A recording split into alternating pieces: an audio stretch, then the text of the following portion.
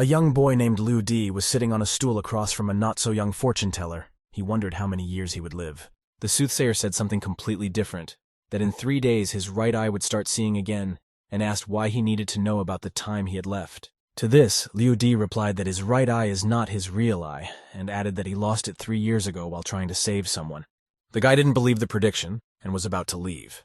At that moment, he received a message on his cell phone. The report said that the disease that caused Liu Di to lose sight in his right eye could develop in his left eye within a few years.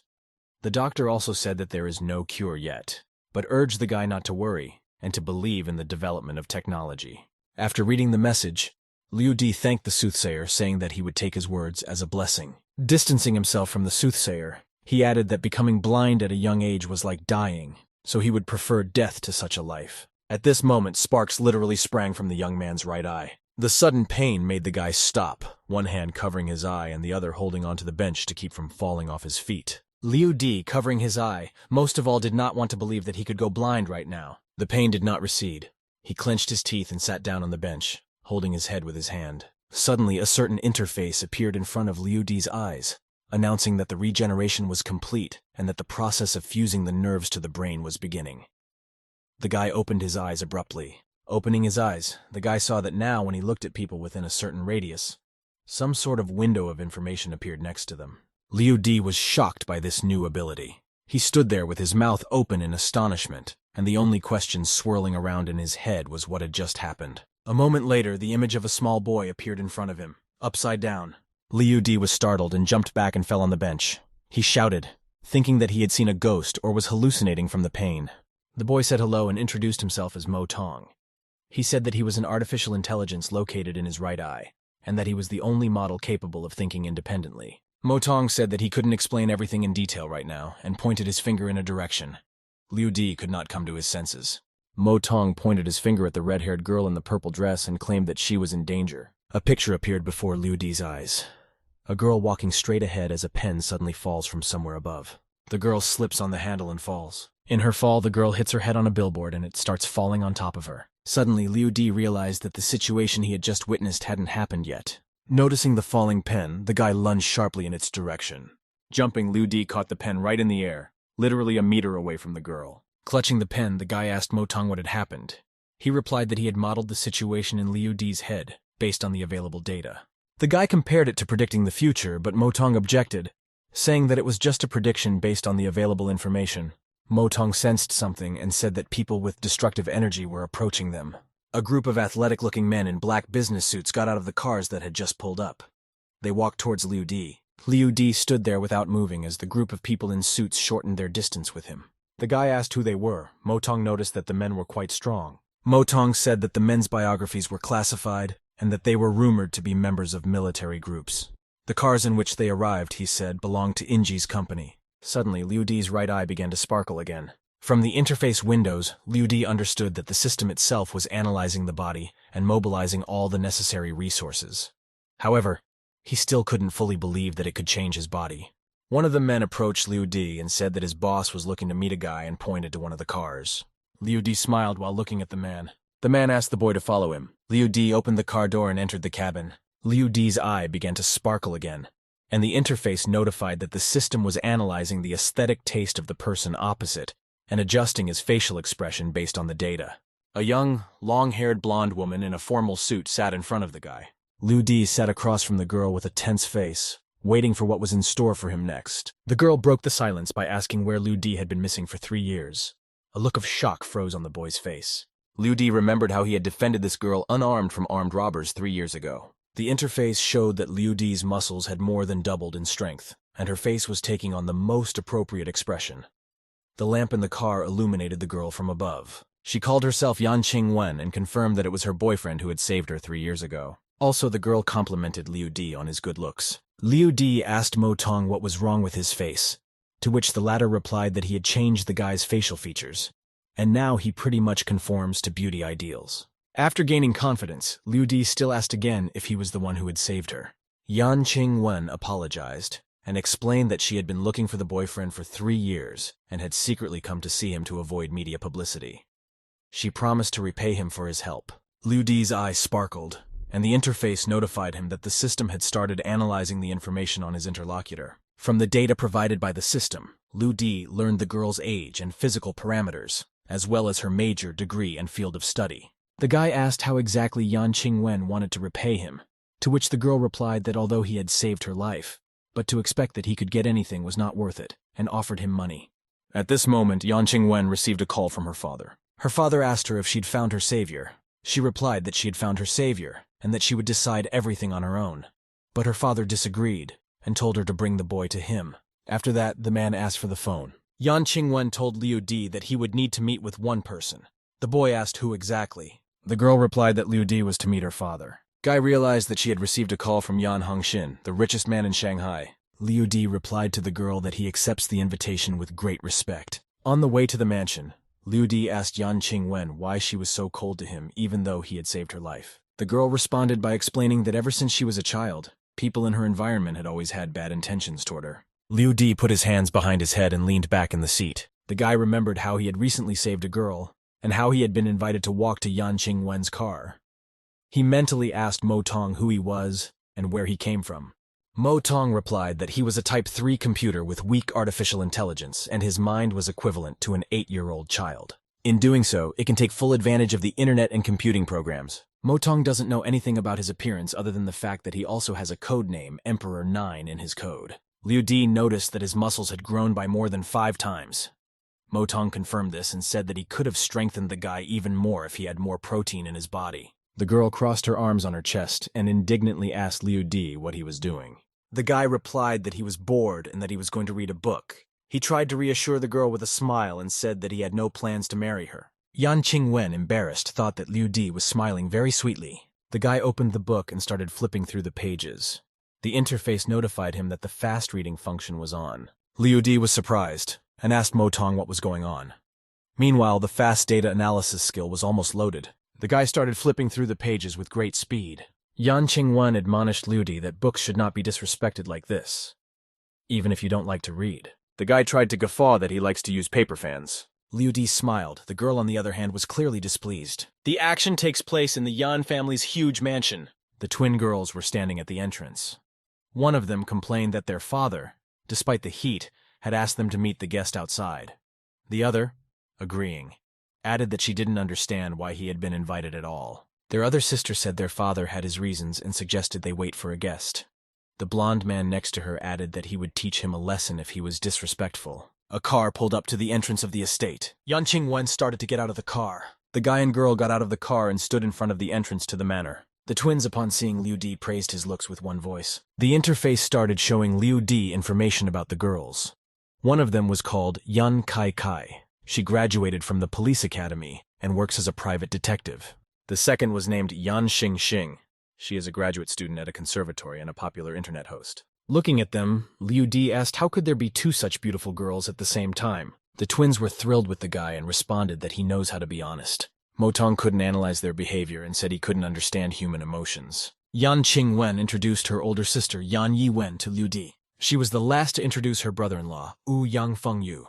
The man extended his hand to Liu Di in greeting. As they shook hands, Mo Tong noticed that Liu Di's heartbeat increased. He assumed that it was his body's reaction to stress. The guy asked Mo Tong to himself what he meant. Mo Tong replied that from the looks of it, Yang Fengyu was angry with Liu Di. The man, on the other hand, was smiling at this moment. Mo Tong told Liu Di that the man was 38 years old, a foreigner, and an archery master. Liu Di asked Mo Tong what the hostility could be related to which the latter replied that Yang Fengyu perceives the guy as a competitor in the fight for the Yan family's shares. The man put his hand on Liu Di's shoulder and told him that they were now family and he could contact him with any questions. Mo Tong reported that Feng Yu was lying. Liu Di said with a friendly smile that the man was exaggerating and they couldn't be considered a family. Yan Qingwen said there are 5 of them in the family in total, but one of the sisters named Yan Siwen is currently abroad. Liu Di remembered who the girl was talking about. Yan Siwen is quite a popular actress. Yan Qingwen introduced the Yan family's twins, Kai Kai and Xing, to Liu Di. The embarrassed girls told the guy he could just address them by their first names. Smiling sweetly, Liu Di replied that it was nice to meet them too. Yan Yiwen told the guy that the table was already set, however, their father hadn't arrived yet, so she suggested that he take a look around the manor. Feng Yu put his arm around Liu Di's shoulder and suggested that he shoot a bow. The guy accepted Feng Yu's challenge. Everyone headed towards the firing range. Feng Yu told Liu Di that he had won 6 world archery championships, but now he was just an amateur. The man asked Liu Di if he knew how to shoot a bow, and that he could teach him. Mo Tong's interface reported that he had loaded the archery skill, and now the guy was able to defeat Feng Yu. Liu Di replied that he knew how to shoot a little and suggested a competition. The twins warned that Feng Yu was a good archer, but Liu Di promised that he wouldn't hit the dirt. Feng Yu agrees to the contest. Yan Kai suggested introducing a punishment for the loser of the duel. Feng Yu agreed to the girl's proposed punishment of eating something upside down. Liu Di also agreed to the new condition. Feng Yu was the first to grab his bow. The man drew the bowstring and prepared to fire. Feng Yu released an arrow. Feng Yu's arrow hit the bullseye. Yan Xingxing began to enthusiastically praise Feng Yu's shooting skills. Liu Di asked if he would be considered a winner if he hit a farther target. Yan Kai told Liu Di that his bow was very heavy, and her sister added that even Feng Yu couldn't handle such a heavy bow. Feng Yu confirmed that with this bow, Liu Di would definitely not be able to hit the target. Liu Di replied that since they were so confident that he couldn't release the arrow, they could have a bet. The guy asked Feng Yu if he had the courage to stand in front of the target. Laughing, the man agreed and went to the target. Liu Di reached for an arrow. Taking the arrow in his hands, the boy drew the bowstring and began to aim. Liu Di asked the twins if the sight of blood made them feel sick. Liu Di was aiming at the target that Feng Yu was standing next to. The guy let go of the arrow. The arrow flew a few centimeters away from Feng Yu's neck, catching his hair. The man was shocked. Liu Di's arrow hit the bullseye. Feng Yu's legs went under from fright, and he fell down. Yan Kai ran to the man, and Xingxing told Liu Di that the man had gone too far, and that she should inform Yi Wen to chase the guy away. Liu Di replied with a nonchalant face that it was just a competition. Feng Yu walked up to the guy and said that there was nothing wrong. They just wanted to compete. Taking Liu Di by the shoulder, the man praised the guy's shooting skills. Mo Tong reported that Feng Yu was under a lot of stress and was afraid of conflict. The man said there was enough competition for the day and suggested lunch. Mo Tong reported that just now, Feng Yu had broken the iron arrow in his hand out of anger. There were plates of various appetizing dishes on the table. Li Di and the entire Yan family, with the exception of the father of the family, gathered around the table. Looking at Feng Yu, the guy wondered if the man had supernatural powers. Liu Di assumed that the man had once practiced witchcraft. An elderly man walked into the dining hall. The interface confirmed that it was Yan Hongxin, the chairman of Ying Yi Group and the richest man in Shanghai. Yan Qingwen and Feng Yu stood up from their seats to greet the man. Yan Hongxin said hello to Liu Di and complimented his looks. The guy said hello in return. Taking his seat, the head of the family invited everyone to the table. Yan Hongxin apologized to Liu Di that it took him 3 years to find him. He also asked if the guy had heard anything about his family and company. Liu Di scratched his head and replied that he hadn't heard much. Yan Hongxin began to explain that he had invited the guy here to offer him to be his adopted son. Liu Di was very surprised and asked again if he understood the question correctly. Feng Yu was very indignant at such a suggestion from Yan Hongxin. He walked over to the man and urged him to think it over again.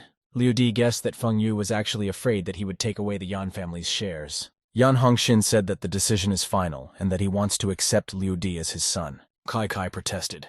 Yan Qingwen supported her sister, saying that even though Liu Di had saved her, they shouldn't repay him in this way. Yan Hongxin replied that their family owed a lot to the guy, after all. He lost his eye to save Qingwen, and these 3 years the guy had gone through a lot. Qingwen froze in surprise. Liu Di thought about how to explain to him that there was nothing wrong with his eye now, and in addition, he had superpowers. Mo Tong informed Liu Di that when he was strengthening the guy's muscles, he had used up almost all of his body's resources. Therefore, he recommended that he eat immediately. Liu Di took a leg from the table and began to eat it greedily. Xingxing was surprised at such an appetite of Liu Di. Kai said that obviously her father was telling the truth about the guy's miserable existence. Yan Hongxin ordered the butler to bring more water for the guest. Liu Di continued to eat one piece of meat after another. Mo Tong said that the nutrients were being consumed, and his physical condition continued to improve. Feng Yu gave a sly smirk. The man stood up and walked over to Yan Hongxin and offered him a taste of the 1982 collection wine he had asked his old acquaintance for. Feng Yu leaned over to his father-in-law and said that since Liu Di was born in poverty, he had few virtues, so he would inevitably bring shame on the Yan family. He offered to just give the guy some money and let him spend time in their company. Feng Yu announced the start of the tasting, but without Liu Di, as he was definitely not used to tasting such delights. Liu Di parried that the wine Feng Yu is offering is just a way to profit from the rich. Yan Hongxin passed the word to Liu Di. The guy explained that this 82 Lafite wine is expensive only because there was a severe drought in the region where it was produced that year, which affected its rarity and price. Liu Di also added that due to the drought, the grapes were bad unripe that year, so the quality of the wine also leaves much to be desired. From himself, he recommended the 1990 wines, Feng Yu said that Liu Di was talking nonsense. The guy replied that he had not tasted the wine himself and asked if Feng Yu had tasted it himself. Liu Di reminded the man who won today's archery competition. Feng Yu became nervous and his forehead covered in sweat. Liu Di waved his hands and said that it was just a joke. Yan Hongxin asked the guy what he knew about China's economy. He replied that in 2023, China's economy entered a new era and underwent changes in 3 areas. Yan Qingwen swept up that Liu Di's remarks were not superficial in nature. The girl wondered what kind of person Liu Di was. Yan Hongqing asked the guy what he thought of his company. Liu Di apologized and said that he was not interested in becoming the Yan family's adopted son. Liu Di's right eye sparkled. Yan Hongxin looked at the guy in surprise, while Feng Yu was reading the message at this moment. In his text, he was instructed to kill Liu Di within a month and gain control of Yan Qingliang. The guy intercepting the message was surprised that someone wanted to kill him, but why would anyone want to deal with Yan Qingliang? Liu Di said that he didn't want to be Yan Hongxin's adopted son. He continued and mumbled that he seemed to have his eye on his daughter, pointing his finger at Yan Qingwen. Qingwen jumped up from her seat and asked what kind of nonsense brother Liu Di was talking about now. The girl asked for support from her father, but Yan Hongxin laughed and told his daughter that it was normal for young people to fall in love, and he understood. Liu Di added that he doesn't aim to get into Yan's family, and he just wants to have a good job, and to be close to Yan Qingwen to take care of her. To this, the girl exclaimed that there were plenty of decent guys around her and he was not allowed to call her his girlfriend.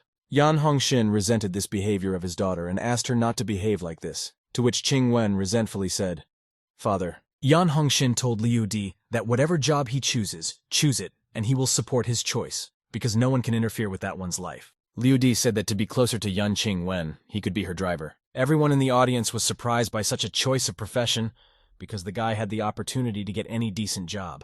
Yan Hongxin agreed to let him be the driver, but he cautioned that if Liu Di wanted to be a driver, he had to live in their estate and be on call 24 hours a day. Liu Di agreed, and afterwards thought that it seemed Mr. Yan wasn't going to give up his idea of adopting him, and he didn't want the people he was trying to save to be endangered by nasty people again. Yan Qingwen couldn't believe how Liu Di could say such a thing. She thought that even for her father, it was too much, because he had turned the situation to his advantage, and her feelings were completely disregarded.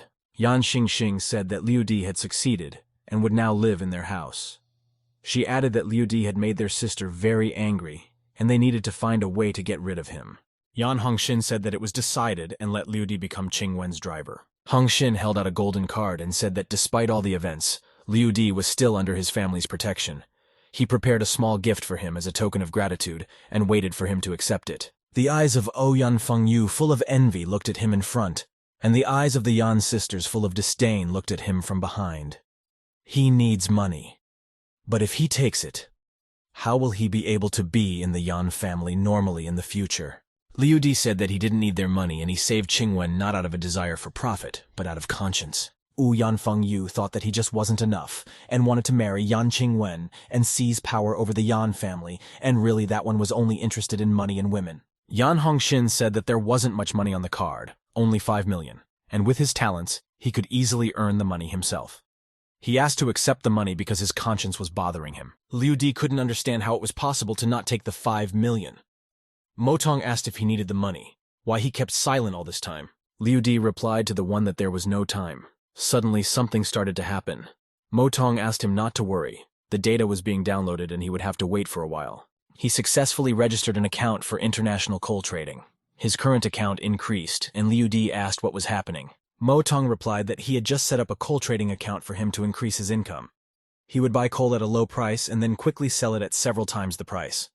Tong used literally seconds to resell it. The butler respectfully turned to Liu and asked him to simply accept the money. His master was a kind man.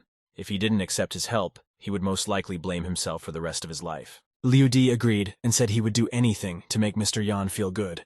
He didn't need his money now. In just a few minutes, his account was replenished by 5 million yuan. The twins grudgingly discussed Liu not accepting the money, forcing their father to offer him more. Yan Hongxin laughed and told Qingwen to take Liu Di to the mall today. After all, a Yan family member should always look good. The butler led the master of the manor away to his chambers. Liu Di now had a 5 million gold card and another 5 million in his personal account. Liu Di thought that compared to the Yan family, who was used to living large, he still preferred to live a simple and independent life. Something from the side caught the guy's attention. The twins addressed Liu Di as a sponger and said that their sister was already waiting for him downstairs and let him go down to her. Liu Di accepted Mrs. Kai Kai and Mrs. Chin Chin's assignment. The twins languidly said that the damn guy was handsome after all. Liu Di was amazed to see such a huge garage with lots of cool cars. The guy tapped on the glass of one of the cars. Yan Qingwen lowered the glass and asked what the man was doing. Liu Di suggested that we take a different car today. Yan Qingwen said that one is just a driver, and no one gave him the right to choose. Liu Di said that he wanted to drive the red car and let the girl get in. Liu Di said thoughtfully, wondering if he would ever have the chance to drive such a sports car before he went blind.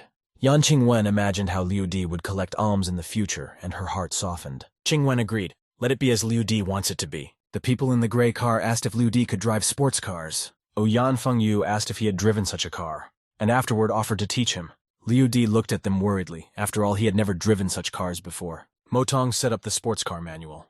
Liu Di mentally thanked the assistant. Liu Di chuckled and said that he was right, and it would be his first time driving such a car. Fengyu wished him good luck, and said that in that case, he would drive on. Yan Fengyu laughed and told his wife that he just didn't seem to notice him. Yan Qingwen asked if Liu Di even knows how to drive, because he has been just holding the steering wheel for 3 minutes. Liu Di assured her that everything was under control, and there was no need to worry. He pressed the gas pedal and the car started moving. Liu Di began to chase at a tremendous speed. Yan Qingwen said that one went crazy while holding tightly onto the handrail. Motong said that statistics say that handsome drivers are 12% easier to get girls at first sight.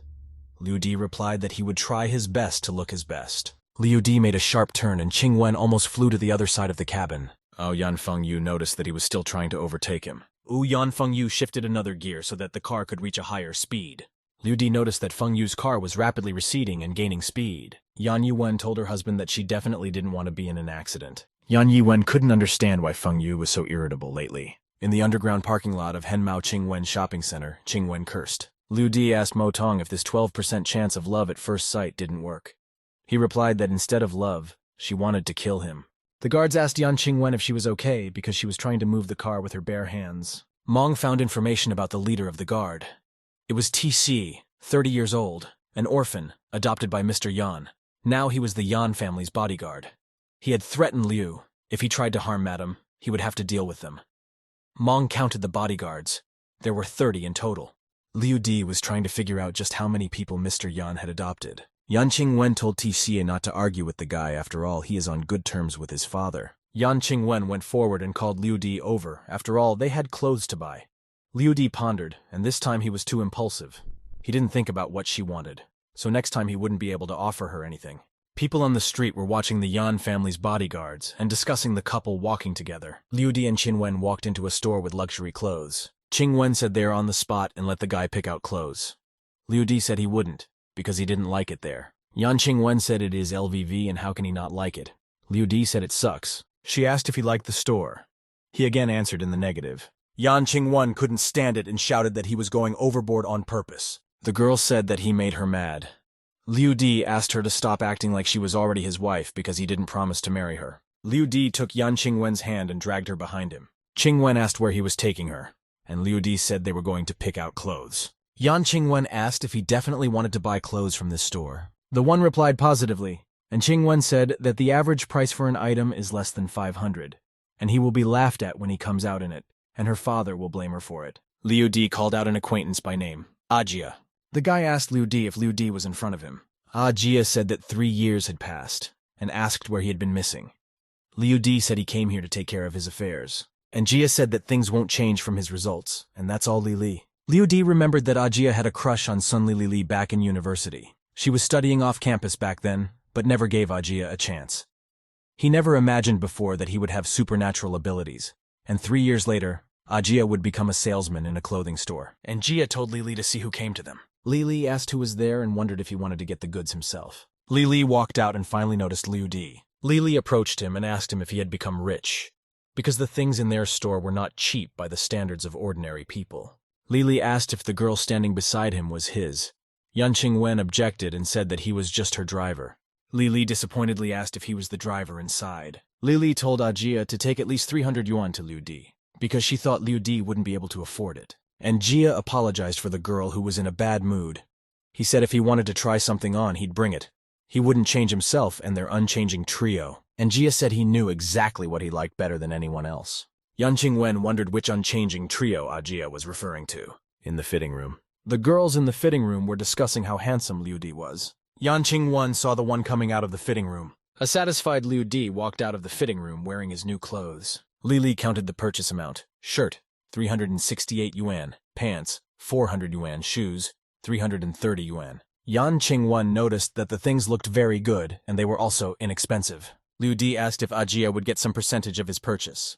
Li asked what he would like the commission to be given out. Liu Di said to pack 3 dresses, which is 200 yuan each. Li and Ajia were astonished, and Jia asked if he should pack his dresses. Liu Di said to pack up and added that he was willing to buy them even for 200,000 yuan. Since the last time Mo Tong helped him make money in the stock market, he now has 34 million on his card. Yan Qingwen thought that finally this guy had finally woken up his conscience. Otherwise his father's money was just gathering dust. That's it. Liu Di was picking out lighters and asked to wrap one up. The saleswoman said it was a limited edition collection in their store. A diamond lighter in red, weighing 2 carats and priced at 03 million yuan, and then asked if he was sure of his choice. Liu Di held out the card and said he was buying. The saleswoman happily agreed to accept the order. Yan Qingwen asked if the guy was crazy. After all, the shirt cost 300 yuan and the lighter cost 1 million yuan. Liu Di wondered if she knew that he smoked. That's what he needs a lighter for. Liu Di said that there must be something unique about a man. It's called taking the bus to a restaurant, saving what needs saving, and spending what needs spending. The saleswoman narrated that the payment was successful, and Liu Di thanked the girl. When they were leaving, Liu Di asked Qingwen to wait because he had some more things to buy. Yan Qingwen didn't understand how such a girl could be made to wait for a long time. 10 minutes later, Liu Di approached her with 2 ice creams. Liu Di held out 1 ice cream to Qingwen. Yan Qingwen noticed that his lips were stained with ice cream and told the guy about it. Liu Di licked his lips and asked if he had cleaned up the leftover ice cream. Yan Qingwen warned that if she became ill, it was his responsibility. Qingwen hesitantly licked the ice cream. She liked the flavor of the ice cream extremely well. Liu Di told her that she didn't really need to make such a stern face. She was a girl, and thus should look a little kinder. A girl approached them and said she had finally found them. Liu Di turned around at the voice. Li said that although they are former classmates, they don't know much about each other. Li asked why don't they add each other as friends, so that when he gets bored late at night, they can chat. Liu Di asked if she had Seitu Yang's contacts. Li said if he added her, she would give him contacts. Li saw a message from the mobile bank. Your account has been replenished with 234,500. Current balance 123,005,323 yuan. She thought, is he really that rich? There was a new message on my phone. Li said they will now always be in touch. Yan Qingwen said that they should hurry back and pick up the clothes he bought, and they still had things to do. Liu Di didn't understand why she was taking him away so quickly. Liu Di didn't understand what the girl was so angry about. Mo Tong said that he thought she was just jealous. Li definitely wanted to win over Liu Di, a handsome young man with lots of money. Li was lying on her bed and texting Liu Di. She wrote that she knows his ex-girlfriend, but Xiao Yan now has a new rich boyfriend. Li offered to just talk, and Liu Di deleted her from his friends. Li threw the phone on the floor out of frustration. Kai said, wondering what kind of clothes Brother Liu bought and how much it all cost her sister. Xin revealed that she had an idea on how to deal with Liu Di. The action takes place in Haishu, north of Wanghai District. Qingwen asked why Liu Di had brought her here. Yan Qingwen asked if he wanted to remind her that she owed him for that incident 3 years ago, and that he almost lost his life because of her. Liu Di called her a baby and said her idea was too boring. Yan Qingwen followed him and shouted that no one allowed him to call her that. Liu Di opened the doors to the building. In front of them were bunks with sick people. Qingwen thought it looked like a scene from a horror movie. Yan Qingwen asked Liu Di what this place was. They noticed movement inside the room. The old man stood with an iron stake over the boy's body. The girl shrieked at the sight. The old man told Liu Di to put Qingwen away, and she shut up. After all, he was here saving people. Yan Qingwen said that the guy has pleural effusion and thus does not help him. No medical supplies, no sterilization, such irresponsibility. The old man said if she had medical knowledge, then let her tie him up later. Afterward, he turned to Liu Di and asked if he had brought him some wine. The old man once again asked if he had brought wine.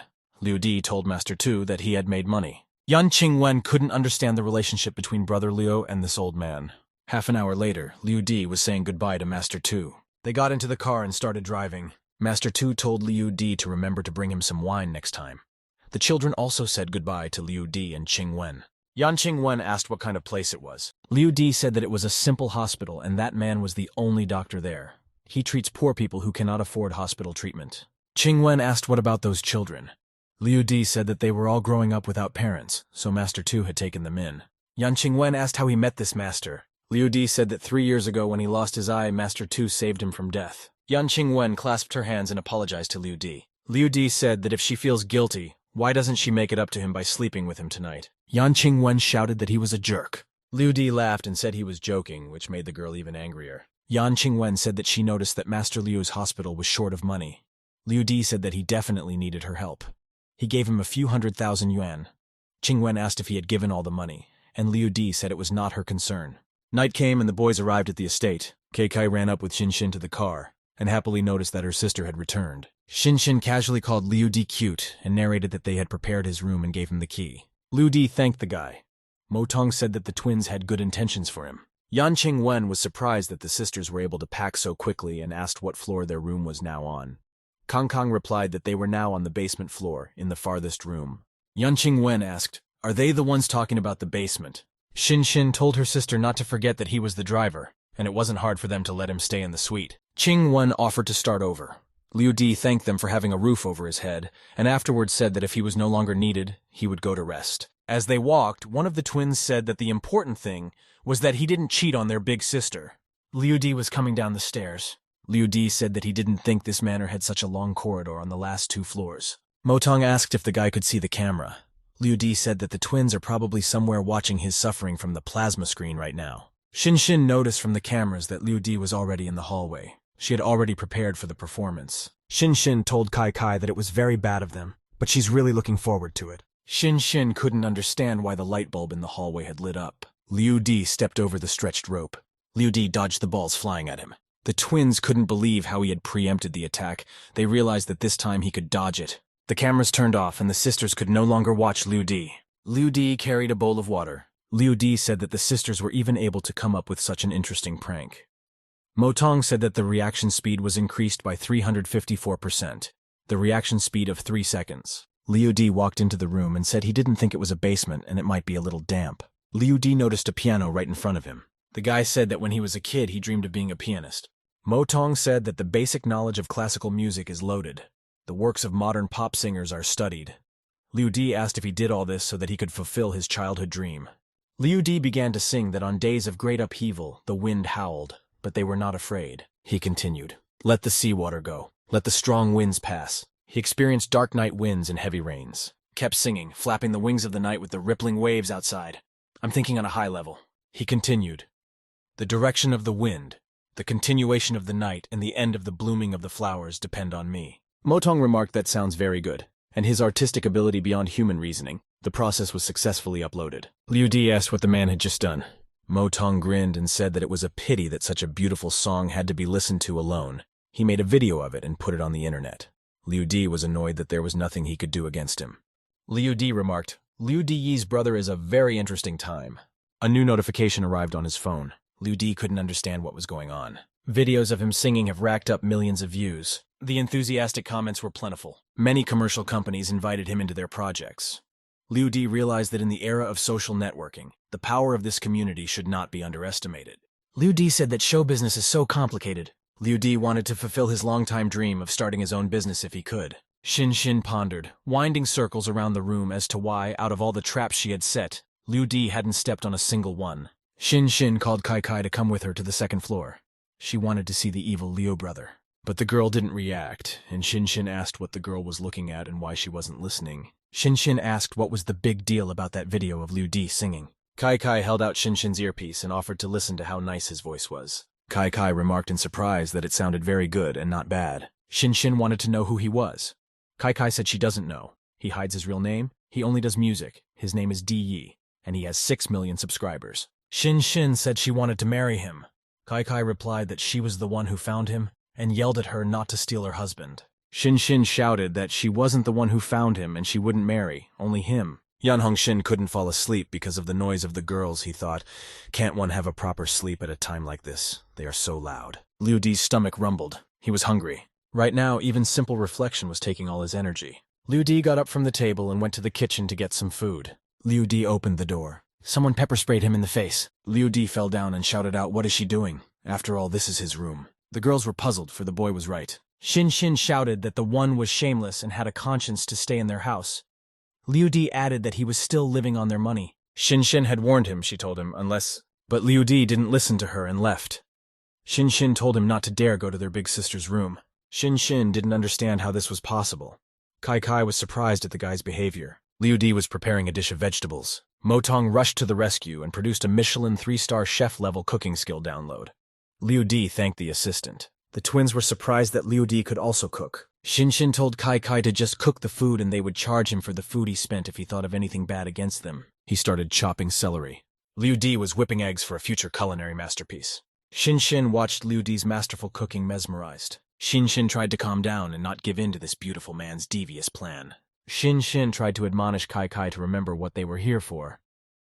Kai remembered that they needed to chase this guy away. He poured it into a plate. The twins looked at the dish Liu Di had prepared with admiration. It was fried rice and egg. Liu Di asked the girls if they wanted to taste the hot dish. Shin interrupted her sister, who was about to agree, and said that they weren't hungry. Liu Di brought a spoonful of fresh rice to his mouth. Liu Di appreciated the dish and said that it was not bad. The rice was slightly crunchy on the teeth. The aroma of the onions complemented the flavor nicely, and altogether it created an incredible tandem of taste. Liu Di asked if they wanted to try the dish. Shin said she couldn't hold back. Kang said she would eat fried rice with egg and asked her to forgive her. Liu Di remarked that they are like children.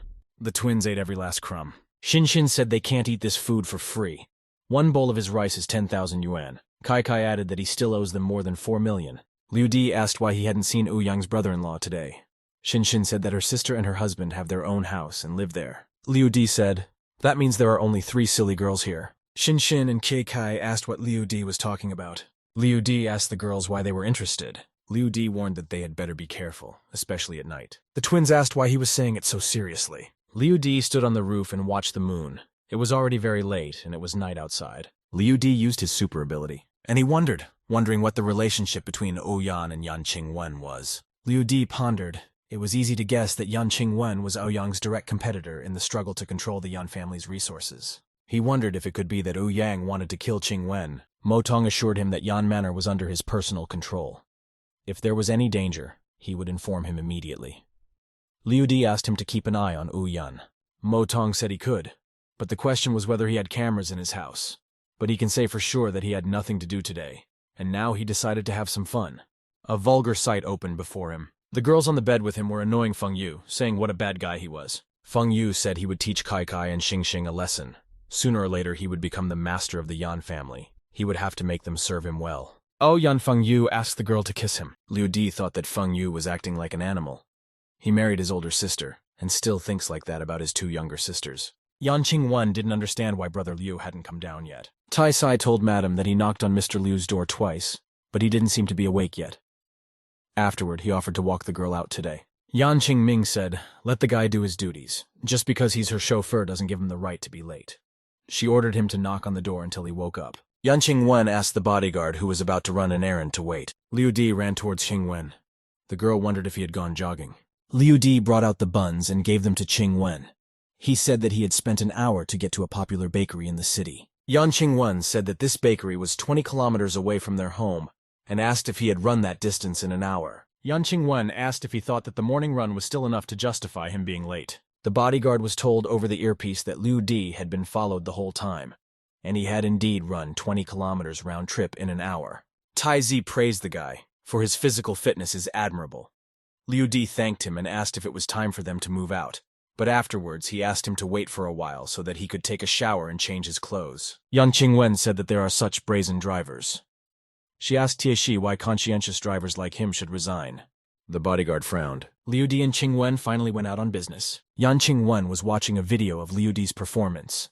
The guy was tall and thin, and the same white shirt. The girl began to suspect that it was Liu Di. She wondered why Liu Di was so popular. Qingwen wondered what kind of person he was, this Liu Di. The car pulled up to the building. Yan Qingwen and Liu Do got out of the car and walked towards the house. Liu Di asked what they were doing here and what kind of building it was. The stand in front of him read the sales volume of the managers.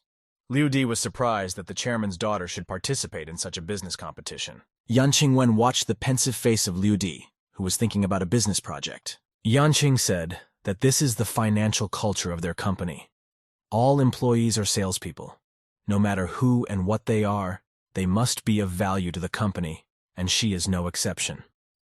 Yingyi Group has been able to reach today's heights through really hard work. Liu Di said, he is considered an employee of Yingyi Group, which means he can go into sales and get to the top too.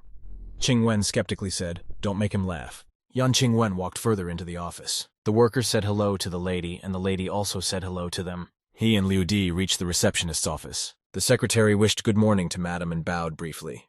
Liu Di didn't expect to see such a beautiful woman here. The secretary handed over the documents for Yan Qing Wen to sign. Qing Wen told Qian Qian to arrange for him to meet with General Manager Li of Xineng Hospital later.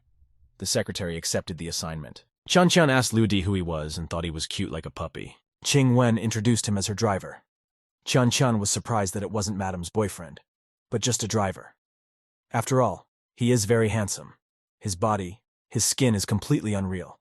Qian Qian told Liu Di that they shouldn't interfere with Madame Yan's work. She called him and her to wait for Madame in another office. Liu Di was already in the office with the secretary. Qian Qian said that he should realize that he was not the equal of a goddess like Yan Qing Wen.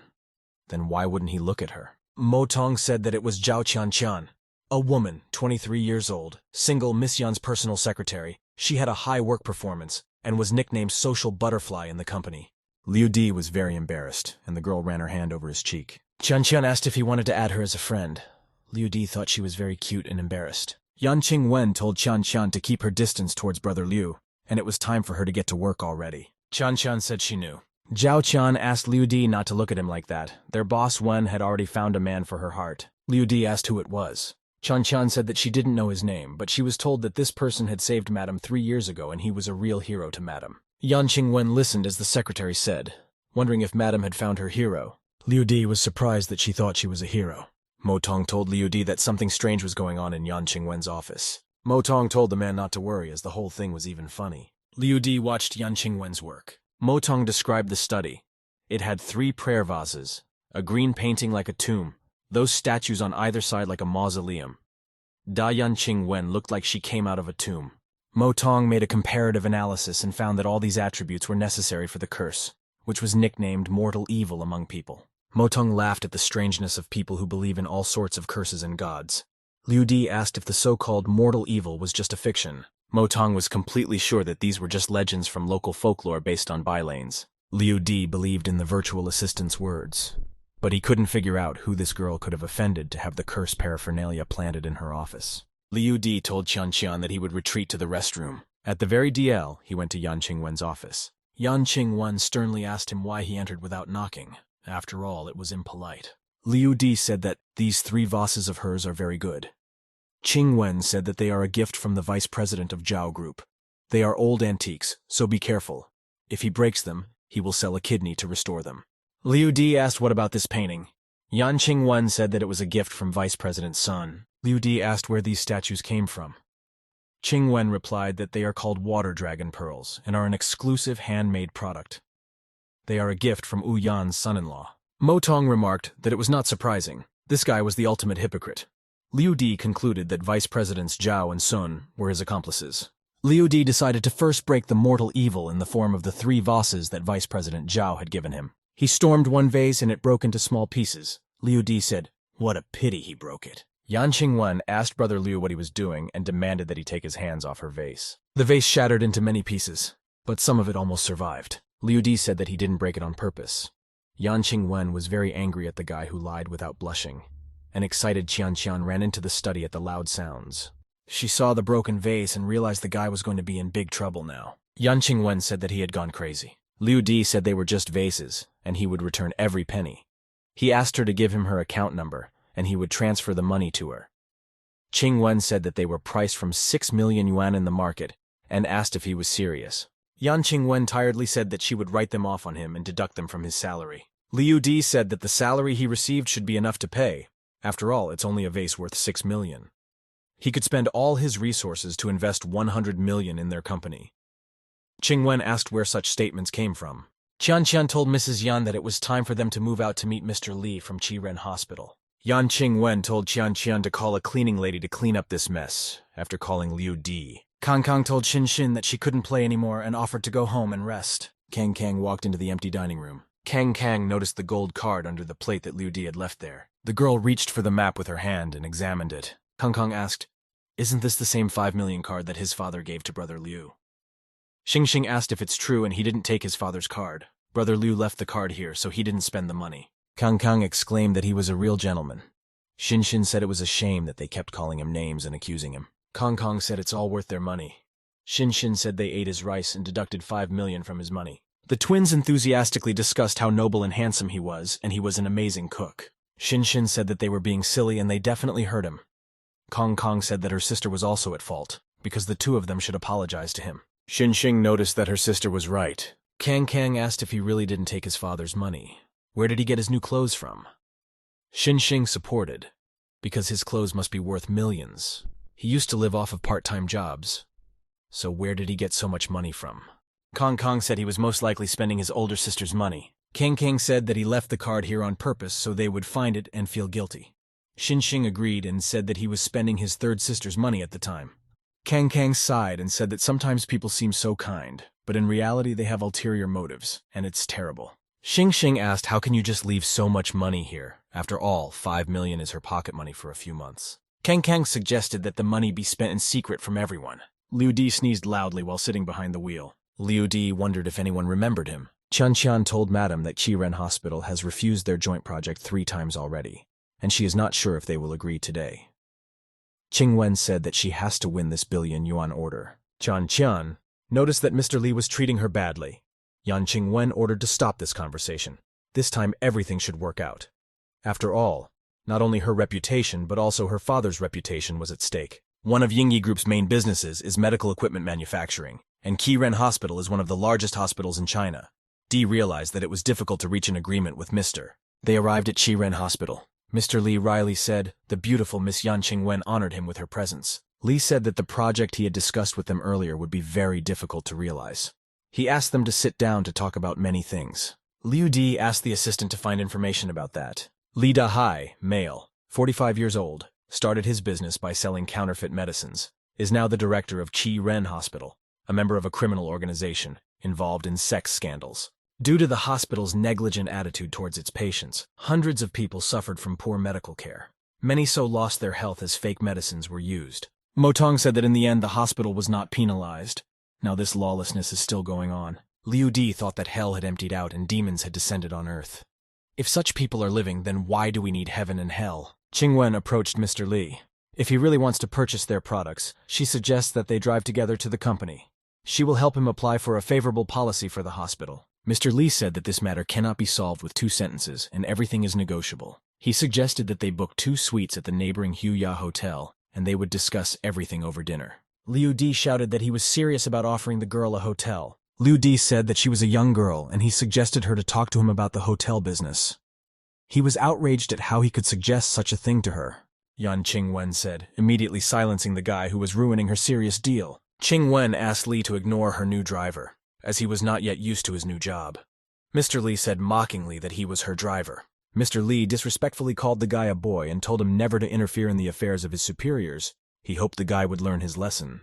Mr. Li said that those must know that his big brothers are behind him. If they don't like something, among other things, no one in all of Shanghai would dare to cooperate with them.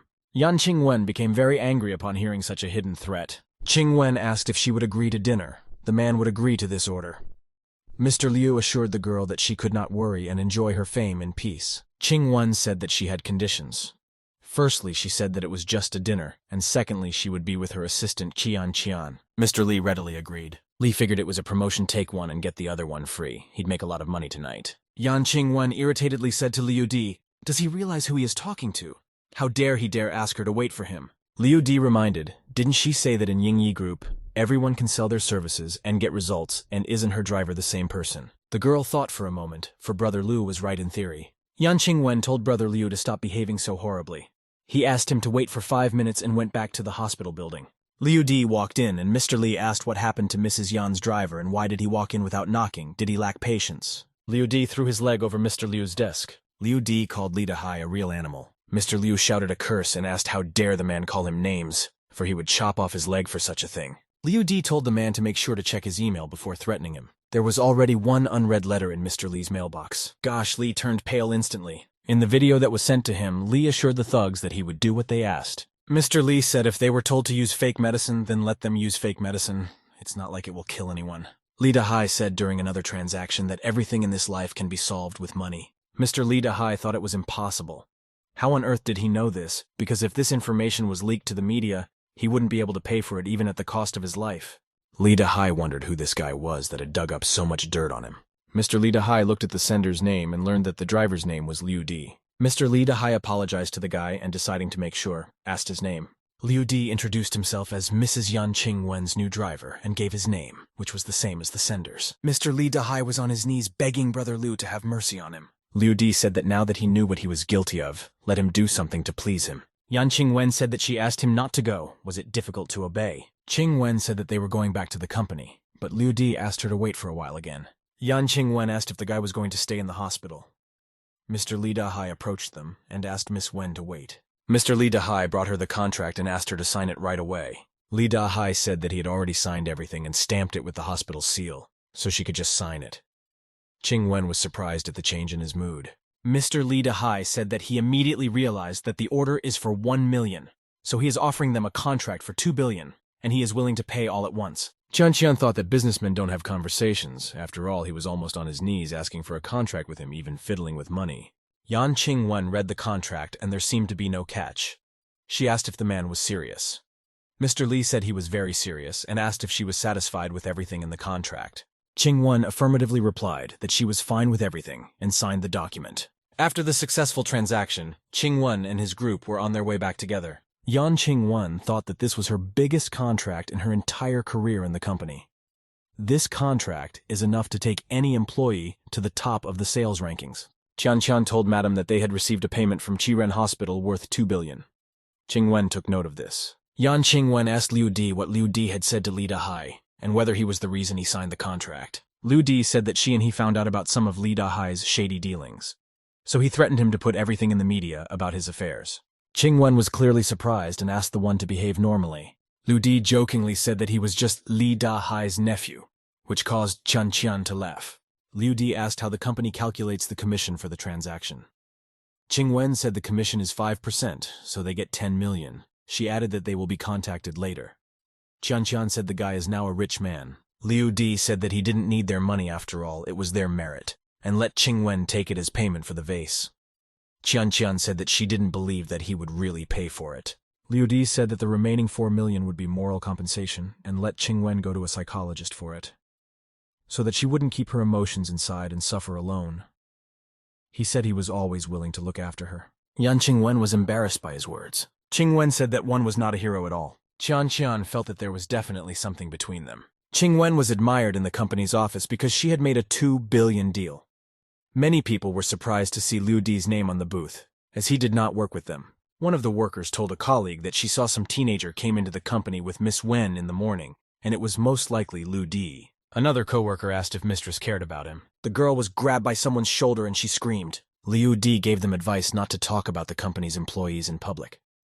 After all, who knows, one of them might become the son-in-law of their chairman. Yan Qingwen grabbed him and asked him not to embarrass her in front of the staff. Qian definitely made sure that there was something between them. Mr. Lee spoke to Brother He Hu on the phone, and told him that his dark past was picked up from somewhere by a driver named Liu Di from the Yan family. Lee Da-hai said he would kill the guy or he wouldn't be able to sleep or eat. He Hu said that just recently someone offered $5 million for Liu Di's head, and it's very interesting. After a long day of work, people from the office were dispersing home. One of them suggested going to a new restaurant, as it had excellent barbecue. The girl Yan Qingwen and Liu Di were also getting ready to leave. When they opened the door, they saw the secretary. A secretary named Qian asked the protagonist what he was doing tonight. She asked him to have dinner together. The boss told her sternly that he still had a lot of work to do today. She and Liu Di will have dinner at home. After that, the main character and his girlfriend got into an automobile. It was an expensive Jeep. The guy said he found something strange. His girlfriend was interested. She asked if he'd found anything else. He cheerfully replies to her that Qian wants to sleep with him. At the same time, the girl is jealous of him. The girl got angry. She told the protagonist not to talk nonsense. Liu Di only laughed hard in response. In the evening, they gathered at the girl's house. There were tables set for an extensive dinner. All the dishes were very tasty and appetizing. They stood on a large table. Mrs. Wen thought to herself that she didn't think the guy was capable of such a thing. There were several other girls nearby. They were impatient for dinner. Liu Di came to the table and politely invited everyone to sit down and eat. The girls were really waiting for those words. They cheerfully said they were ready to begin. That's when they noticed the main character. The guy was eating very fast. With great appetite and without any respite, he consumed all the dishes on the table. Motong showed up. He told the protagonist that he's doing the right thing. He wants to defy genetics and get bigger. A lot of good food will strengthen the guy's body. The boy continued to consume food without stopping. The artificial intelligence named Motong recorded an increase in muscle strength and body power. As a result, the protagonist became stronger than most people on the planet. Mrs. Wen addressed the girls at the table by their names, Kai Kai and Xing Xing. She told them that after a big meal, they could use some exercise. They asked her if she was boxing again. Wen turned to the protagonist and told him to go with her now. The girls realistically imagined how Mrs. Wen would be in the ring boxing with the guy. There was silence at the table. The protagonist said nothing in response to Mrs. Wen's continuation. The girls were amused. Li Di picked his teeth with a toothpick and asked the girl if she was sure she wanted it. She gave him a surprised look. She confirmed her offer and told the guy to cut the crap. Dinner was over and everyone got ready for the boxing match. Liu Di and the girls came to the gym. Mrs. Wen asked the guy if he wanted to change his clothes, or if that's how he wanted to do the fight. She herself was wearing a boxing suit. The protagonist said he would simply take off the extra clothes. He asked the girl if she really wanted to fight him. The guy took off his shirt and tossed it aside. He was ready for a fight. The girls all looked at him. They liked his young body. Wen also watched silently. Li Di looked at his pumped-up figure. He realized that this was his new body that Motong had talked about earlier. Wen still continued to stare fixedly at the guy. She realized it was him. The guy stood around and asked the girl where they were going to fight exactly. Mrs. Wen was silent. She thought to herself that he wasn't a nymphomaniac, the guy she had only scheduled a fight for. The girl looked at the main character. She remembered that she had once been a red belt. The main character's muscles were inferior to hers. The girl wondered what would happen if she lost. The consequences could be very bad. 12. She realized that only the guy would be on top of her, and there was nothing else she could do. The protagonist stood on the gym floor waiting. He asked Wen if it was time to start quickly. The girl yelled at the guy for not memorializing anything.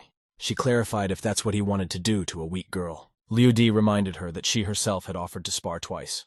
Mrs. Wen replied that he was a man. He offered to let the girl admit defeat. Then he was willing to let her go tonight. She answered him fervently that she wouldn't just give up. The girl was preparing for a fight. They stood opposite each other. The boxing match was about to start. Suddenly the door opened. Some guy came in. He said he came to watch the sparring between Liu Di and Madame Wen. The guy started taking off his watch. He told the protagonist that he was no match for the girl. He asked Liu Di to fight him. This kid's name was Shi. At the age of 10, he was adopted by Father Yan. Guy Sai was trained from childhood in various martial arts. He went through rigorous training. Shi is a very strong fighter. If he fights against a bunch of bandits, he'll beat them all. He won't get hurt himself. The girl recalled that when she was attacked by hooligans 3 years ago, Sai was unable to come to her aid in time. He still blames himself for that. At this time, Shi was thinking to himself. He was remembering how Li Di was able to protect Madame Wen. In his opinion, the main character was a strange person and evil in the flesh. Eventually, Shi realized there was no time to waste. He got into a fighting stance and told the protagonist that they should start. Liu Di stood in front of his opponent. He motioned for him to start the fight. They were focused. The Shu fighter was silent. He swung his left arm and prepared to attack his opponent. Mrs. Wen told Shi to be careful not to hurt the protagonist. He told her not to worry. Suddenly, Shi started talking. He told his opponent that he joined the army at the age of 15 and served as a special forces fighter. He had several different awards. Liu Di thought of his rival that he cared about his country and had done many feats. The protagonist said simply that he is an ordinary citizen of his country. He learned to fight by the grace of God. That answer didn't please the opponent. Sai said he would find out the truth with his own hands. He decided to beat the guy until he told him everything. Shi rushed at his opponent with all his speed. The boy deftly deflected his swift punches. The protagonist fought thanks to the help of Motong's artificial intelligence. Liu Di fought professionally and quickly repelled any attacks of the opponent. During the pause, Shi noted that the opponent was fighting very well. He thought to himself that the guy had a lot of speed. The guy gave a crushing blow with his arm to his opponent. He had a lot of strength thanks to the fact that he was able to not only enlarge his body but also strengthen his aura. The system sent a message to the protagonist that the strength of his aura is now directly linked to his body. At the same moment, the main character's eyes lit up. He felt even more strength to fight. Fighter C was surprised he hadn't expected to see such a thing. The boy's mystical power amazed him. Shi thought to himself that his opponent was an extraordinary warrior, and that he seemed to have come out of the underworld. He thought that the protagonist was not an ordinary person. Liu Di probably served in the elite troops. In the end, C decided not to continue the fight any further. He stopped the fight on his own initiative. Liu D was satisfied that his opponent understood. He thought to himself that Z had a lot of anger inside, but not much fighting skill. The guy showed his hand to the side and suggested his opponent to go through the doors. There are many people here. C. Marshall was surprised by such a suggestion. He didn't know what to say to the guy. Shi put his hand to his chest and told the protagonist that he was ready to dedicate his life to serving him. Madame Wen was surprised by his actions. She shouted for Z to stop as soon as possible. Combatant C asked quite sadly whether the girl disagreed with him. The protagonist together with Shi went into the next room. Mrs. Wen's girlfriends came over. They stood listening near the door. Liu D was teaching his new acquaintance martial arts. He said that Shi should use the 7 points to release power. He should also make sure that his left hand was functioning properly. The protagonist tried to strike his opponent with his hand. He dodged it just in time. Liu D praised his opponent. He called him a good warrior and disciple. Eastern Excalibur had trained Shi well. Shi hesitated for a moment. He didn't understand how the guy could know about the Eastern Excalibur. This secret service is very secretive. Shi thought that only 2 people knew of Excalibur's existence. One of these possible people was a senior Chinese naval general. Suddenly, Shi was struck by a shocking realization. He didn't even believe himself. Z turned to the protagonist and said that he was very worried about him. He didn't understand how someone like Tian Liu could compete with petty hooligans. C said a clear conclusion. If the protagonist knows about the Eastern Excalibur, it means he is a member of it. There are 2 squads in this structure, Tian Liu Squad and Shibukai Squad. The most respected was the Tian Liu Squad. Its leader is Mr. Liu. Shi bowed to the protagonist and said that he had eyes, but he dared not look at him. The boy thought to himself whether he should tell his opponent that he didn't know anything. The 12 Liu D asked his opponent which hooligans he was talking about. Shi replied that one of the Shanghai crime bosses was offering 5 million for Mr. Liu's head. The boy thought to himself that such a price was concrete. In all his years, he had never had any enemies. Foes had appeared after he joined the Yan family. One of the main character's enemies is Ouyang. He fears that the guy wants to take over his power. The guy's second enemy is the hospital director whom he forced to sign the contract. 16 Shi told the protagonist that his brothers have influence in Shanghai. He can send them to help settle the situation. Liu D replied that he shouldn't do that. He clarified the opponent knows about the 5 million reward from somewhere. Shi replied that such information is passed on orally. He had heard this from one of the underground Rei in Shanghai named He Li. Hearing this surname, the protagonist realized who Ouyang was talking to that day. At the end of the fight, the guy told his opponent not to think about it anymore. He offered to spar later. C asked him to wait. Shi said his old instructor He Shan had arrived in Shanghai. He was promoted to Tian Liu's army a couple years ago. He asked the protagonist if he knew him. 22 Liu D asked Shi to let him know in advance if he wanted to tell Mr. Hai about him. Shi said yes. The protagonist thought to himself whether it was necessary to expose himself so quickly. If he was exposed, he would not be able to explain his new powers. A voice of footsteps was heard. It was Mrs. Wen walking over. She approached the main character. The girl asked him very anxiously if the guy was okay. The protagonist cheerfully replied that he had already told her that she shouldn't act like that. The girl took offense at that answer. The guy was amused by her reaction. Liu D started to walk away down the corridor. He waved to the girl and said goodbye. She turned to Mrs. Wen. She asked him what had happened to the protagonist. Mrs. Wen asked Shi strictly whether he had beaten up the protagonist. The fighter said he couldn't tell her everything. C added that he would be guarding her from now on, so she doesn't have to worry about anything. Liu D was sitting at his desk in his office. He was looking at his smartphone. 4. He looked at the video of the Shin girl. She was preparing to broadcast. The guy called her a little pain in the ass. The girl announced in the video that she was live streaming. The girl sang during the broadcast. She sang about the rain song. In the comments she was written that her cover of the song is good, but it is inferior to the original by D and... Someone username Fire wondered if this comment was written by D and... Another user asked in the comments for D and said something else. A user named Fanatic asked for D and to look at him. He said he was a real fan.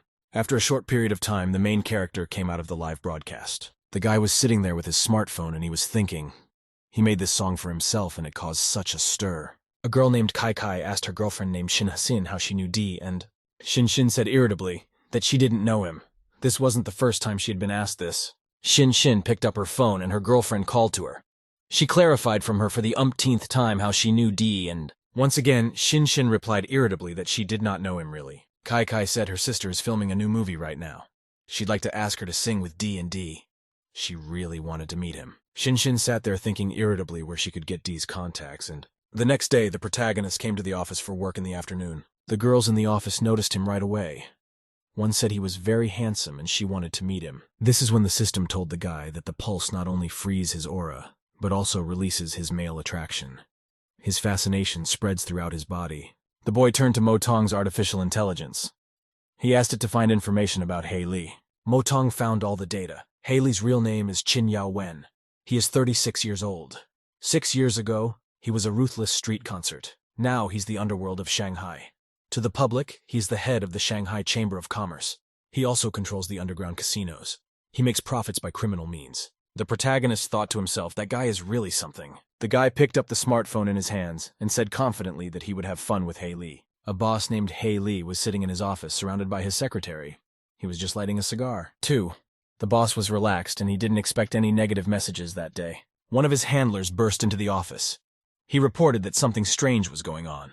Hei clarified what could have happened that was so strange that the subordinate panicked. The subordinate said that a few hours ago the police came to their ports. They had intercepted the ship on which their order had passed. The boss was thinking. He lit a cigar and said that there might be a traitor among their people. The guy replied that he thought so too at first. They decided to question their guards, but then someone called them on the phone and told them not to look for them because there was no traitor among them. The boss got angry. He jumped up sharply from his seat and said that something interesting was happening this time. That's when the guy who came in got a call on his cell phone. The henchman picked up the phone and said timidly something his boss's father was calling. The phone rang with a cheerful and laughing voice, calling the caller a good boy. Hei was even more angry. He checked with the guy who came in to see what he had said. He apologized and said it was someone on the phone. The boss shouted angrily into the phone and asked who was talking to him. He promised to kill the person on the other end of the phone. The person on the other end of the phone invited him to come to him. Hei angrily called his interlocutor a bastard. Everyone around him was silent. After a little thought, the secretary suggested he trace the call.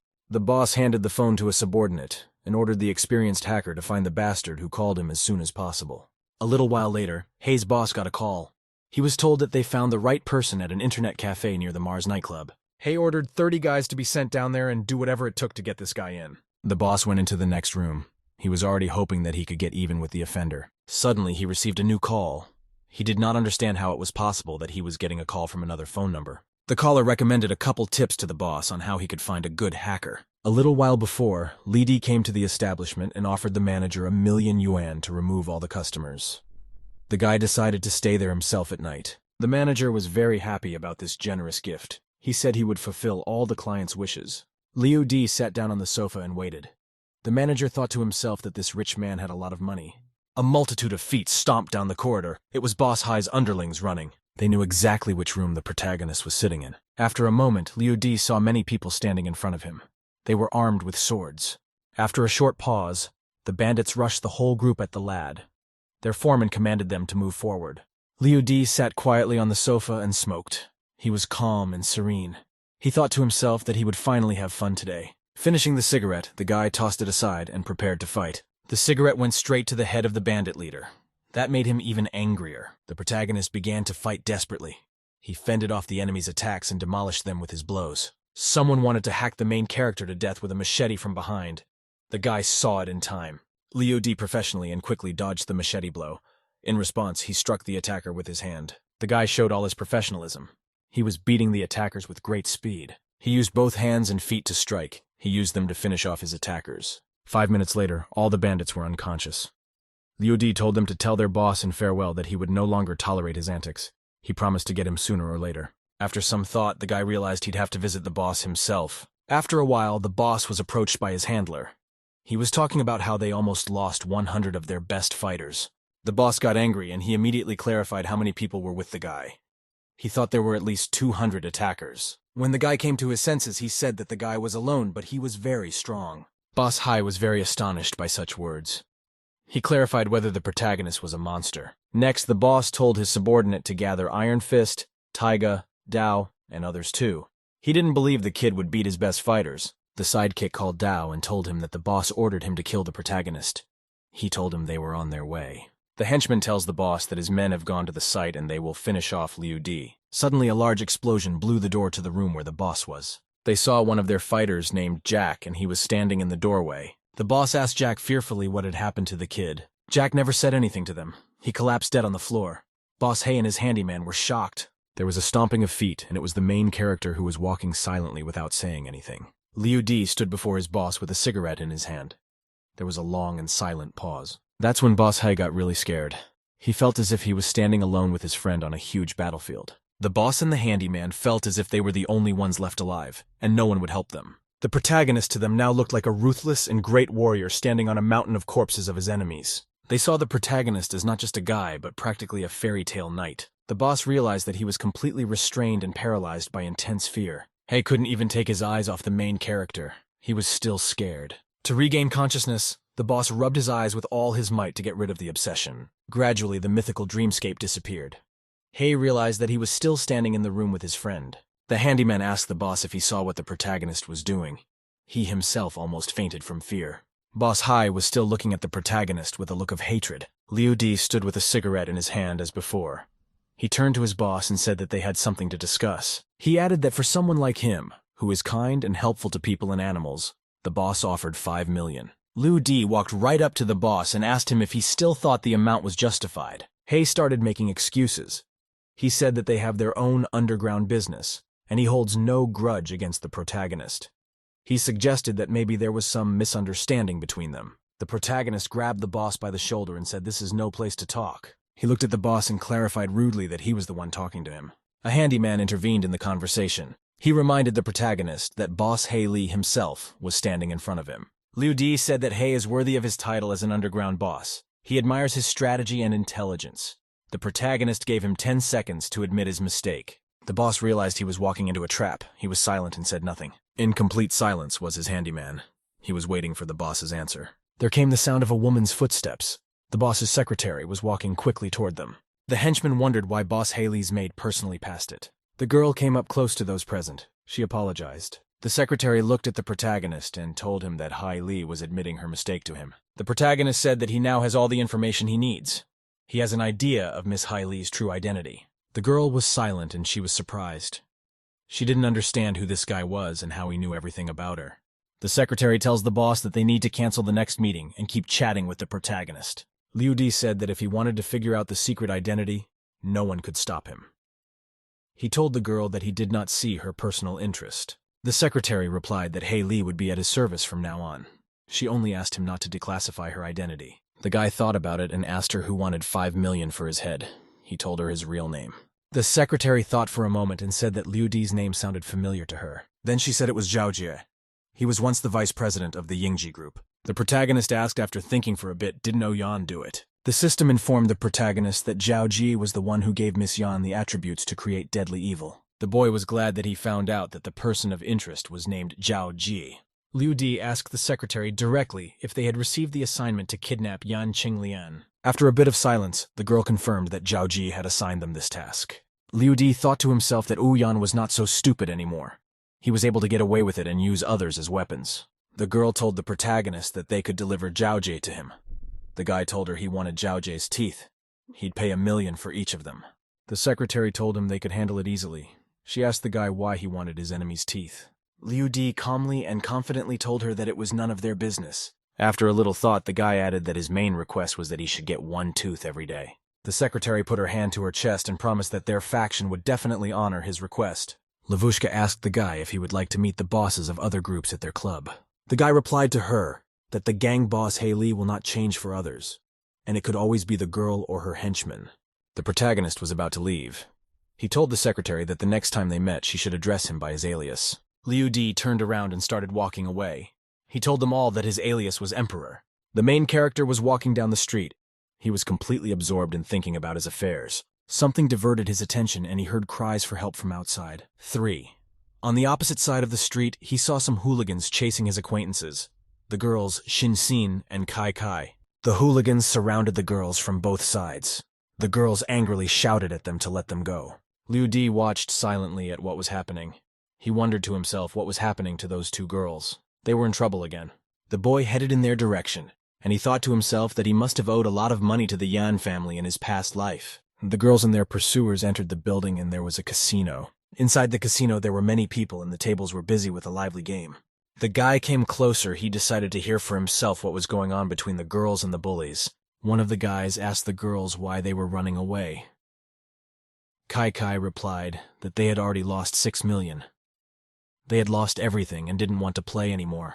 Earlier, the girls thought about how they would spend the 5 million they received from Liu. Then they decided to go and play in a casino. At the roulette table, they kept losing. Luck was not on their side. That's when the girls decided they wouldn't have gone to the casino if they'd known it was going to be like this. Now they found themselves with a large debt to the casino. One of the guys offered to take $1 million from his family. The girls said they didn't have the money. The guy rudely replied that if they didn't pay, they had to pay with their bodies. He thought to himself that he had never had experience with twins before. The girls went to the exit, and one of them said they would go home to get money and come back. The guys told them that they were not in a bazaar and could not go and leave whenever they wanted. One of the guys told the girls they only had 5 minutes to find the money. The main character intervened in the conversation. He asked the boy if it was too much to ask. Liu Di added that the problem was only a few million. The girls approached him to help them. One of the guys approached the protagonist. He asked if he wanted to show off and save the girls. Liu Di said that even though he was annoyed by the girls, he wouldn't just watch them get hurt. The girls asked the guy to call their older sister and borrow $1 million for them. They promised to reimburse him $100,000 for his help. The guy thought to himself that the girls were rude. He decided to teach them a lesson. Liu Di went to the casino guys. He said he wouldn't help the girls get their money back, but he would fight these guys. The system gave Liu Di details about one of the casino guys. His name is Ren Bo Yuan. He plays games and gets into fights. His father's name is Ren Chuan. He is one of the richest people in Shanghai. Renbo looked carefully at the protagonist and asked what he wanted to play. Liu Di realized that his interlocutor didn't care whether he won or lost, as today's bet was a special trap for the girls. After a little thought, the protagonist said that he wanted to continue betting. He walked throughout the casino and approached the roulette table to play. Liu Di asked his interlocutor how much he would bet. He offered 5 million for himself. Xingchen asked the guy if he was crazy. He is not going to return the money, but raises the bet by 5 million. Renbo wondered why his interlocutor had so much pathos. He himself had bribed the casino owner a long time ago. After some thought, Renbo raised the bet to 6 million. He was confident of winning. The protagonist, after a little thinking, raised the bet confidently to 100 million. Xingchen asked the protagonist excitedly if he wanted to die. The guy asked his opponent if he agreed to his bet. Renbo said on the sly, he almost got scammed by the main character's girlfriends. Now the guy's offering him a bet of 100 million. He wants to see if the guy has that kind of money. The casino manager came over and he checked Liu Di's personal card. It passed the capital amount check. The casino is ready to offer him the best VIP area. Renbo was very surprised, and the manager confirmed that the protagonist's bet is valid. Renbo thought about it. He remembered that his entire account balance was 100 million. The girls stood there wondering how the protagonist had so much money in his account. Renbo started calling various relatives to borrow money. Eventually, Renbo put the card on the table and said he was continuing to play. He specified that he was betting $1 billion. He was able to make that bet because he had all his connections. There was silence all around.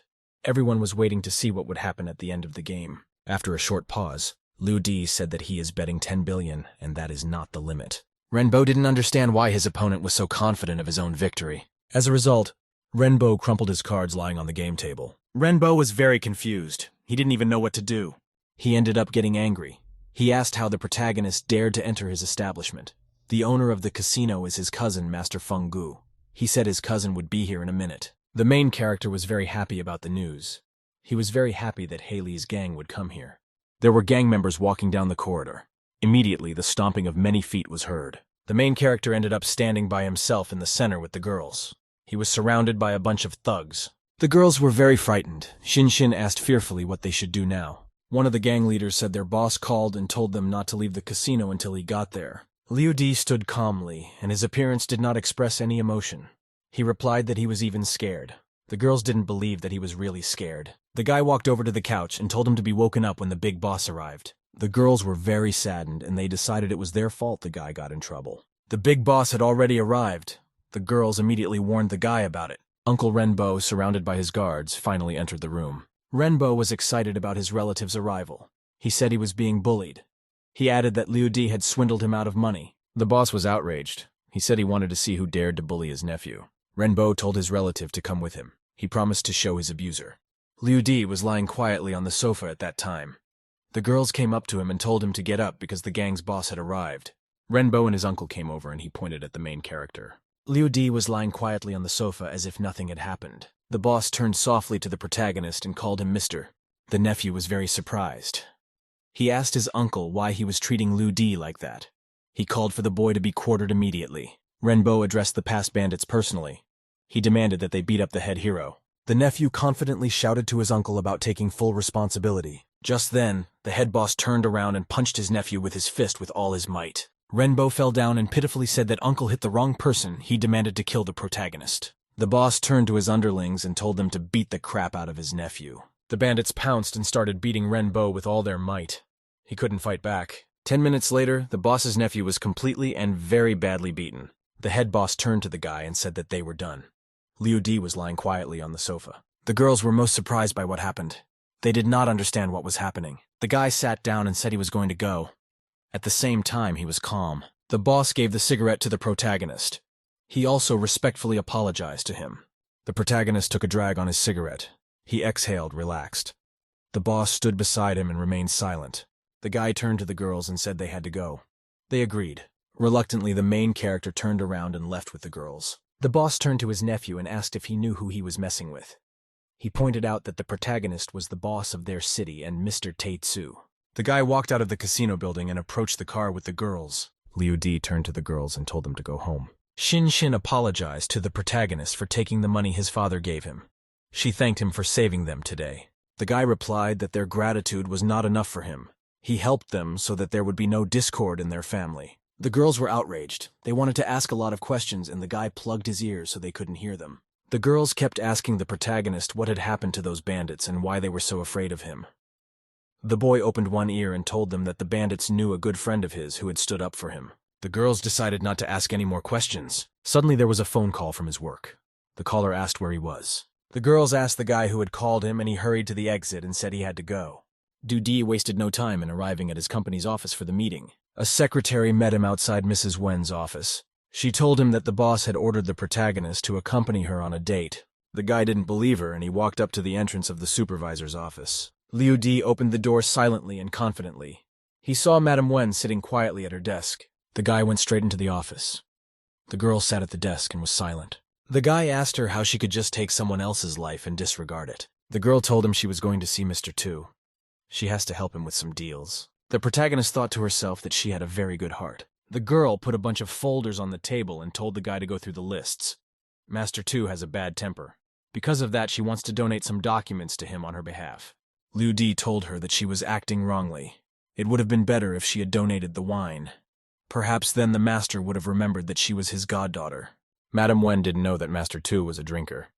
She decided to write it down in her notebook. The girl was about to leave and she took her bag from the table with her. On her way out, she told the main character to take her to the bank. The guy asked why she was going there. Mistress was surprised at such a question and said she needed money. The bank building was a normal working day with customers coming in and out. A large truck pulled up to the building and stopped near the entrance. Inside was a commander and an officer. The officer turned to the boss and informed him that there were 10 minutes left before the bank closed. After the civilians left, they could begin Han's mission. The boss responded by asking if old man Duanhua really wanted to compete with his soldiers. He added that imitating a bank robbery was a bad idea. The officer said that with all due respect, Duanhua's soldiers are much stronger than their soldiers. The boss promised that he could fight back. He added that he had some aces in his pocket. The officer remembered the phrase they were told they were not rookies, but better warriors in the whole country. The boss was the commander-in-chief Hai Shan. He was the head of China's secret military organization. His subordinate officer was the captain of the A-team, and his name was Luo. Luo told the boss that 6 of those rookies were already in place. He said to wait until they robbed the guy and then they'd win.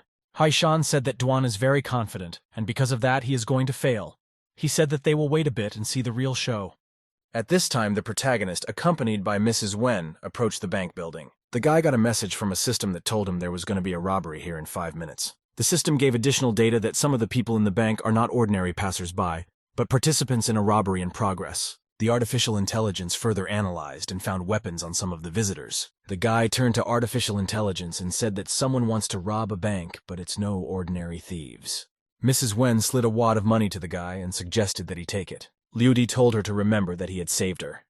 The girl said that the money was for his pocket money. The guy cheerfully replied that he didn't need her money and let her buy him cigarettes. The girl was very upset and asked the guy what kind of person he was. The guy told her cheerfully that he wanted a pack of Huatsu cigarettes. Mrs. Wen told him she'd beat him to death someday. Liu Di arrived at the bank building. That's where the robbery was planned. The main character noticed some suspicious guy sitting on a bench and he said hello to him. The boy unsuspectingly said hello back to Liu Di. The protagonist came up to a guy and told him it was a nice day. He suggested he rob a bank. The guy thought about it and said that the weather was actually pretty good today. Only then did the boy realize the meaning of the words he had heard. He asked Liu Di what he had said. The protagonist prepared to punch the guy and said he was unannounced. Liu Di hit the guy really hard. He didn't expect the attack and fell to the floor. The protagonist was standing next to a guy lying unconscious. He was able to prevent a robbery. The commander in the observation car, Shan, angrily shouted that he did not understand what was going on. His subordinate Luo replied that he had familiarized himself with the information on all of Chief Duan's men, but there was no such person among them. The protagonist heard the stomping of many feet, and it was the robbers coming to kill him. The bandit leader shouted to his subordinates to attack the people. The protagonist was ready to fight, and one of the attackers he kicked with all his might. He began beating the other attackers with confidence and speed. They could not offer any resistance. Liu Di was able to disarm most of the bandits with his own strength during the fight. Eventually, the guy noticed that only a few of the gang leaders with black glasses were left standing. Bandits with black glasses wanted to kill the guy. They yelled at him that they were going to kill him. Liu Di fearlessly attacked these bandits and attacked them. He was able to deal with them like the others. As a result, all the bandits were left lying unconscious on the ground after the fight. Liu Di stood after the fight in the center of the room. He was able to defeat all the intruders. Commander Shan was very angry. He didn't understand how Luo Di was able to defeat 7 of his best soldiers so quickly. Luo said that it all seemed like a joke. The commander ordered a subordinate to go and catch Luo Di for him. Luo replied that it would be done. Luo then rushed to the car door and prepared to flee into the bank building. Slamming the car door, he sped off with all his might. He had to be in time to capture Liu Di. At this time, the protagonist stood in the middle of the room. He told the defeated criminals that they were strong bandits but had chosen the wrong road. The boy heard the sound of footsteps from outside. He realized it was someone coming for him. Liu Di noticed a uniformed fighter approaching him from the side. The guy thought to himself that the situation was heating up, and he needed to gather all his strength for a decisive blow. Liu Di hit the past Luo with all his might. The soldier felt as if his insides were collapsing. The protagonist continued to beat Luo. He couldn't resist in any way. The main character's final blow sent Luo flying off to the side and banging against the wall. Luo was very angry but didn't understand how it was possible that the guy was able to anticipate his blow. Commander Shan watched his subordinate fight. He didn't understand how this was possible either. Mrs. Wen entered the room. She asked the boy what was going on here.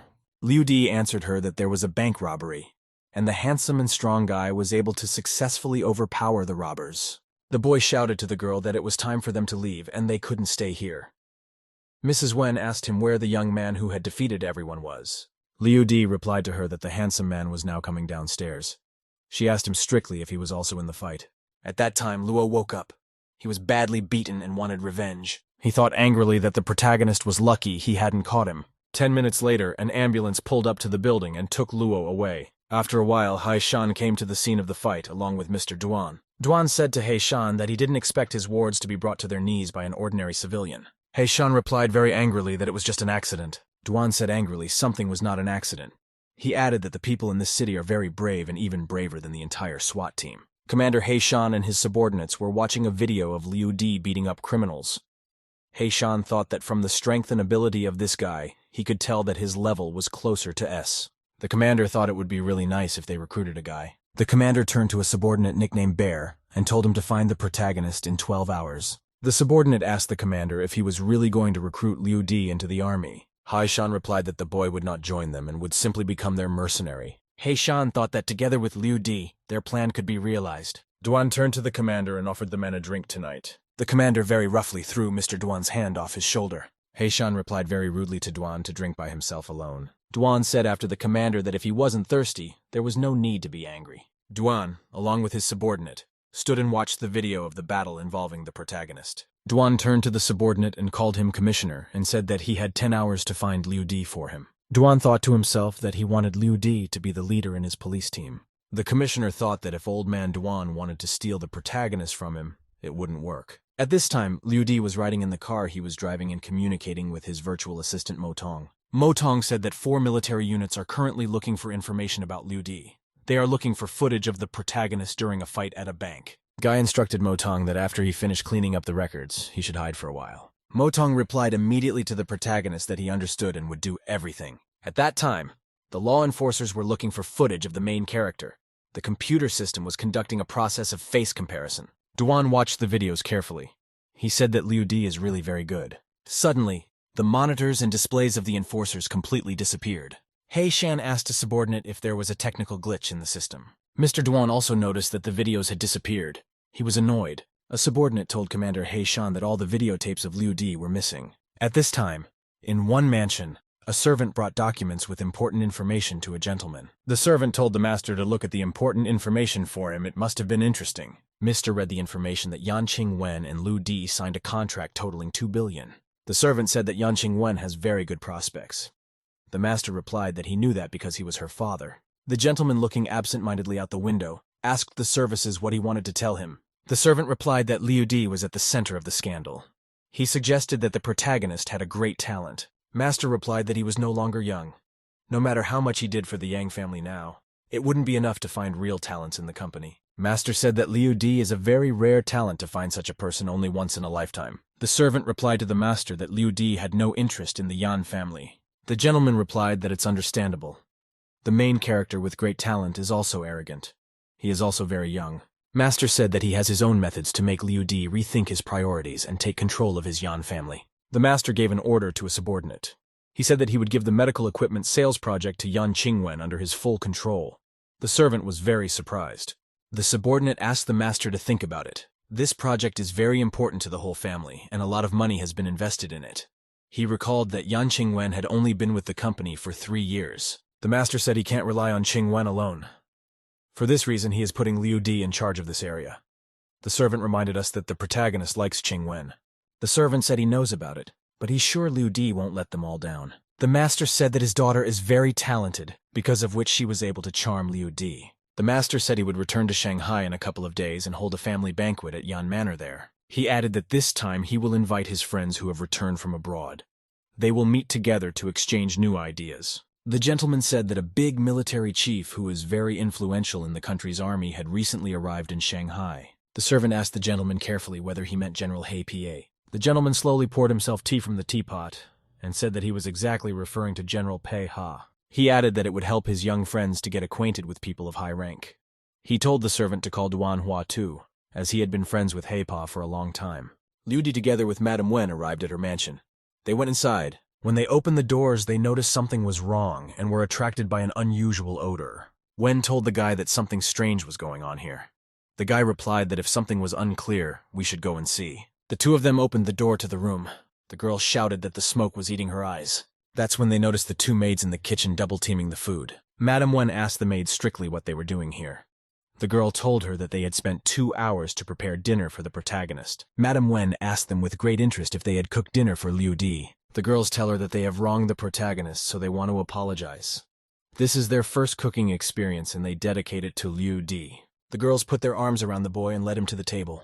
They wanted him to taste their dish. Liu Di sat down at the table and opened the lid on the plate. He asked what kind of dish it was. One of the girls replied that they made fried rice and egg. The girls told the protagonist that they tried very hard and for him to taste their food. The system told the guy that there was an extremely dangerous poison called benzopyrene in the food. The guy freaked out. Liu Di turned to the girls and told them cheerfully that he forgives them. The maids replied to the guy that they knew he was the best. The girls turned around to Madame Wen and informed her that they had something to tell her. Mrs. Wen asked them with great consternation and interest what was wrong. One of the girls held out a map to Madame and said that this was the map Liu Di had left on the dining table. One of the girls said the main character wasn't as bad a person as he was thought to be. Wen thought, how could the protagonist have money if he didn't take the card?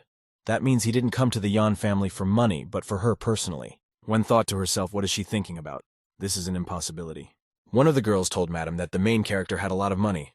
Wen asked how Liu Di could have money. The maid told the mistress that the protagonist had 1 billion or 2 billion. Miss Wen suggested that Liu Di's fortune might even be 10 billion. The girls didn't believe her right away. One of the maids said that the guy might have at least 10 billion, but they don't know the exact amount. Mistress was thinking.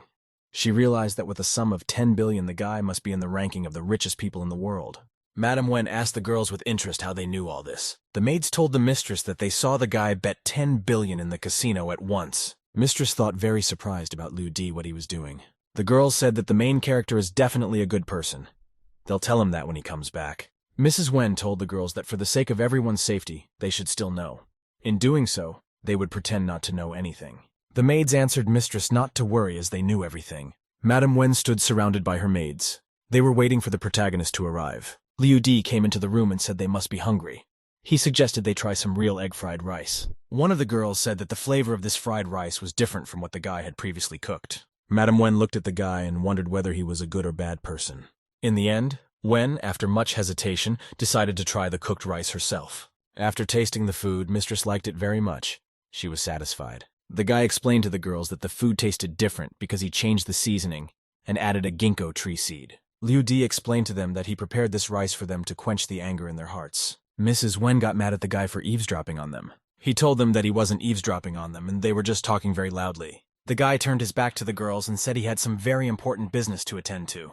The protagonist said that after he finished his business, he would give his free time to help the Yan family. The boy said goodbye and headed for the exit.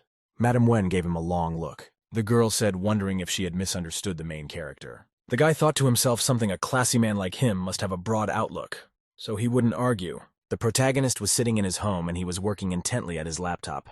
Liu Di told his virtual assistant Motong that it was time to make their plan a reality. The system added the guy's mindset of a better marketer. 100,000 commercial layouts were also launched. Liu Di picked up his smartphone and he needed to start work now. The protagonist thought Di's fervor had waned a bit, so it was time. The guy shouted to his assistant Motong that he was starting to lay out. There's a post on the forum with a question. The first 100 people who guess it will get $500,000 each. A user named D-San said tens of thousands of messages per post went through in 10 minutes. Another user wrote that the author of the post must have thousands of people with the latest computers. A user named Katz.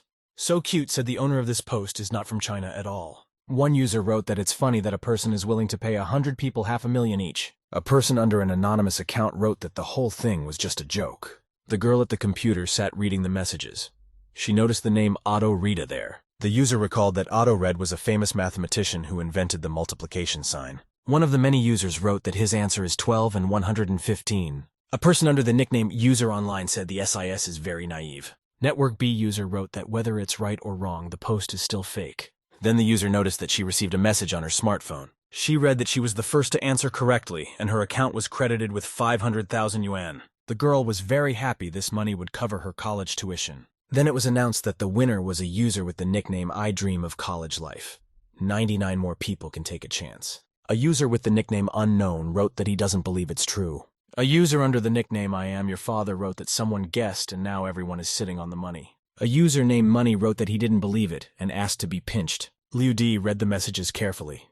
He thought that the more answers he got, the better. The guy continued to scrutinize the posts of different users in the chat room. A message appeared in the chat that all 100 prizes have been successfully drawn. A user under the nickname Autumn Flower wrote that she adores Dasana. Someone under the name Carefree asked the user if he really won. User Pencil wrote that $500,000 left her since she just now logged into the forum. Liu Di turned to his virtual assistant and said that they would now write the second question. A new question appeared on the forum, and there was a message that the new prize would be 100 million.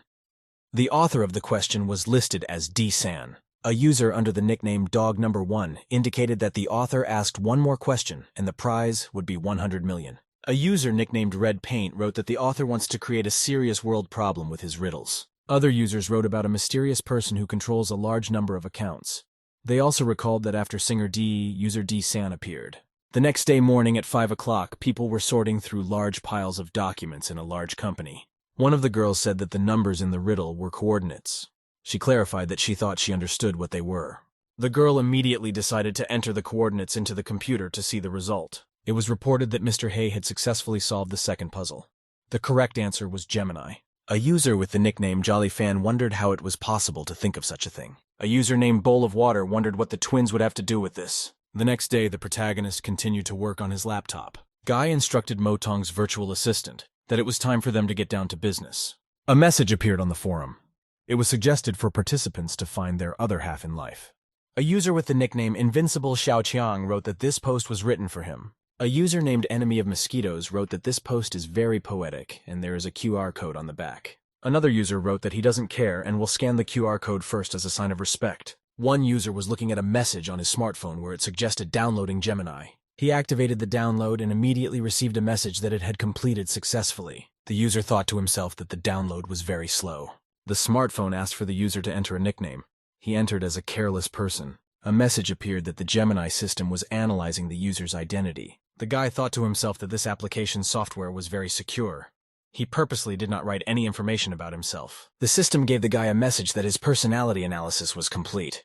Even though he looks confident, he's worried inside. The boy was very surprised to read the message. He couldn't believe that it was really about him. The guy saw a message that the pairing to the user was successful. Then the user saw pictures of 2 girls on the screen. He joyfully decided to himself at once that he must meet her. The system reported that there were hundreds of millions of downloads and 50 million new registered users. One of the user wrote that this app can analyze it. Liu Di thought to himself that thanks to the magic eye ability, the app could make accurate analysis and pairings. One of the users thought that Di-san is a true genius. His program has gained unimaginable fame. The next day there was a meeting in a large company. The director asked where the Gemini program came from. One of the subordinates approached the director and called him Mr. Lee. He explained that the Gemini program had recently been developed and launched by Creator. The director wondered if a newly established company could be so popular. The meeting participants said that after the introduction of the Gemini app, the number of their users immediately dropped by 4% and continues to decline. The director was very angry that the drop was as much as 4%.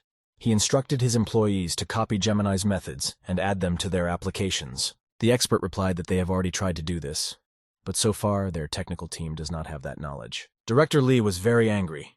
He shouted at his subordinates not to say such nonsense anymore. Liu Di continued to work on the internet promoting the Gemini program. The guy told his virtual assistant that they should at least get their own office, since they are now a full-fledged company. Motong interrogated the guy about what exactly he wanted from him right now. Liu Di replied that a rather large, grandiose, and very intriguing office was needed. Motong's virtual assistant began running scans at the request of the protagonist. Motong gave out a message that the tallest building in Shanghai is Junteng. The guy liked the offer. He confidently said he was buying. The system reported that the best 300 candidates were selected from 100,000 people. The conversion and approval of the company will be over in 3 days, and the contract is already being signed. Liu Di carefully watched and analyzed all the information he received from the assistant. The guy thanked the deputy. He pointed out that they had no need for talent and needed trustworthy people. At this time, life in the mall was buzzing and going full steam ahead. A salesman in a clothing store was working with a document and a calculator. He was doing calculations. Suddenly, the salesman was distracted from his work by the ringing of his phone. The salesman picked up the phone and greeted Brother Liu and asked why he called him now. Liu Di greeted the salesman and called him Ajia. He recalled that when he was a university student, he dreamed of starting his own business. Ajia was happy about the call and he said it was all just the dreams of his youth. Liu Di told the salesman that he had started a company here and invited him to come over to help him. The seller was very surprised by such a request. He did not expect such an offer. Ajia asked Liu Di if he was really sure he could help him. The protagonist replied that she only trusted him. Then a girl came up to the salesman and asked him what he was doing at this hour. The salesman called the girl Sun Li and said it had been 3 years since she had last smiled at him. Ajia shouted menacingly that he wouldn't do it anymore, and with a mighty blow he flipped the table over. The salesman decided to leave. He told the girl not to just call him Ajia. The salesman, after shedding his work clothes, told the girl that his name was Zhang Tianjia. At the same time, the protagonist was at home in Madame Wen's mansion. The girl turned to the guy and said they needed to get out early today. Mrs. Wen was wearing an evening gown and she told the guy that important clients were coming to the company today. The guy looked at her in surprise. He started to remember who he was meeting with today. Liu Di looked at his smartphone and saw a message. It said there was a meeting at the Junteng building at 4 o'clock in the afternoon. A girl and her boyfriend were traveling in a car. She said they were leaving in a hurry, and so she brought him some buns. Liu Di told the girl that her concern is very strange. She either wants to trick him or steal from him. Mrs. Wen told the guy he had nothing to steal. She brought him buns so he wouldn't get bored. Liu Di wondered aloud in the view of many women whether men look like him. The girl asked the main character how he got so much money. He replied that he and his friends had started a company called Creator.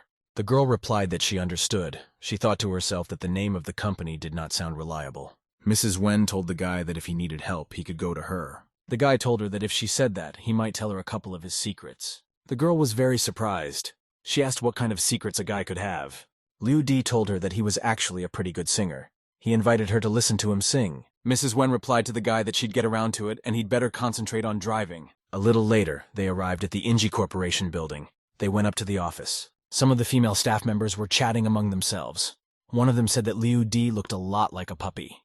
In her opinion, he's not suitable for Miss Yan. The protagonist was sitting outside Mrs. Wen's office, and he wondered who was coming today. Just then, the doors opened and 2 young guys walked in. They were in business suits. Liu Di thought to himself that the reward from Hei Li would be very generous. He decided to himself that he would get himself Zhao Jie's teeth today. He thought that the two jerks named Wu Yang Feng Yu and Zhao Jie were not the people Yang Qin Wen was waiting for. The guests came and sat down at Madame Wen's table. One of them asked what happened to the vases Zhao had given her. The girl answered him frankly and simply that by accident all the vases were broken. The guy was surprised and couldn't believe that all the vases could break by accident. The girl told him it wasn't an accident. Liu Di broke 3 vases on his first day of work. The guy thought Liu Di was a complicated person. He didn't touch anything in the first few days, but managed to break the death key that cost 7 million yuan. The guy angrily thought to himself that there were a lot of people in the office right now, so he needed to keep his cool. Madame Wen looked at her interlocutor with surprise and interest. Wen asked the guy when their customers would arrive. He told her it would be a while. At this time, Liu Di turned to the secretary and he called her Qian Qian and asked her to come over to him. The secretary walked up to the guy and asked him what he wanted to know. The main character asked her what kind of people they were expecting today. Qian Qian replied to him that they were waiting for a god of music named Di, and he should be in their company soon. Liu Di wanted to suddenly shout loudly to everyone around him that he had come. The secretary told him that she couldn't believe it. She remembered that yesterday, Director Yan had instructed Mr. Wen to sell home medical equipment in large quantities. The secretary told the guy that Mrs. Wen has an acquaintance who started an entertainment company, and it turns out that singer Dai is also one of the entertainers. Qian Qian said dreamily that she imagines that this singer is there very handsome and rich. The protagonist laughed silently and joyfully to himself. He liked the secretary's words. Just then several large cars pulled up to the corporation building. Armed men began to emerge from the vehicles, and there were many of them. A group of armed men in suits marched in a whole group toward the corporation's office. The group leader said that after his 3 years abroad, the Yan family would no longer look down on him. The leader stood outside the building and chuckled to himself, looking up at the office. The group of guests went up to the floor where the management of the corporation was at that time. Mrs. Wen greeted the guests and called their leader named Ji Ming. She told him that they had not seen each other for a long time. One of the previously passed guys told Sumin to relax. He added that Di hadn't come yet and, standing in the office, Jing Min asked his interlocutors why Di and just go somewhere. Eventually, he sat down in his chair and said emphatically that today he would handle all matters on behalf of Di, and one of the guests who came over said that Jing Min was completely right. Di and there is no need to go to meetings. Jing Ming said confidently that now Di and has a huge influence on the public. The interviewee told him that if Di actually came and supported their new product, it would help sales a lot. Jing Ming said that Di and was able to rise because of his financial support, so he will represent him. Another guest said that all of Di's popularity is because of Tsu Ming's favor. The guy said they're willing to pay for Di's public appearances to the tune of $300 million. The contract could be signed today. Jing Ming said that the contract for Di and Di's public appearance for $300 million was only signed because of his friendship with Miss Wen. Jing Ming then said that after they agreed on the price, they should talk about a plan to realize their idea. Madame Wen thought to herself that it was very good that she had stayed up at night to come up with a plan. One of the guests told Jing Min that he had already come up with a plan and gave the man a folder of documents. Mrs. Wen approached the guy, calling him her son-in-law, and said that her father had entrusted her with the project. He replied that they were a family, and it didn't matter whose plan they were going to work on. Eventually, the girl put her file folder on the table. There was her plan. Madame Wen said resolutely that let Jing Min choose the plan himself now. Jing Ming decided to familiarize himself well with each of the proposed plans. He said that the concert plan from Ouyang Fengyu is noisy, expensive, and loud. Miss Yan's plan will be more charitable. The girl said that their new product is a gadget for the prevention of childhood diseases. For this reason, a charity event would be the best solution. Jing Ming told them that they hadn't come to a common decision. Because of all the disagreements, it would be difficult to do anything. Jing Ming told the girl to pay attention to him. He reminded her that he had once chased her for 2 years. Jing Min told her that he would accept her continuation if she went out with him tonight. The girl was very surprised and annoyed at such a suggestion. The girl said rudely to the guy that work is work, and their relationship was out of the question. Jing Ming told her that he would have to seriously consider both of their options. Suddenly, Jing Ming jumped up from his chair and said that he needed to think about a banquet for the Yan family. Guy asked Mrs. Wen if her father would be disappointed if he rejected her plan. Jing Ming asked the girl why not celebrate the young talent Mr. Yan was talking about. Suddenly there was a sound from a lighter in the side. It was the main character lighting a cigarette. Slowly, Liu Di's side approached the table to the conferring people. Jing Ming asked irritably to the guy whether he was a human or a ghost. The protagonist questioned the man if he had ever seen a smoking ghost. Jing Ming very angrily interrogated the strict guy about what he was talking about. The main character said that he was the young talent Mr. Yan was talking about. Jing Ming absolutely no way believed that the protagonist is the singer Di, and Liu Di asked whether an entertainment company that has only been registered for 5 days would be able to sign a contract with a great singer. Jingming told the audience that he knew he wouldn't be believed. That's why he has a video of Di's rehearsal, and the guy pulled a smartphone out of his pocket and told everyone to watch the tape. In the videotape, Jingming was sitting at a piano and playing. He was humming a good song. Also in the video, Qingming refers to himself as Singer Di, and says that he accepts the company's offer to collaborate. Liu Di received a message from the system that Jingming is a student at a second-rate art academy. The guy realized that he would be able to get Jingming out quickly. The protagonist jokingly told Jing minutely that he admired him and offered to make a pact. Jingming replied to the protagonist that he could get him an autograph or a photo with him as a souvenir. Liu Di put out his cigarette and said they needed to agree on what would happen if his die wasn't real. The protagonist offered Jing a minuet that he would break his left or right leg if he cheated. Jingming was very angry at such a suggestion from a guy. He asked the man how dare he. Another guest of the meeting told the protagonist that he had already been shown the video and still continues to argue. Mrs. Wen told the boy that he shouldn't worry about the performance. She suggested that he go and help Mr. Tu with the equipment. The protagonist replied happily and cheerfully to the girl that he agreed. Liu Di decided not to continue the conflict. He turned around and headed for the exit. He added that he would look forward to the evening. The protagonist slammed the door behind him as he left. Everyone present was silent. Liu Di, just like the girl told him, arrived at the building where the equipment and Mr. Tu were. The main character told Mr. Tu that he was jealous of him. He's always calm as water. Mr. Tu asked with calm interest the boy why he was freaking out. Liu Di replied frankly to Mr. Tu that things were very confusing in his life. Mr. Tu told the boy that he is an adult and has a calm character. However, Liu Di is still young and must fight for his life. The boy said raspily that he didn't dare do that in response to Mr. Tu. Mr. Tu told the guy that he remembers what he was like just a few years ago. Mr. Tu remembered how the protagonist worked 3 jobs without sparing himself.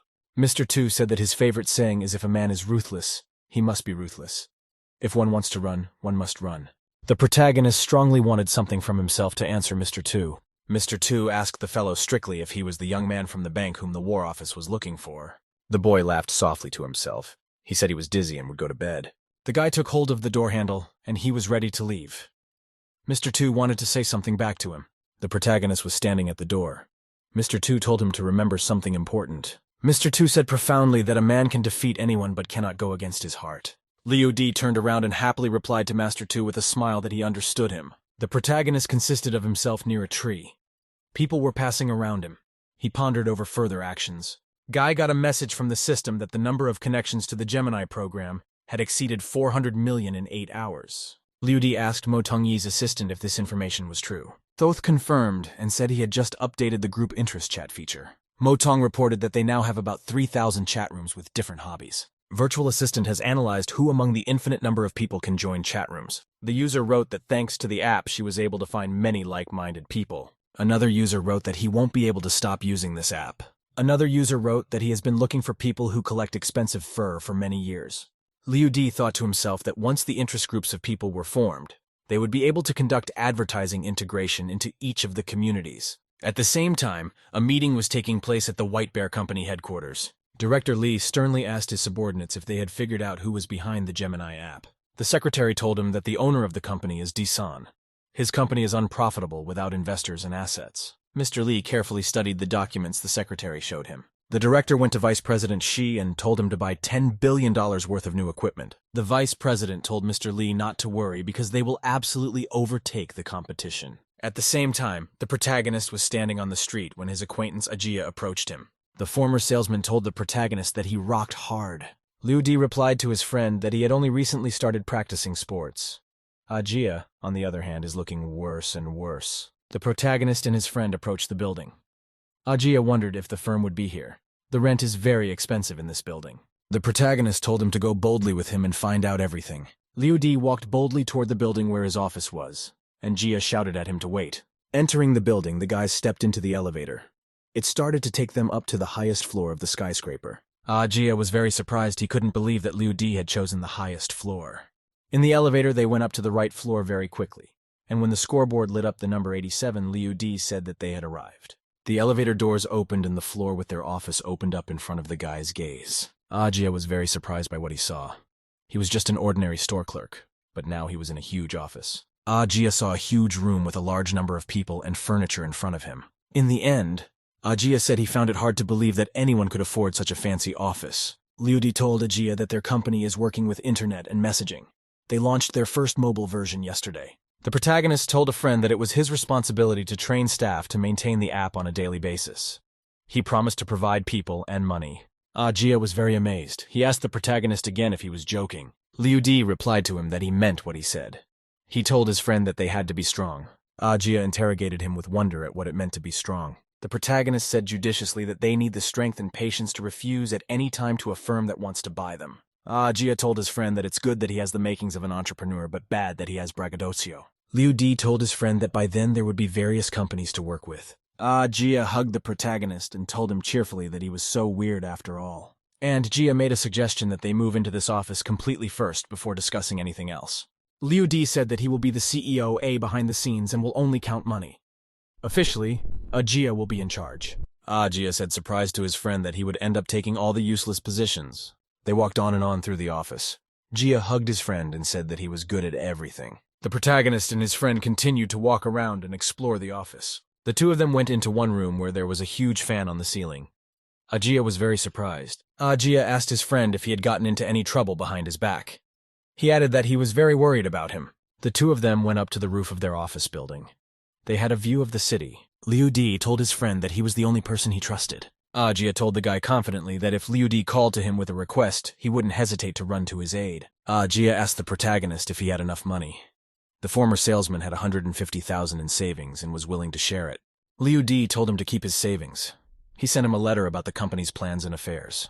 Jia asked the protagonist that they had already passed 3 floors and where exactly their company was. Liu Di calmly told him that all the last 3 floors, including the roof, belonged to them. The former salesman was very impressed. He wondered what kind of company it was that they had 3 floors. Liu Di told him that their company is called Creator, and their main product is the Gemini program. Jia was very amazed by everything he had just heard. He couldn't even believe it was real. Liu Di told his friend that if he became CEO, he needed to work on his image. And Jia told the guy he was right. Now he needs to buy a good suit for himself. The protagonist told his friend that he had a free villa and a nice car. He promised to give Jia the car and the keys to the house. Jia was very surprised. He asked his friend if he did not use the villa and the car. The two of them were still on the roof of the building. Liu Di took his friend under his arm and told him to go with him. A little later, the protagonist was riding in a car. He was carrying Mrs. Wen with him. Mrs. Wen told the boy to stop here now. He asked what was wrong since it was still a long way from home. The girl told him there's a banquet in 4 days with important guests. Her father wants Liu Di to go with her. Miss Wen said that the guy wears casual clothes, but it might not be suitable for the banquet because some people would look down on the guy. They were standing outside the best clothing store in Shanghai. The girl said she wanted to give the guy a nice suit. Liu Di thanked her for worrying about him. He said there was no need to buy him a suit. The girl told him he can't be principled and she wants him to dress formally. The guy called his boss Mrs. Yan and thanked her for her concern.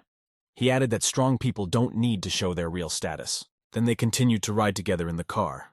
The girl was silent. Mrs. Wen told the guy that she wanted to give him a gift and hoped he would accept it. The girl opened the box and the guy was very surprised by such a gift. In the box lay an expensive stone, green and round in shape. It shone and glowed all around. The guy told the girl that the stone looked expensive. He asked if she wanted to bribe him with it. The girl was startled to tell the guy that he's been looking strange lately. She felt as if something had happened to him. The guy said relaxedly to Mrs. Wen that she was talking nonsense. The girl told the guy that he can't see anything anymore because of his sadness. She will hope that Liu Di will glow like the stone. The protagonist wondered if this girl had a good side. The guy told the girl that she was very annoying, so stop saying such things. The girl resented it. As planned, a large banquet began in the Yan family's manor. Mr. Yan called for the butler. He replied that he was here. Master instructed the butler to take a closer look at Liu Di. Master liked the main character. The butler replied calmly that Liu looked completely official and calm today. Mr. Yan said he felt sorry for the main character. This is the first time Liu Di has attended such an event. The system told the guy that the Gemini app had been downloaded 800 million times. The Jichu community has over 720 million users. Liu Di was very happy. Everything was going according to his plan, and the more people in the Gemini program, the better. The system indicated that the application has a 90% traffic rate. The company's growth in the international market amounted to 100%.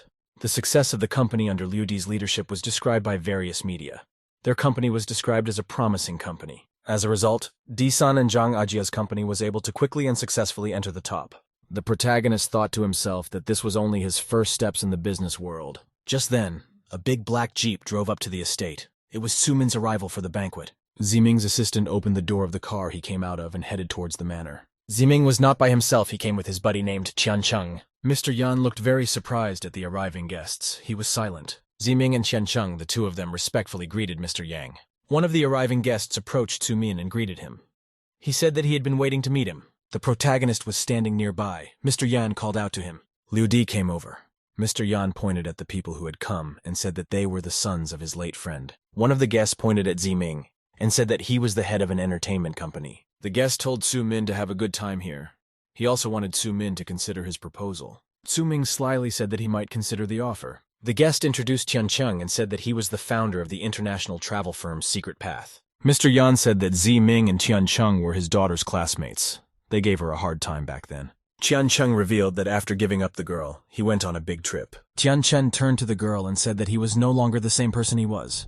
He offered to be her boyfriend. Mrs. Wen pointed at the main character and said that she wanted to introduce him to them all. Qiancheng said there's no need for introductions. They know that it is Liu Di who is Mrs. Yan's benefactor. Qiancheng called the protagonist a scum who does nothing. Liu Di remained silent. He had a very strong desire to say something rude to Qiancheng, but he held back. Qiancheng said with a chuckle that there was no need to chop from the shoulder. They have a long life, they will not be in a hurry. To prove his good intentions, Qiancheng extended his hand to the protagonist. Liu Di squeezed Qiancheng's hand with all his might. He grimaced and said that he was in pain. The protagonist answered him calmly that he simply did not calculate his strength and does not shake hands with girls at all. Qiancheng was very furious. He didn't even know what to say to the protagonist. One of the guests said that Qiancheng had never been to the manor and he offered to show him around. After that, Qiancheng along with Ziming stepped aside to inspect the manor. Mr. Yang said that the young people are still young and have already gotten excited because of some stupidity. Liu Di replied to Mr. Yan that he was absolutely right and they still had a lot to learn. Mr. Yan told the protagonist that he deserved to be a member of the Yan family. He said he would support him in everything. In the Yan family's mansion, an extensive banquet continued with many tables and guests. One guy told Qiancheng that he was very aggressive. He lost his temper when Mr. Yan was present. The guy went to Qingming and Qiancheng. He told them that they should unite to get rid of Liu Di. Suming and his friend were very surprised. They asked what it meant to unite. The guy told them that Suming and Tiancheng's main job was to prevent the protagonist from speaking out. Suming will have to announce that he's chosen the guy's offer. He in turn will add another 200 million to D&D's fee. Ziming asked uncertainly if he would have any problems with Yan Wen. The guy told him there would be no problem. Mr. Yan really only trusts Liu Di. That's when the guy told Zimin that when the time comes for the protagonist to lose everything, he'll have a better chance of getting close to Wen Wen. Suming liked the sequel very much and told the guy he was right. The guy told Qiancheng that he was promising him success in financing his company. Qiancheng was very happy with such words, but he was still very angry at the protagonist. The guy told Qiancheng that it was normal to be impatient. The most important thing for all of them now was to crush Liu Di in strength. Qiancheng turned to the guy and called him Feng Yu. He thanked him. Qiancheng said confidently to Feng Yu that he along with Ziming would do whatever he told them to do. At the same time, the main character was chatting with Madame Wen. She was drinking wine from a glass. Liu Di heard someone call out to him from the side. It was Qiancheng and Feng Yu. Qiancheng turned to the protagonist and apologized for being rude to him. Qiancheng told the guy that he was a good friend of the Yan family. For that reason, they should be polite to each other. Liu Di laughingly replied to Qiancheng that it was normal for rich boys to not treat each other with respect. Qiancheng was very angry at such a response from the protagonist. He couldn't contain himself. The butler came over to Mr. Yan and said that Mrs. Nan would be arriving any minute. Mr. Yan asked who Mrs. Nan was. The butler said she was the daughter of a famous man from Kyoto. Mr. Yan was very surprised by this information, and he thought for a moment. The butler said that Mrs. Nan said that her father should not leave the capital now. For this reason, she decided to visit General Haishan, Chief Duan, and Mr. Yan. Mr. Yan said he understood. He had to prepare for the meeting. The Yan family's banquet was still going on. Many people were outside. Ziming turned to Feng Yu and said that they now needed to turn the protagonist into a laughingstock while Mrs. Nan was here. Qiancheng said that Mrs. Nan has great influence in politics and business. Wen Yu told him that this was the reason why they had to perform at their best. It would help them climb the career ladder. Feng Yu said that they should use the main character as one of the stepping stones to success. Fei Yu told the guys to greet Mrs. Nan and show themselves in the best light. At that time, an automobile pulled up. The servant opened the side door for the lady. A young, beautiful, and red-haired Miss Nan stepped out of the car. Nan greeted Mr. Yan. She asked if he was offended that she had come uninvited. Mr. Yan said he was honored to see Nan in this place. The girl asked Mr. Yan if Haeshan and Dwan had already arrived. Mr. Yan replied that these guests were still on their way, and he wanted to introduce the young men who had arrived to Mrs. Nan. Mrs. Nan told Mr. Yan that he could call her Ruo, and at this time the guys were silently looking at the girl. They didn't know what to say to her. Feng Yu thought to himself that this guy is on stage, and it's a great shame. In the end, Feng Yu walked up to the young mistress and slipped his hand into hers. He said his name was Wu Yang. Madame Nan looked at Feng Yu very distrustfully. She did not give him a hand. Feng Yu thought to himself that Miss Nan is a very powerful person, and he wanted to carelessly touch her hand. Mr. Yan introduced for Ruo and his daughter Yan Qingwen. The girls said hello to each other. Just then, something very much caught Madame Nan's attention. She turned her gaze to the side. Mrs. Nan looked at the main character very carefully. She recognized him. To herself, Mrs. Nan whispered clearly the name of the protagonist, called him Dr. Liu Di was drinking champagne at this time. He noticed Mrs. Nan had arrived, and he decided to approach her. Liu Di, standing beside Mrs. Wen, introduced himself politely in front of Mrs. Nan. Mrs. Nan thought that the boy had given his real name. She decided not to reveal his identity. Out loud, she greeted him. Liu Di looked at the arriving girl and thought how could she be so cute and lead the Haley Mafia group. The protagonist stood across from Mrs. Nan. They looked at each other piercingly. Mrs. Nan thought to herself that only Daiaru could have that kind of energy. The people around him noticed that something was wrong with Mrs. Nan. Feng Yu asked if she was all right. Just then, Feng Yu suggested that Miss Nan take a little rest in the gazebo. Mrs. Nan said as friendly as possible that she would like to chat with Liu Di. Ziming told the lady that Liu Di is not a member of the Yang family. He's just an ordinary driver. Mrs. Nan was surprised at such words. She turned around to find the protagonist. She noticed Liu Di standing in the distance by the fountain drinking champagne. Mrs. Nan thought that the protagonist had no interest in her. Then Mrs. Nan turned to the boys and said that she accepted their invitation. Just then, several vehicles with people drove up to the Yan family's estate. A man in military uniform came out of one vehicle. It was General He Li. The general stood silently by his car and he waited for Duan's arrival. Suddenly, the general heard someone call his name from outside. It was Duan. He asked the general if he could tell him what was wrong with his phone.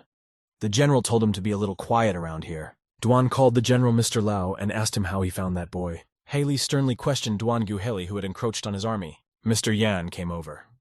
He greeted the general and Mr. Duan. He told them that they hadn't seen each other for a long time. Duan told Mr. Yan that he was the host of this evening, and there was no need to make a scene. Mr. Yan replied to Duan that if one remembered their entire friendship from beginning to end, it was a sin not to make a scene. Mr. Yan told Duan that he was their guest of honor today. The general and Duan noticed a young Miss Nan. The general asked Duan if this girl was Mr. Nan's daughter. Mr. Yan said that he had no idea that so many stars and old friends could gather in his estate. Mrs. Nan greeted Haeshan and Duan. She said that her father sent her here to pay her respects to the older generation. The general told the girl that he was grateful to her for remembering them. Duan told Mrs. Nan that she had grown up a lot. Feng Yu watched the girl's conversation with the men from afar. He thought to himself that although the girl was young, she was talking on equal terms with the big shots. In the distance stood the main character. He watched Madame Nan chatting with Duan and the general. Liu Di thought to himself how the two generals would react when they found out that He Li was Miss Nan. The general told Old Man Yan that his estate really stirs the imagination.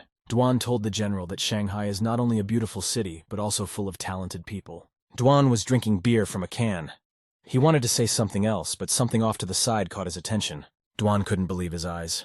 He noticed the guy he was looking for on the sidelines. Duan was extremely surprised. He looked at the protagonist and didn't know what to say. The general turned to Duan and asked what he was doing. Duan was heading towards the protagonist at this time. The general came up behind Duan and grabbed Duan by his clothes. He told him to stop right now. Duan demanded that the man let him go immediately. He wanted to go to Liu Di's house. The general rudely told Duan that he wasn't even showing him respect. Mr. Yan intervened in the conversation. He did not understand the reason for the conflict between his guests. The general told the cunning Mr. Yang that there were many young people at the banquet. He asked him to introduce them to him. Mr. Yan was in complete agreement. He told the guests that he would do so. Mr. Yan led General Duan over to a group of young boys and said that he would introduce them. At the front of the group stood the main character. He looked at Duan and the general carefully. Duan asked the protagonist slyly what he does in his spare time. The general wondered where the guy worked. Tzu Ming said that he felt as if Liu Di was the main character of the evening. The general told Mr. Yan that they hadn't played chess together in 10 years. Mr. Yan said cheerfully in response that we should fix it. The general told Mr. Yan that if he won, he would have to fulfill his request. Just then, a loud clap was heard among the crowd. It was Fei Yu clapping his hands. Fei Yu said they still had time before lunch. There are many interesting places in the manor so they can take a walk. Ziming said that he had heard somewhere that Feng Yu was a former archery champion. He said they should find an archery range. Fei Yu immediately answered him not to even start talking about it. Then Fei Yu said that he had heard that Ziming was an expert equestrian, and Tian Cheng was one of the country's best marksmen. The estate has a shooting range and stables. They walked together as a whole group to the stables, and there were many horses. The boys heard around them the neighing of very thoroughbred and expensive horses. Ziming pointed to one horse and said that it was born in the mountains. It has very hard hooves and is the dream of any experienced rider. The protagonist calmly approached the horse as if nothing had happened. He was not afraid of it and stroked it. Ziming told the boy to be careful for the horse has a dangerous temperament. Feng Yu added that the horse had been living at the manor for a long time, but no one had been able to ride it yet. Ziming said that he had ridden that horse and it was cool for him. Liu Di went directly to Ziming and told him to show his skill. Ziming felt awkward. He didn't know what to do, but there were many people around. Ziming said that today was a special day, because Mrs. Nan had come to visit them. He added that he would do his best to put on a show for her. Ziming excitedly approached the horse. First he stroked its muzzle. After that, he decided to saddle the horse. He put his foot in the stirrup and climbed on. Very soon, Ziming was already deftly and confidently sitting on the horse and holding its reins. The surrounding people were very surprised. They even clapped their hands with joy. Ziming commanded the horse to run forward, and he was ready to ride. The horse did not react in any way to his commands, it just stood in the middle of the stable. Ziming shouted rudely to the horse why it was not moving. He once again commanded it forward. The surrounding people also started yelling for the horse to move forward. All this amused the protagonist very much, and he decided to intervene. Liu Di walked over to the horse and told Ziming that he had 10 seconds to get off it. Ziming was very angry when he heard the protagonist say that. He said that he was just starting to gain momentum. Suddenly, the horse became furious and jumped up to throw the rider off. Very soon, Ziming found himself thrown to the ground. He was very upset. The surrounding people were very surprised and frightened. They didn't know how injured Ziming was. Ziming, rubbing his bruised arm, turned to Feng Yu and said that the horse had some problems. The protagonist said that Ziming personally has all the problems. The horse is a purebred Mongolian warhorse, and he will never bow to mediocrity. At this time, the horse gave a very loud roar. It did not like the rider, Ziming. Liu Di asked Ziming whether an idiot like him with a weak spirit had decided to control a warhorse. Ziming asked the guy why he was saying such things. He explained that the horse was simply wild and ill-mannered. Feng Yu turned to the protagonist and said that if he was so smart, he could try to ride a horse himself. The protagonist accepted the challenge. He confidently walked over to the horse. Behind him, Madame Wen watched anxiously. Liu Di told everyone present that the horse did not need to be re-educated. Ziming didn't believe such words. He said it was all nonsense. Liu Di walked up close to the horse and began to look at it closely. The horse was also looking at the protagonist in response. The guy was able to hypnotize it. It wasn't long before the horse was quietly crouching on the ground beside the protagonist. Mrs. Nan looked at the boy and said that a gentleman is a gentleman. At the same time, Madame Wen wondered what kind of person the protagonist was. Feng Yu said that the main character had already beaten him in archery, and here he was again in the spotlight. Tian said that shotgun shooting is a game played by rich people. Poor Liu Di had never played such a game. Tian made the decision to motivate the protagonist to compete. A little later, the whole company arrived at the shooting range in a friendly manner, and there were plenty of targets. Tian said very confidently that he had learned archery from an early age. Tian pointed to the side with his hand. There was a launcher with circular firing capability. Tian said confidently to all present that he was only 3 hits away from the title of Olympic champion.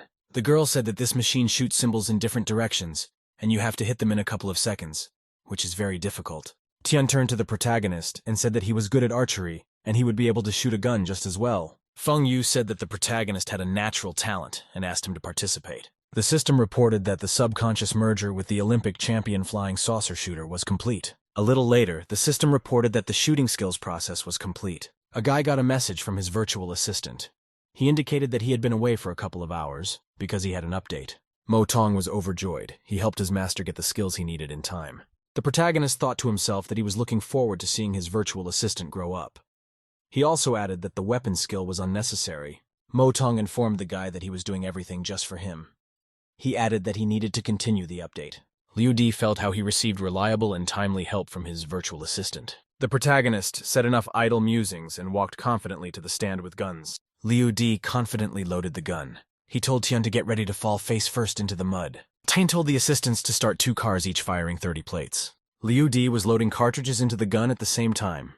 He said that he would shoot first, and Tian could prepare himself. The protagonist picked up the gun and took bold aim. The people around him looked at him attentively. Feng Yu looked at the protagonist and decided that he couldn't possibly be a master marksman.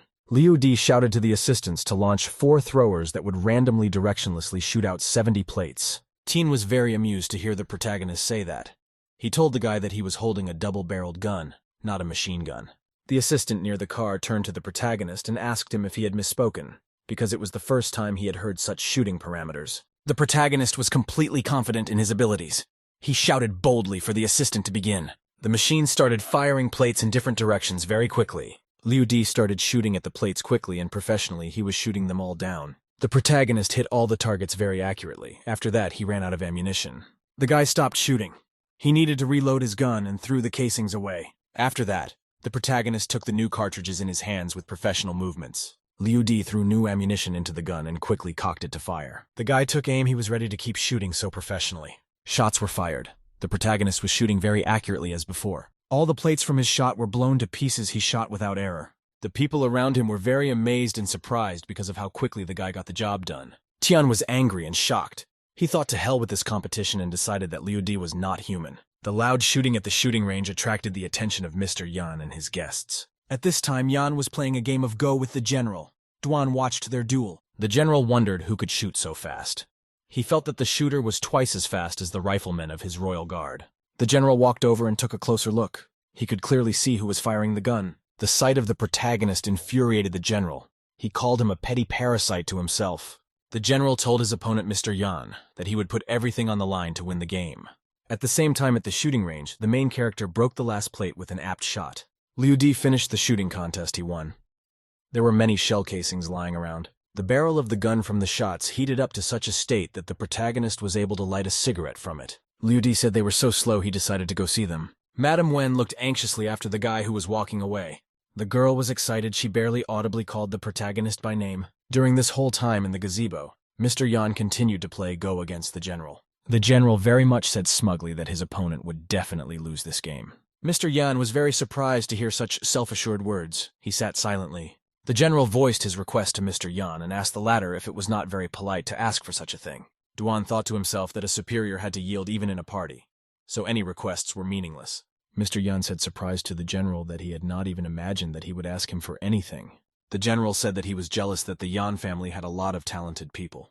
Mr. Yan said the general is contradicting himself. First he let Tizi go, and now he wants to bring him back. The general said he's not interested in you now. He needs another man now. Mr. Yan was very surprised. He asked the general exactly who he wanted. After a brief pause, the general pointed his finger at the man he wanted. Mr. Yan is very surprised. He realized that the general was pointing directly at Liu Di. Mr. Yan looked at the general and asked the general if he wanted the protagonist to go with him. Mr. Yan told the interlocutor that Liu Di is very weak physically. He can't be of any use to the general. After a little thought, the general said judiciously that if the protagonist is weak, then his soldiers are not men. The Go game was coming to an end. The general said he had closed, and therefore the victory was his. Then the general said that the winning combination is called the Tale of 9 Dragons. Mr. Yan was very indignant, and he shouted to the general that he couldn't do that. They didn't even notice when the main character came to their table. Liu Di took a white pebble from the basket. At this time, the guy placed a pebble on the game board. The general and Mr. Yan watched silently. Mr. Yan was very surprised by the actions of the protagonist. He didn't know what to say. Liu Di told the general to take another look at the black's disposition. The general looked carefully at the Go game board. He studied the position of the pebbles. Here the general asked with great interest of the lad what the move was called. Liu Di cheerfully replied to the general that this move is called collapse. Duan told the guy that he pretended to be a sheep so that the opponent himself would walk into his mouth. The general said that his defenses have been breached in the field of play. Because of this, he will only have to fight to the end. Mr. Yan said judiciously that the game is a game, but lunch may already be ready. At the banquet, it was time for lunch. There was a table in the building with many different dishes. Mr. Yan said that it was very rare to dine together with representatives of the Heishan and Duanhua families. He invited everyone present to enjoy the meal. Tianchen and Ziming sat silently at the table in their seats. They hadn't started eating yet. Mr. Yan turned to Tian and Zimin and told them not to be shy. He also told the Wen girl to start. Wen stood up and said that their company will soon produce a large volume of medical equipment for home use. To promote their products, they hold charity events with the participation of pop stars. The girl added that any profit is out of the question. She hopes that all the guests will support them with investments. The people present were silent. They thought about the words they had heard from the girl. Someone wanted to speak up. He raised his hand up. It was Feng Yu. Feng Yu jumped up and shouted, "Did Wen really think that they were doing charity here?" After that, Feng Yu told everyone present that they had made a contract with Mr. Liu. Ziming said happily that due to Mr. Liu's great popularity and influence, they would definitely be able to raise the popularity of the project. Feng Yu turned to Mr. Yan and called him father. He added that there was nothing illegal about this proposal. For this reason, they should agree to it. Madame Wen also wanted to address her father. He sat in silence. At the same time, the main character was completely absorbed in the process of eating. He did not interfere in the conversation. At the same time, Tian decided to voice his support. He clapped his hands together. Tian said that he already had enough experience in doing business, so he fully agreed with Feng Yu. He added that his company will also enter the market soon. Duan was surprised to hear such talk. He thought to himself that every day brings a new discovery. Mrs. Nan said Joe is just a small antique dealer. That's why you can't offer them anything. Tian replied to Mrs. Nan that she was very humble, and if they were doing business in the same field, he would definitely not be able to compete with her. Mr. Yan said Miss Nan has an incredible mind. At this time, the main character decided to intervene in the conversation. He said it was all garbage. The words said by Liu Di made the people present very angry. Feng Yu threateningly asked the protagonist what he had said. The guy reiterated again that he thought the three guests were just trash. Feng Yu angrily asked the guy how dare he say such a thing in public. Liu Di told the interlocutors judiciously that on the outside they had succeeded, but on the inside they had long since rotted away. Tian asked angrily at the protagonist who he was to judge them and their successes. Liu Di put his fork away. He said he didn't feel like talking at all. The guy then added that there are always clowns who talk nonsense. Liu Di told the guests judiciously that courage and manliness are needed in youth. Liu Di asked the audience if they wanted to put on a show. This was supposed to be the funniest event of the year. Feng Yu told the protagonist not to talk nonsense and why he decided that. Madame Wen and the others present silently and with interest followed the conversation. Liu Di told everyone in attendance that he was helping to organize the charity event. He said he wanted to hold the event on the waterfront near Huitian Square. Feng Yu asked sternly at the guy how dare he compare these ruins on the shore to Huitian Square. Tian told the protagonist that he had hit his head again and was talking nonsense. Liu Di said there was nothing better than holding the event amidst completely destroyed houses and scorched earth. Tian was angered by this response, and he didn't even know what to say to the protagonist. In the end, Tian asked Liu Di for Liu Di to provide evidence. The protagonist told his interlocutors that in an hour they would be 500 million in debt. Mr. Yan tells the protagonist that he is frustrated and doesn't understand him. Tian calmed down a bit and said that Liu Di needed to go and get some air. The protagonist told everyone present that he wasn't done yet. After that, Feng Yu became extremely angry and pounded his hand on the table. Irritated, Feng Yu told the guy not to dare to insult Miss Nan. Tian and Ziming stood there watching. Tian said that he wondered what Mrs. Nan would say to all this. The protagonist liked this. He decided to approach Mrs. Nan. Liu Di stood beside and across from Mrs. Nan and told her what about her. Mrs. Nan looked at the protagonist with joy and confidence. It was obvious that she liked him. Mr. Yan turned to the protagonist and said that he didn't call Miss Nan here to tell her anything. The protagonist was completely calm. At that time, he took a cigarette out of the pack. Tian told Liu Di that the latter could use to check his nerves. What happened next very much surprised, shocked, and angered Tian. There was the sound of a fire being lit in a lighter. The protagonist lit it. At the same time, Liu Di didn't light his own cigarette. Mrs. Nan gave him the lighter. Liu Di took a drag on his cigarette and then let the smoke out. He looked at the people around him calmly. The guests were surprised and couldn't understand why Mrs. Nan helped the guy light up. Tian asked Madame Nan why she gave the guy a light since he is just an ordinary driver. Miss Nan replied to the audience that there was no particular reason, just that the protagonist wanted to smoke. Mr. Yan was very surprised. He couldn't believe that Miss Nan had called the protagonist Mr. Mrs. Nan said that giving a cigarette to Liu Di was a small thing to her. If a guy asked her to risk her life for him, she wouldn't disobey. Mr. Yan asked the girl directly what her relationship with Liu Di was. Mrs. Nan said that Master didn't give her permission, so she won't say anything. Suddenly, at the same time, the phone rang in Tian's pocket. This caused Tian to look away from everything that was going on and answered the phone. The interlocutor told an agitated Tian that everything was gone, and they would go bankrupt. Tian was very much surprised. He asked his interlocutor how such a thing was even possible. Tian heard what the person he was talking to told him about the Gemini app. One of the communities in Gemini had just exposed them. It was publicized that their roots were destroying the ecology and taking over the local people's land. Tian was very much annoyed. He didn't understand how some communities' statements could take a company out of the market. The interviewee said that their competitors have not only released exposure on them, but have been able to create over 100 new itineraries for travel, and they are completely free. Tian dropped the phone out of anger. The caller kept saying that they were in very big trouble. In the end, Tian was very annoyed. His company had suffered great losses. The neighbors at the table looked at Tian with interest and bewilderment. They did not understand what had happened to him.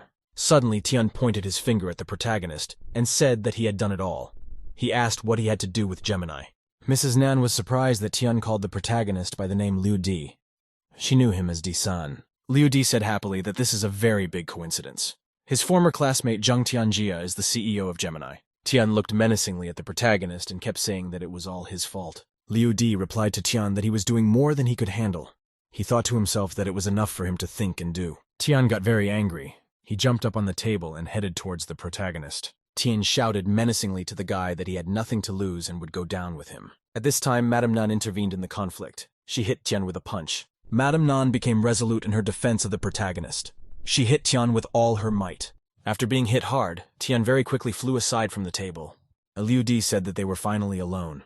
He added that it was time to compete and the concert was starting. Feng Yu was very much surprised at such words. He didn't know what to expect right now. Ziming was very much amazed at the way Madame Nan had dealt with the pull. He waited to see what would happen next. Mr. Yan told the protagonist that his eyesight was failing him. He asked the guy not to neglect it. After that, Mr. Yan bowed to the protagonist. Liu Di replied to the old man that he shouldn't. Mr. Yan asked the guy what he was going to do next and if he still wanted to stay in the Yan family. Liu Di told Mr. Yang that everything has a beginning and an end. He said he would leave when he was completely clean of evil. The general said he wasn't wrong about Liu Di. The guy turned out to be arrogant, bossy, and honest. Then the general said they were done discussing family matters. It was past time to talk about the affairs of the country. At the same time, military vehicles began to arrive at the mansion. They were full of armed men. Gradually, military vehicles began to surround Mr. Yan's estate. Armed men jumped out of the cars and they all ran into the banquet hall together. Very soon, a great number of men with weapons had gathered in the room. They stood around the table. The general said he had orders. All those he cares about must obey him unconditionally and join him in the army. Duan told the general that he was very tough. He actually moved his troops here. The general rudely said that it was because of his ruthlessness that he was able to be where he is now. The general turned to Mr. Yan and told him to take his guests out of the room. They shouldn't listen to adult conversations. Mr. Yan called the butler over. He told him to take the guests out right away. Everyone present began to get up from the tables. They headed for the exit of the room. Mrs. Nan turned to the protagonist with fright. He told her that everything would be all right. As a result, there were almost no people left in the room. Standing next to Mr. Yan was Liu Di.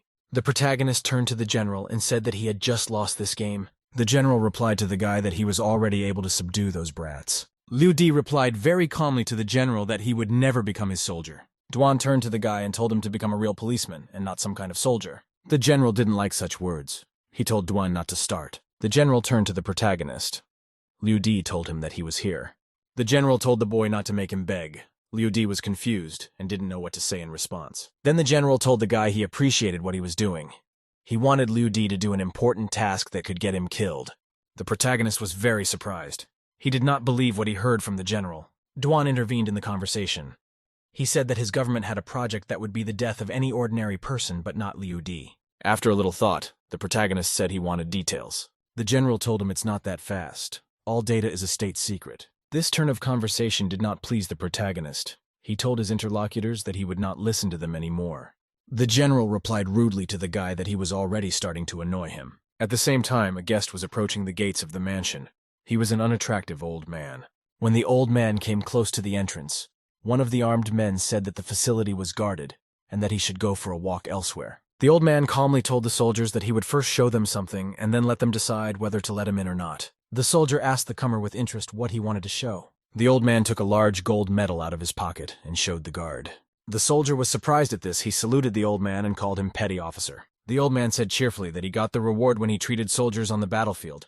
He asked the guards to let him in to see his old friend. The soldier told the old man to wait and he would report his visit. At the same time, the general was getting more and more mad.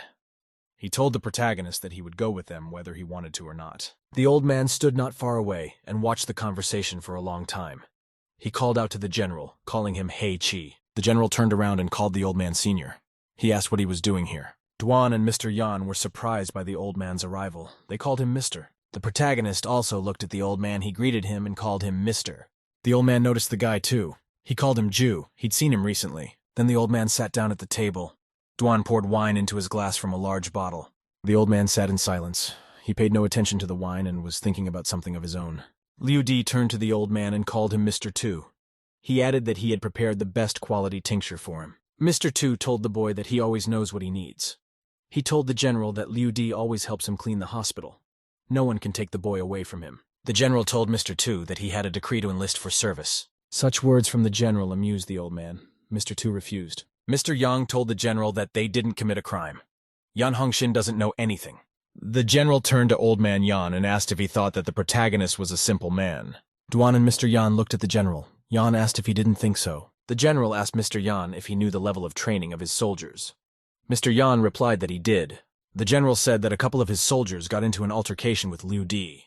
He was able to take down a 6-man team in 43 seconds. The general pointed his finger at the protagonist and said that his soldiers were knocked out at the hands of Liu Di. Mr. Yan was very surprised. He didn't believe what he heard from the general.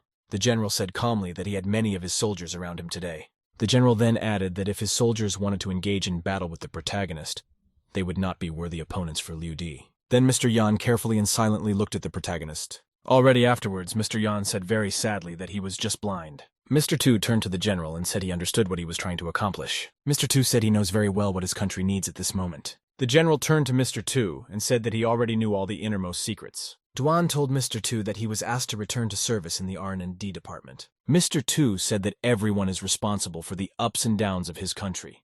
He asked the general to take his side. The general was very surprised. He asked Mr. Tu if what he said was real. Then Mr. Tu looked at the protagonist and said that he would take action if necessary. The general humbly said that he was willing to follow all of Mr. Tu's orders. The general turned to the protagonist and asked him if he wasn't interested in what they were talking about. Liu Di replied to the general that he wanted to not as experienced as him, but he had already guessed their plans. The general was very surprised. He asked how such a thing could be possible. The guy said that if Mr. Yan is already here, he's definitely related to Yinzi Company. Liu Di said that if you reveal the country's personalities and plans on the internet, you can create a resonance in society. Mr. Yan was very surprised. He began to think about all the information he had heard from the guy. The general was also very much surprised. He looked at Mr. Tu questioningly. Mr. Tu told everyone present that he had nothing to do with it. Liu Di looked at his companions and said that judging from their faces, he was right. The protagonist told Mr. Yan to be on guard against Ouyang Feng Yu. Mr. Yan said that Feng Yu was born into a poor family, so it's understandable that he would have plans for the Yan family business. He wanted to ask Liu Di to keep Feng Yu in check. The protagonist was very much surprised by such a request from Mr. Yan. The protagonist thought to himself that he could benefit from Mr. Yan's request. Liu Di said confidently to Mr. Yan that if Ouyang Feng did another rash act, he would immediately send him to hell. Mr. Yan replied to the guy that he was wrong, and in reality, it's not like that. Liu Di said that if we recall the incident at the bank, all the actions were reckless on the part of the attackers. The general told the guy that he was very observant. He told the protagonist that not taking part in their program would be very unwise. Mr. Tu said that about the military company and its transformation, he guarantees that Liu Di will not leak information. Mr. Tu turned to the boy and said he didn't have the energy to discuss it anymore. He asked him to take him home. Liu Di replied in agreement. After that, the protagonist and Mr. Tu walked towards the exit. The general turned to Mr. Tu and said they could discuss the plan in detail on the way home. Mr. Tu stopped. Without turning around, he said not to be annoyed. This answer made the general very upset. He wanted to say something to Mr. Tu after he left. At the same time, the guests of the banquet were outside, surrounded by a crowd of armed men. Ziming asked what was going on here. Tian told him that the armed soldiers had surrounded the Yan family house. Liu Di was left alone with the two bosses. Feng Yu said that he is sure Liu Di is simply an arrogant kid, and he himself created all these problems. At the same time, the doors of the manor opened, and everyone waited to see who would come out. The main character walked out of the door along with Mr. Tu. They silently headed onward. The soldiers standing nearby silently greeted Mr. Tu all in unison. Qian, along with Jiming and Feng Yu, stood and silently watched everything that was happening. The three of them watched as the main character headed towards Miss Nan.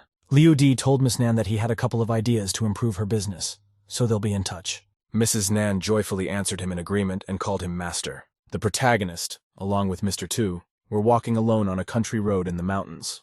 Liu Di was very grateful to Mr. Tu for his help. He asked the boy if he wouldn't come next time, if the enemies would be able to stop him. The protagonist was very surprised by such a question. He asked the old man what he was talking about. Mr. Tu told Liu Di that he has many talents. For this reason, he wants to help the boy establish ties with the state. Then the protagonist realized that Mr. Tu wanted to help him, and he thanked him for it. The sound of cars was heard from behind. The boy and Mr. Tu moved out of the way. A white Mercedes pulled up beside them. Liu Di and Mr. Tu continued walking. A general looked out of the car window. He offered Mr. Tu a ride. The old man paid no attention to the general. He told the protagonist to go faster. A column of cars passed by the boy and Mr. Tu, and they drove forward further. Mr. Tu told Liu Di that the latter was able to happen all his wildest expectations. The protagonist defeated General Hei's soldiers. Mr. Tu told the boy that when he rescued him, he realized he had a very special body.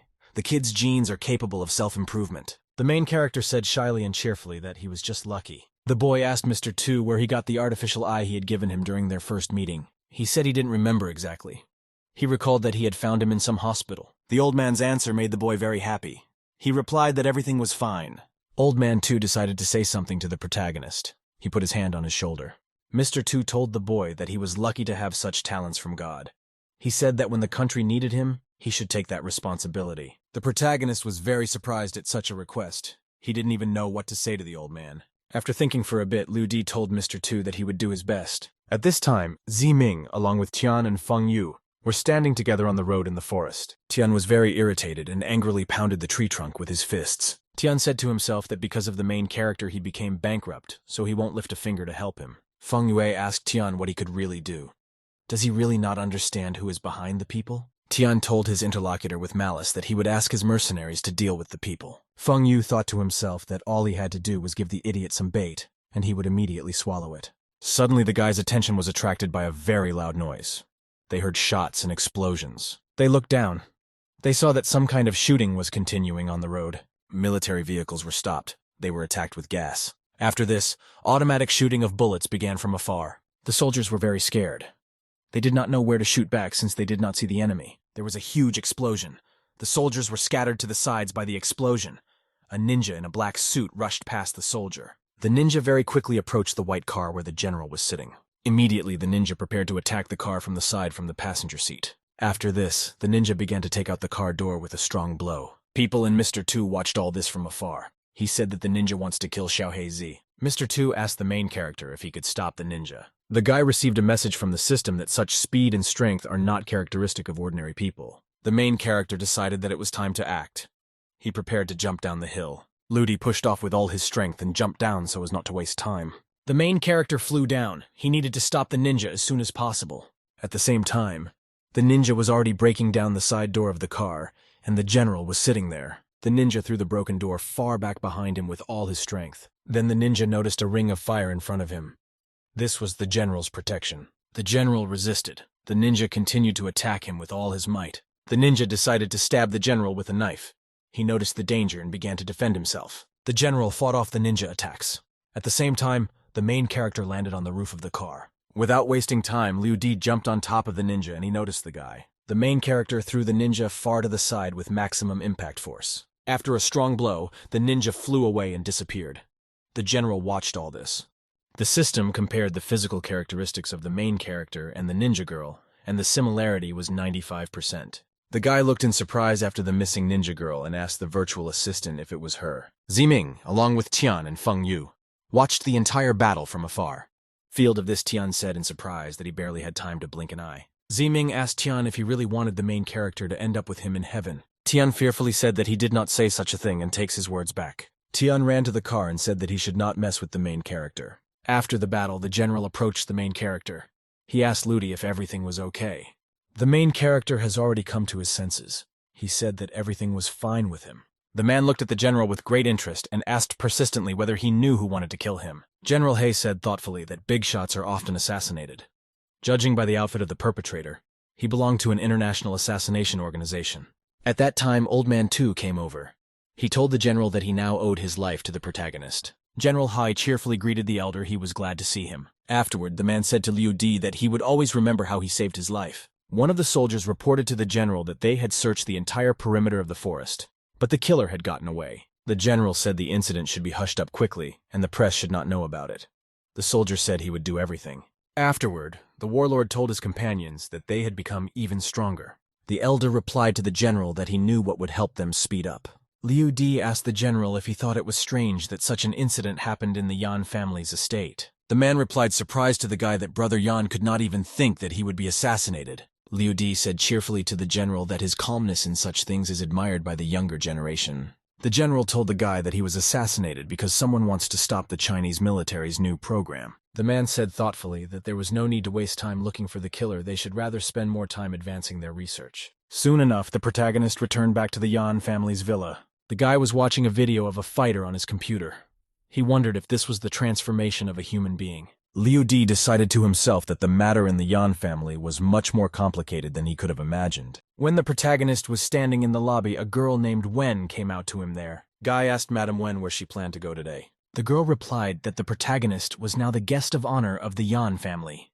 Because of that, she has no right to ask him for anything. Liu Di walked close to the girl and said with interest that he had something to say to her. The girl told the guy calmly that she wanted to visit Mu Yang Psychological Clinic. After that, the guy and the girl left the villa building and headed towards the car. The protagonist and Mrs. Wen were traveling in a car through a large city. The girl sitting in the car was obviously nervous. She kept clicking her pen. The protagonist asked the girl calmly what she was worried about right now. Madame Wen looked at Liu Di with great interest and said that she wanted to finally find out who he was. After a little thought, the girl said she wanted to find out how wrong she was about the guy. The protagonist hesitated. He continued driving the car without answering the girl. Mrs. Ayan told the guy that there was nothing wrong with him not wanting to discuss it. She was quite aware that he had the right to ask him about such things. Liu Di thought to himself that a person's true identity is a very interesting thing. Breaking the long silence, the girl asked the guy if he was joking about the event then. Liu Di asked Mrs. Wen with interest if he had ever joked about such serious topics. The girl told the guy that if she loses, she won't blame him for it. Without turning around, the protagonist replied to Madame Wen to buy him lots of snacks. The girl was interested. She timidly asked the guy why he wanted appetizers. Liu Di turned to the girl and said that the snacks were for children. Otherwise, it would be hard to persuade them to participate in the performance. The girl asked if the guy really wanted to allow disabled people to participate in the event. Liu Di confirmed that too. Mrs. Wen was inspired to suggest to the guy to have a children's party or some contest for the kids. Soon the protagonist and his companion drove up to the gates of the clinic where the girl was heading. When the girl got out of the car, she asked the protagonist to keep her current itinerary a secret. Liu Di turned around and cheerfully told her that everyone has bouts of madness. He promised to keep it a secret. Mrs. Wen gathered her thoughts and prepared to go out to see the psychiatrist. The girl went to the door of the building and pressed the bell. She waited for the doctor to come out. The doors of the clinic opened, and a young girl in light white clothes stepped out. The girl who came out was very surprised to see Liu Di and Madame Wen beside him. At this time, the system informed the guy that the girl looks educated but is actually quite wild. The system says the girl's name is Li Mu Chang. She's a 26-year-old hypnosis expert. Li Wuchan walked over and cheerfully greeted the Wen girl who had come. After that, Li asked Wen what kind of guy was standing next to her right now. Wen told the Li girl that an acquaintance of hers named Liu Di had come to visit her. Girl Li was very much surprised to hear the name of the protagonist. She wondered. The guy greeted the girl as if nothing had happened without any emotion. Just then, Li's girl licked her lips, thinking of something of her own. The doctor lady invited guests to come into her office. The guy was sitting on the couch under a big fan. Liu Di looked at the psychiatrist's office with interest. There were books and some medicine vessels on the shelves. The guy sat calmly and motionless on the couch. He was waiting for the Wen girl to return from the reception. Unexpectedly, the protagonist was disturbed by an urgent message. The boy in the system said to the main character that he even flinched at the loud sound. The boy reported that he found something interesting on that wild doctor's computer. The protagonist was surprised. He asked excitedly at the system what kind of things the wild doctor did. The system told the guy that Dr. Li's records have a lot of information about Liu Di. The card index card about the protagonist reported his personal skills and habits. After a detailed analysis of the main character's behavior and personality, the doctor created a special hypnosis plan. Liu Di asked the system boy to monitor whether there were any records of Yanqin Wen.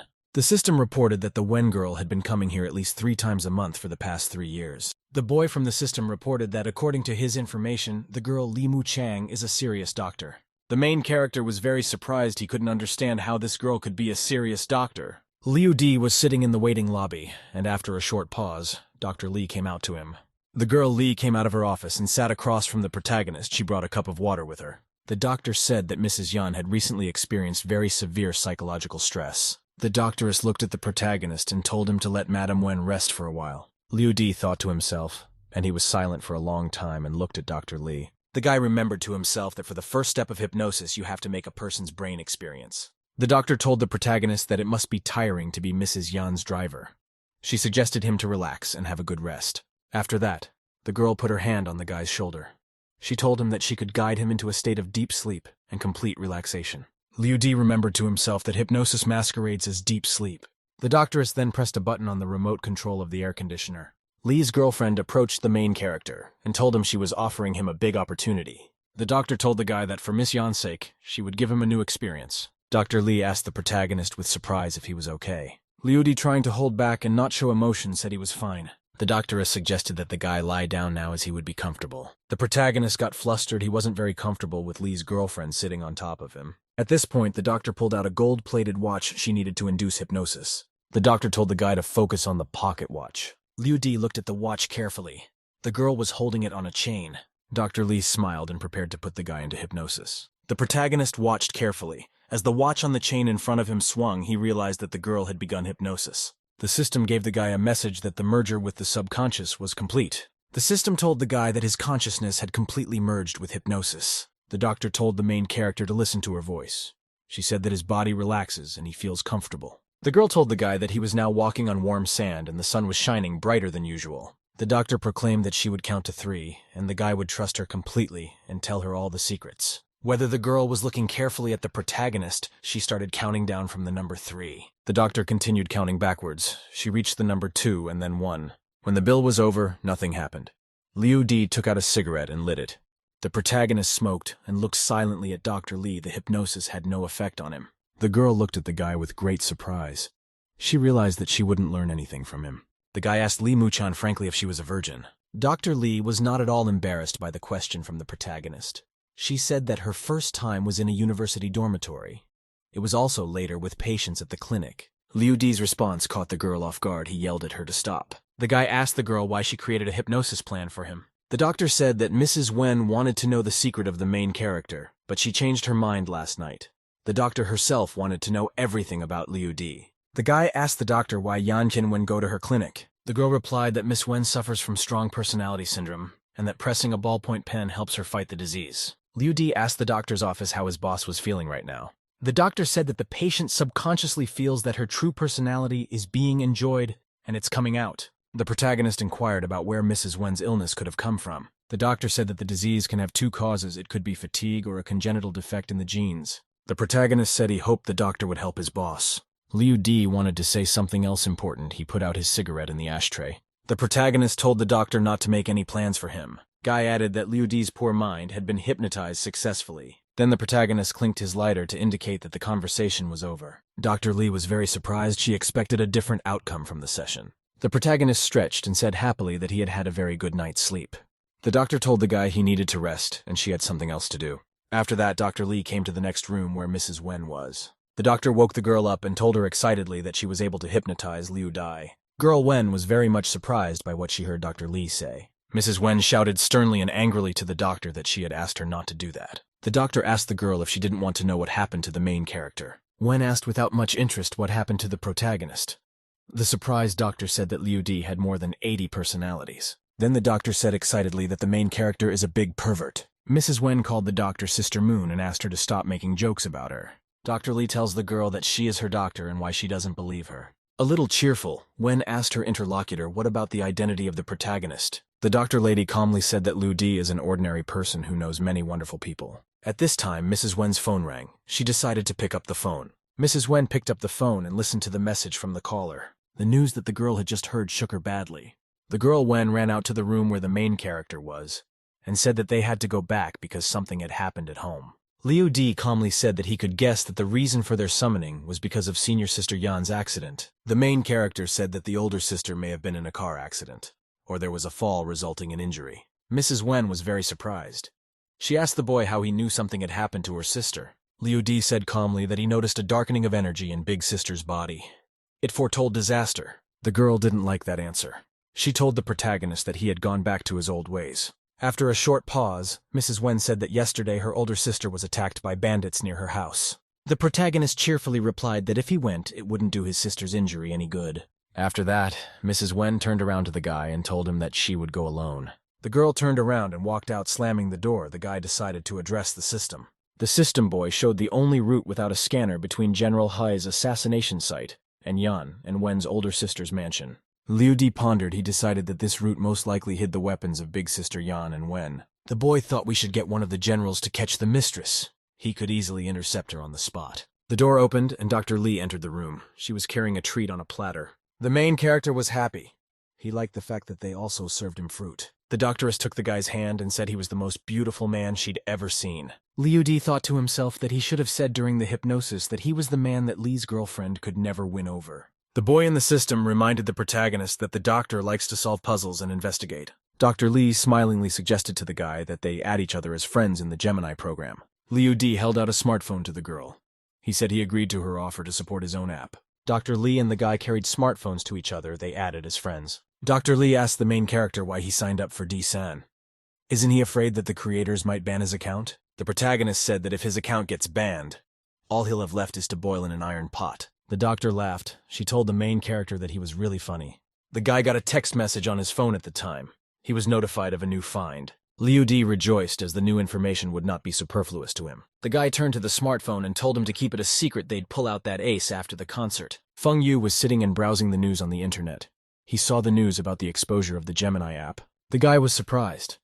He said that Su Ming was able to organize Singer D's concert at the charity event as well. A video of Young Feng Yu has been broadcast online identifying himself as the vice president of Inzi Group and responsible for Singer D in concert. Feng Yu said that at 20 o'clock in Huitian Square, D's concert will be held and admission is free for everyone. After that, Feng Yu made a few more announcements, and the audience listened to him attentively.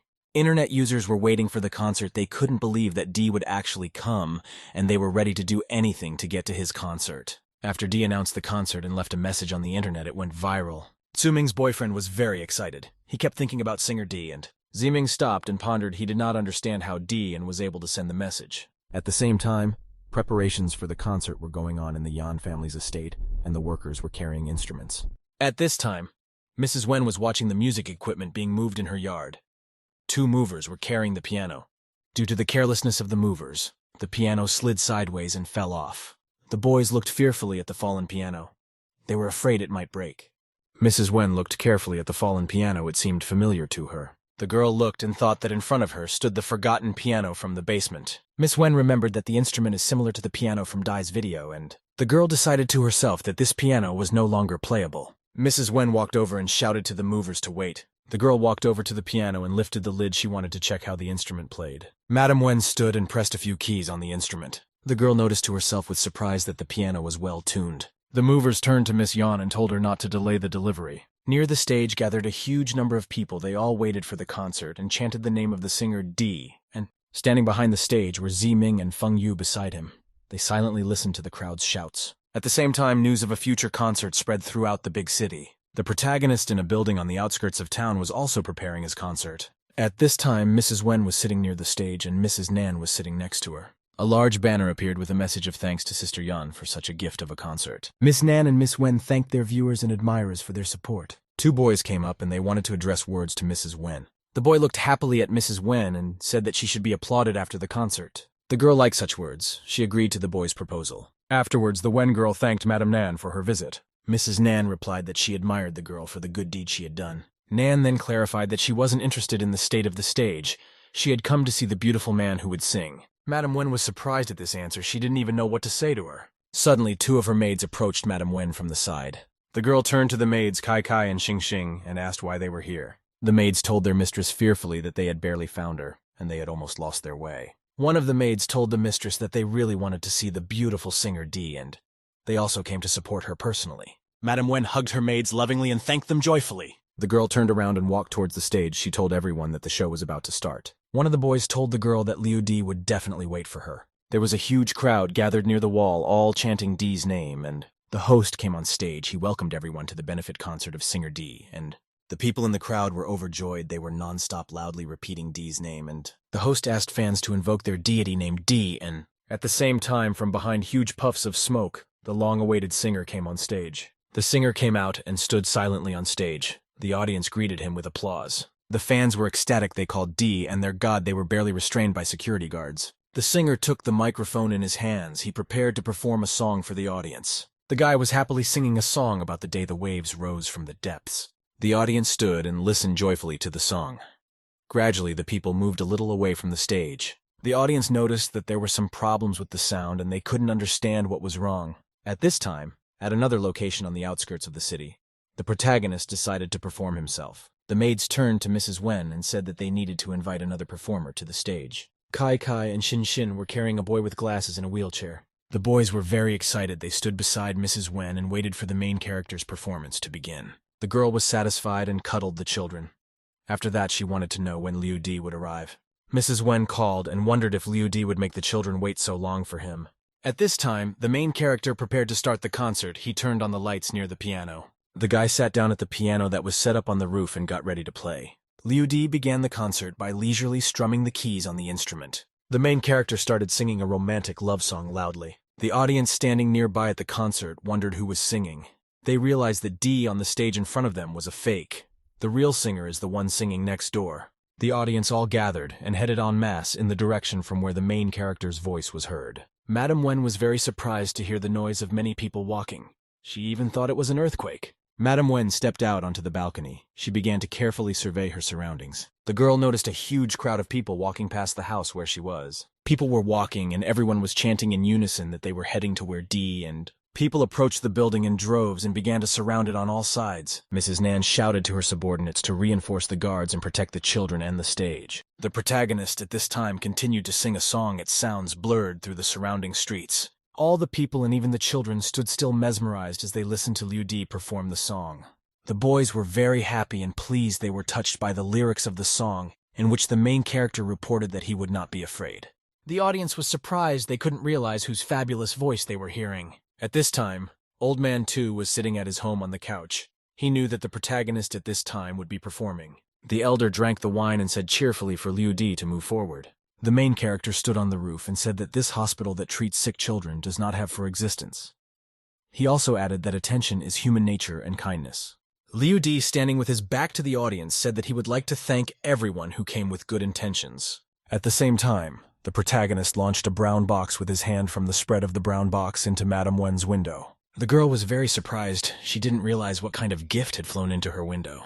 The girl took the box in her hands and hesitated to open it. Liu Di, standing on the roof, said that his sister does good deeds and he respects her for it. When the girl looked up at the roof, the guy had already managed to quickly disappear. The audience was surprised to see the girl. They recognized her as the heir of Inji Group and belonging to the Yan family. The maids asked the surprised mistress if she knew Di, and personally, they asked her to open his gift. Madame Wen opened the box. It contained a large green pearl inside. The maid told the mistress that she was very jealous of her because she had received a large pearl as a gift. Madame Wen said in response that it was not a pearl, but the Eye of Immortality. After thinking for a bit, the maid said that she had heard the word Eye of Immortality before. The maid asked mistress if that was the bead she was holding for the photo shoot, with which she had given millions. Mrs. Wen told the maid that she was right, but she had just recently given this pearl to the protagonist. The maid asked the girl why singer Di and threw this pearl into her hands. The maid asked Kai Kai if she thought Liu Di was the singer Di. The girl was greatly surprised. She couldn't understand how the main character could be a singer Di, and Madame Wen strictly told her maids to keep their mouths shut and keep the secret. The girl looked up at the rooftop where the main character had been a while ago. She said that Di wouldn't want others to know his real identity. Madame Wen asked the maids why it was that they hadn't suspected anything about Liu Di before. The maids Shin Shin and Kai Kai were very intrigued. They asked with interest why they didn't suspect anything. Miss Wen said that they and the main character are from completely different worlds. Shin Shin said that she was now the most popular streamer since Liu Di was here. Wen's girlfriend said that she is now absolutely certain that it was the main character in the underground casino who was losing tens of billions of yuan. Kai Kai asked Shin Shin if they could forgive Liu Di for what they did before. The girl replied that maybe the main character doesn't care about them at all. The maids told the mistress together that they were now very eager to go home. Mrs. Wen asked the girls with interest why they wanted to go home. The maids replied that they should move all of the protagonist's belongings to the best room on the 5th floor. At the same time, the maids immediately ran to fulfill what they had in mind. The girl hesitated. She hadn't realized Liu Di was going to move. Madame Wen looked long and carefully at the pearl box in her hand. At this time, Wen Yu was standing by himself on the empty stage and all the spectators had left. Feng Yu was annoyed because a lot of money had been spent on the concert. He said everything was ruined. Then the guy got angry. He decided that the protagonist was responsible for the failure. Wen Yu shouted angrily that if he was going to go down, it would only be with the protagonist. Feng Yu then looked up at the city from above and shouted out where Lu Ziming was wearing now. At this time, Ziming ran down the street along with another guy. Ziming ran down the street with all his might along with his colleague. They needed to escape as soon as possible. Suddenly, the guy slipped and fell. He couldn't get up on his own. The boy motioned to Tsu Min to help him up. Ziming shouted angrily to his comrade that he didn't care about him now, and it was now every man for himself. Ming was carrying a big bag. He said that $300 million would be enough for him to live happily. Suddenly, the boy stopped. He was surprised to see that he was blocked. Standing outside was Madame Nan, surrounded by a group of her subordinates. The girl asked quietly at Ziming did he really think that he would be able to escape. The guy got really pissed off. He decided to turn around and run back. Ziming turned around and noticed another group of Miss Nan's underlings standing behind him. The girl importantly told Z minutely that he had better master something. Trying to appear as calm as possible, the guy said he knew nothing about any dispute. Mrs. Nan said strictly that she wanted to deliver a message from her master. To add importance to the moment, the girl raised her finger and began to relay the message. The girl Nan said that Ziming owed her master a right leg. At that time, her wards rushed at the boy. Ming wanted to escape, but he couldn't. His payback caught up with him on the city streets. At this time, reports of last night's concert were going around the big city. People learned that Inji Group lost $500 million, while people saw the mysterious singer D and... At the company's head office, the meeting participants demanded an explanation from Vice President Oh Yang. Feng Yu said without any embarrassment that he didn't need to explain anything since he had eyes. The leader of the meeting said sternly to Oh Yang that he had a very bad attitude towards work, and he had disappointed him very much. The chairman said that it was very good that Miss Yan's charity concert was held, and it saved them from a lot of trouble. Feng Yu said it was all Liu Di's fault, saying one thing to his face and doing another behind his back. Such words very much displeased the leader. He thumped his hand on the table. The chairman told Oh Yan to forget about running the company for now. He told him to go and take care of his eldest daughter. The guy got to his feet and said he'd quit since management decided to suspend him. Feng Yu turned around and headed towards the exit. He silently walked out of the meeting room. One of the participants said that the guy's behavior was out of line. Another person said that Mr. Wu Yan caused the problems himself and did not admit his guilt. Someone asked Mr. Yan to put his son-in-law in his place. Mr. Yan stood up and calmed everyone present at the meeting. At this time, Feng Yu entered the elevator. He was preparing to go downstairs in it. The guy pressed a button in the cab to make the elevator start going down. Feng Yu went down the right number of floors below and the elevator stopped. The guy met a coworker who said the old guys in management made his life too difficult. Feng Yu said he doesn't care what old people think of him anymore. At this moment, he wants to defeat the protagonist. After that, the guy went to the medical center. He wanted to take the drug there. The doctor told a very excited guy that it wasn't a good idea. The medic reported that the drug was only recently created, and there have been no trials. The guy asked the doctor impatiently what percentage of the probability that the surgery would be successful. After a little thought, the doctor judiciously said that the probability is not more than 10%. Such figures pleased Feng Yu. He said that 10% probability was enough. The doctor added that even if the operation is successful, it is against the law and humanity. At this time, Feng Yu's subordinate asked the doctor why he was refusing to operate on his boss, even though the drug had passed initial testing. The guy asked the doctor why mention all of humanity at all. Feng Yu called Dr. Li professor and said that he had always believed in him and his abilities. Then Feng Yu told the professor that he could get world recognition through the operation. The doctor thought about it and analyzed everything he heard from the guy. He agreed to the surgery. Half an hour later, Feng Yu was intentionally tied to the hospital bed. Everything was ready. Professor Li told the patient that even now the outcome of the surgery is unknown.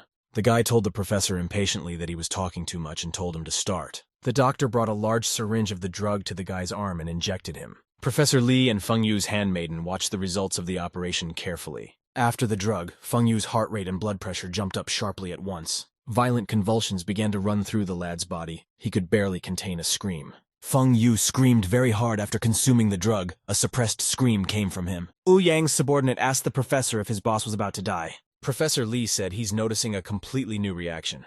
Wu Yang's physique is different from normal people. The doctor added that if the operation was successful, Feng Yu's physical form would surpass all possible expectations. At the same time, Wu Yan's condition became more and more complicated, and he was shaking very violently. The handyman, in a frightened voice, decided to inquire what was wrong with his boss. Unexpectedly, Feng Yu opened his eyes. He had fully recovered from the surgery. Wu Yan felt a huge surge of strength. He was even able to tear the straps that bound him to the bed. The subordinate was very surprised by his boss's strength after the surgery. Yu Feng stood up and said confidently that he now understood how it's like to be a god. Professor Li was also very much surprised by the results of the experiment. He looked at the results of the sensors. The doctor said the medicine worked well for Wu Yang. His muscles strengthened by 500% and his body strength increased by 300%. Feng Yu realized that there was no point in wasting time. He got dressed and jumped off the bed. The doctor told the agitated lad to get back to his seat. He was obliged to check all his powers. The boss's sidekick reminded him that they had to get revenge on the protagonist first. Wu Yan said slyly that there was no need to rush.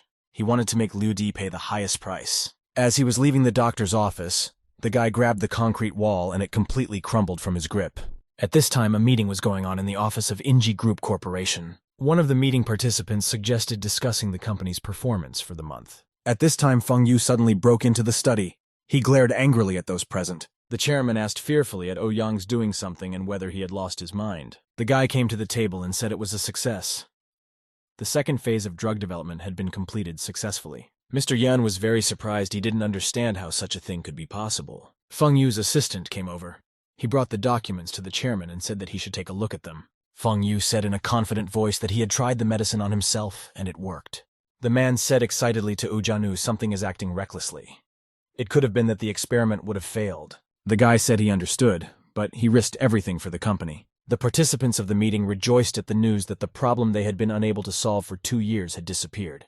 They will have stable cooperation with the military industry. Feng Yu said they could invite General He to the lab to see the results of their work. General He arrived by helicopter, accompanied by several soldiers. After arriving, the general entered the elevator in the building with the soldiers. The general rode silently in the elevator. He was excited by the news, but didn't show it. The general asked Mr. Yan if he was sure of the success of the experiment. Mr. Yan, after a short pause, told the general that he would understand everything when he tried it. The general turned to his soldier named Grizzly and told him to hit a special machine gun. The soldier was in no hurry to get to the mat and began to warm up for a harder punch. Then the soldier accelerated and prepared to crush the machine gun at once. The Grizzly threw the maximum punch he was capable of. The machine analyzed the force of the blow and showed that the soldier gets 200 points. Mr. Yan said with surprise that Tian's organization is at a high level, and the strength of the soldier's punch is similar to the level of a world champion boxer. After that, Feng Yu decided to show off his abilities. He tossed his jacket aside. The guy accelerated and prepared to hit the machine with all his might. With all his might, Feng Yu completely crushed the automaton with his powerful punch. The apparatus could not even accurately determine the force of the impact. It failed. Mr. Yan said that Feng Yu's impact force is beyond the measurement of this machine. The general told Grizzly's subordinate to fight Feng Yu.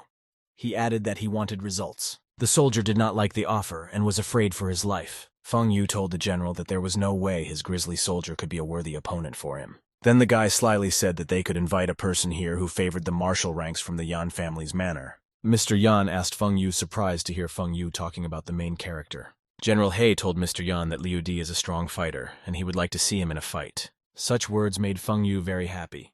He said that he completely agreed with General He. The protagonist was lying on the shore and looking up into the vast blue sky. Liu Di was resting on a large rock. He didn't realize that he was being watched. The analyst looked at the satellite video of the protagonist. The guy thought hard after what he saw. He smoked a lot. An expert asked how it was possible that their control system could be hacked. Another expert said that a hacker could control not only streetlights, but also loudspeakers. The analyst said it's been all night. They should have found the hacker or D, and the subordinate told the captain that they were able to figure out the hacker's IP address. The captain got excited. He said he wanted to catch the hacker himself. The subordinate timidly said that the hacker is now in Egypt, and at the same time also at the North Pole. The captain got angry and shouted at his subordinate not to joke about him. The subordinate showed the captain the laptop and said the hacker had left a channel for them to talk to him through. The captain walked over to the laptop and looked carefully into it as Messenger was activated. In Messenger, he read a greeting from a hacker for Captain Dongmin. The expert was very surprised he didn't know and couldn't understand how the hacker knew his name. The hacker apologized for causing a lot of trouble for the organization.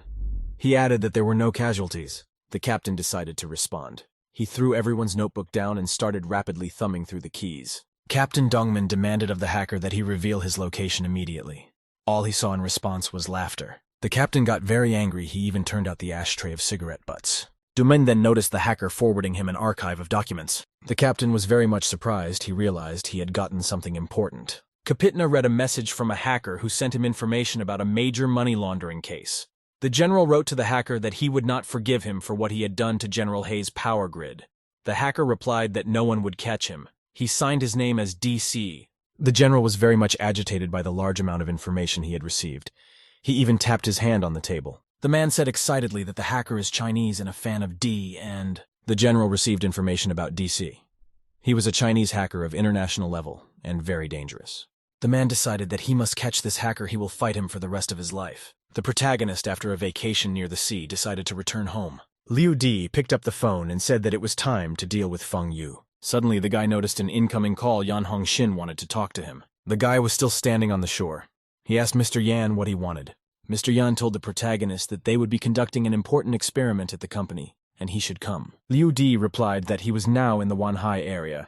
He asked Mr. Yan to ask them to wait for him. Mr. Yan told the general that the protagonist would be with them in an hour. 10 minutes later, Liu Di was already there. He was taking the elevator to the right floor. The guy went up to the floor and got off the elevator where General Hai and Mr. Yan were waiting for him.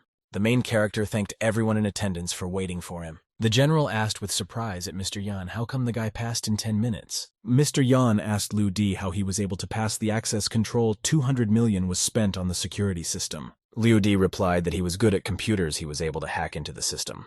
The protagonist asked if he was invited here to defeat Oyan. Feng Yu was surprised at such words. He said that he could only dream of winning. The guy ripped off his clothes and yelled to the main character that he could beat him to a pulp. Liu Di absolutely calmly replied to his opponent that he himself was worthless. Ouyang very confidently shouted to his opponent that he would help him find his death. After that, Ouyang prepared to attack. He kicked off from the floor and accelerated. Liu Di was completely calm. After the improvement, Ouyang's body became very strong. He ran at top speed and prepared to attack the protagonist. General Hai and Mr. Yan were excited. They shouted fearfully for the head hero to run away. The protagonist was completely calm and unperturbed. He prepared to fight off his opponent. Liu Di swung his leg up and threw it with all his might towards Ouyang. From the powerful impact, Ouyang flew off at high speed and crashed into the wall. Ouyang slammed into the wall with such force that it even cracked. He lay unconscious. The protagonist said that his opponent wasn't a dangerous mutant, but ordinary garbage. Liu Di said very importantly to General He and Mr. Yang that the human change technology should be used on people with pure consciousness. The main character told Mr. Yang that he had already sent a letter to his company's legal department. The man was wary. He was asking the protagonist what kind of letter he had sent. At this time, Mr. Yang's phone rang. The person who spoke to him said that the guy, Yang, had used his position to embezzle the company's assets and kidnap the girl, Yan Qingwen. The man was stunned to hear the news. He was very angry. At this time, a friend approached the lying Ouyang and carefully asked him how he was feeling. Suddenly, Ouyang jumped to his feet very abruptly and cheerfully. His face expressed an unhealthy grin. With an inadequate look, Ouyang danced while shouting that he can feel the censer shining, and the flowers are smiling at him. A very much surprised Mr. Yan wanted to ask the protagonist something. Liu Di turned around and prepared to leave. He said goodbye that he was willing to help transform the Ministry of War. He asked for some time. The protagonist arrived alone at the building of a huge office. He stood near the entrance of the building. Liu Di thought that many thugs would be after him now. It would be best for him not to return to the Yang family house. System guy Mo Tong told the protagonist that his system is about to be upgraded. Liu Di is obliged to find the mechanized site himself. The protagonist asked the Mo Tong in wonder, why should he do all this? System guy showed the protagonist an image and explained that the site belonged to Heishi University. The satisfied protagonist told Mo Tong that it was time for him to repair an old relationship. The protagonist arrived at the Heishi University building, which was located in the center of the city. A lecturer in the audience was telling students that artificial intelligence can combine all knowledge and use it for new production. After that, the lecturer said that we should think about whether someone who manages artificial intelligence is a good leader. Liu Di watched the lecturer through the window. Mo Tong said that artificial intelligence comes in different qualities.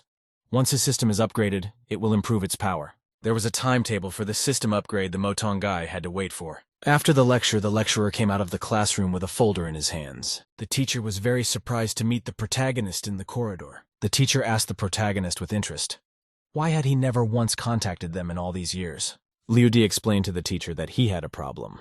That's why he came back now. The instructor asked the fellow if he had come here as a mediator of Guoqian. The protagonist explained that the teacher had misunderstood him. Liu Di wants to buy an abandoned hall to create experimental products. The teacher asked the protagonist unhappily, why doesn't the protagonist work together with Guoqian? Liu Di asked the teacher, isn't it the same as going to school and solving assignments that don't have conditions? The teacher said that the protagonist had better get a job and come down to earth. After that, the teacher quickly started walking down the corridor. The protagonist looked after him. The system displayed a message that Guoqian is the chairman of a real estate company. The protagonist was surprised that Guoqian was able to reach the head of a real estate company in a couple of years. After that, the guy decided to contact his recent acquaintance. He picked up the phone and called Guoqian. Guoqian was very dissatisfied with the call he received. He asked the protagonist what he wanted. Liu Di said that he wanted to discuss with Guoqian the possibility of acquiring an abandoned warehouse. He didn't like that the protagonist was putting him on his level. The protagonist decided not to continue the conversation. He hung up. At that time, a university professor was sitting in his office. He was working on his computer. The teacher was very much displeased because Haishu University could not give him a patent. The teacher looked at the computer and saw many incoming messages. He could not understand who had opened so many emails for him. The teacher looked closely. Something in the messages he received interested him. The teacher looked carefully at the scientific data he had obtained. He realized that such a bionic material could absorb radioactive waves and even make buildings invisible. The teacher observed that there is an opportunity in the scientific data obtained to optimize solar energy technologies. Afterward, the instructor received a message that the student had made great academic progress and was ready to share his or her accomplishments with their university. Then the teacher abruptly became and headed for the office of the university head. Professor Wang Yuan was chatting in the university head's office about the protagonist. The leader sitting at the table said that the man was extremely talented, and he was ready to give him any support. After that, the supervisor stood up and told Professor Wang to call the protagonist personally to the university to negotiate the terms of the patent. An hour later, the protagonist was in the university building. Professor Van announced that Haishu University would grant the protagonist 6 patents for his inventions. The manager told the protagonist confidently that he was getting the right to buy the abandoned warehouse. The main character said he would donate 100 million to help the university build the best science center in Shanghai. The supervisor thanked Professor Wang and said that Ludi was a talented and intelligent student. The protagonist arrived in the remote mountainous region of Lanshan. There was a factory in the middle of the forest. The protagonist was walking along the road all alone. There was no one around. Liu Di looked around. He understood why this neighborhood was so popular with the locals. The guy was walking quietly and alone in the deserted area. He approached the factory building. The protagonist stood near the entrance. A huge gate blocked his way, at which time the gauge showed that the system update load had already reached 100%. Ludi decided to go inside the factory building. He confidently pushed open the gate doors. The main character opened the gate.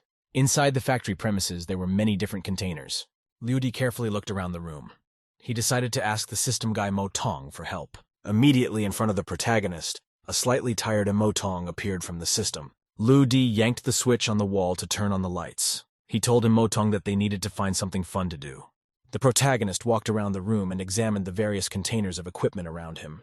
The sign said that inside was an electromagnetic resonator with an unlimited energy charge. The sign said that inside was an electromagnetic resonator with unlimited energy charge. The protagonist opened the container. Inside was a lot of hardware. Ludi decided that he should definitely try. The system reported that the protagonist could apply the best maintenance skills. People were inspecting the most complex machine. The lad thought happily to himself that such defective apparatuses are extremely valuable. The protagonist saw a network amplifier in front of him. It could increase the amplitude tenfold and create its own network. Mo Tong showed the protagonist a device that can replace sunlight.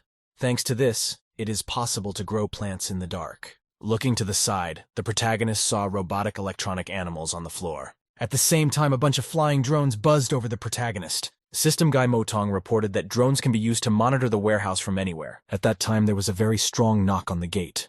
Some people came from outside. The courier shouted that they were delivering bed linens for the protagonist, according to the order. The guy couldn't believe that someone could order bedding to some abandoned warehouse in the woods. Suddenly, the gate opened and the protagonist appeared.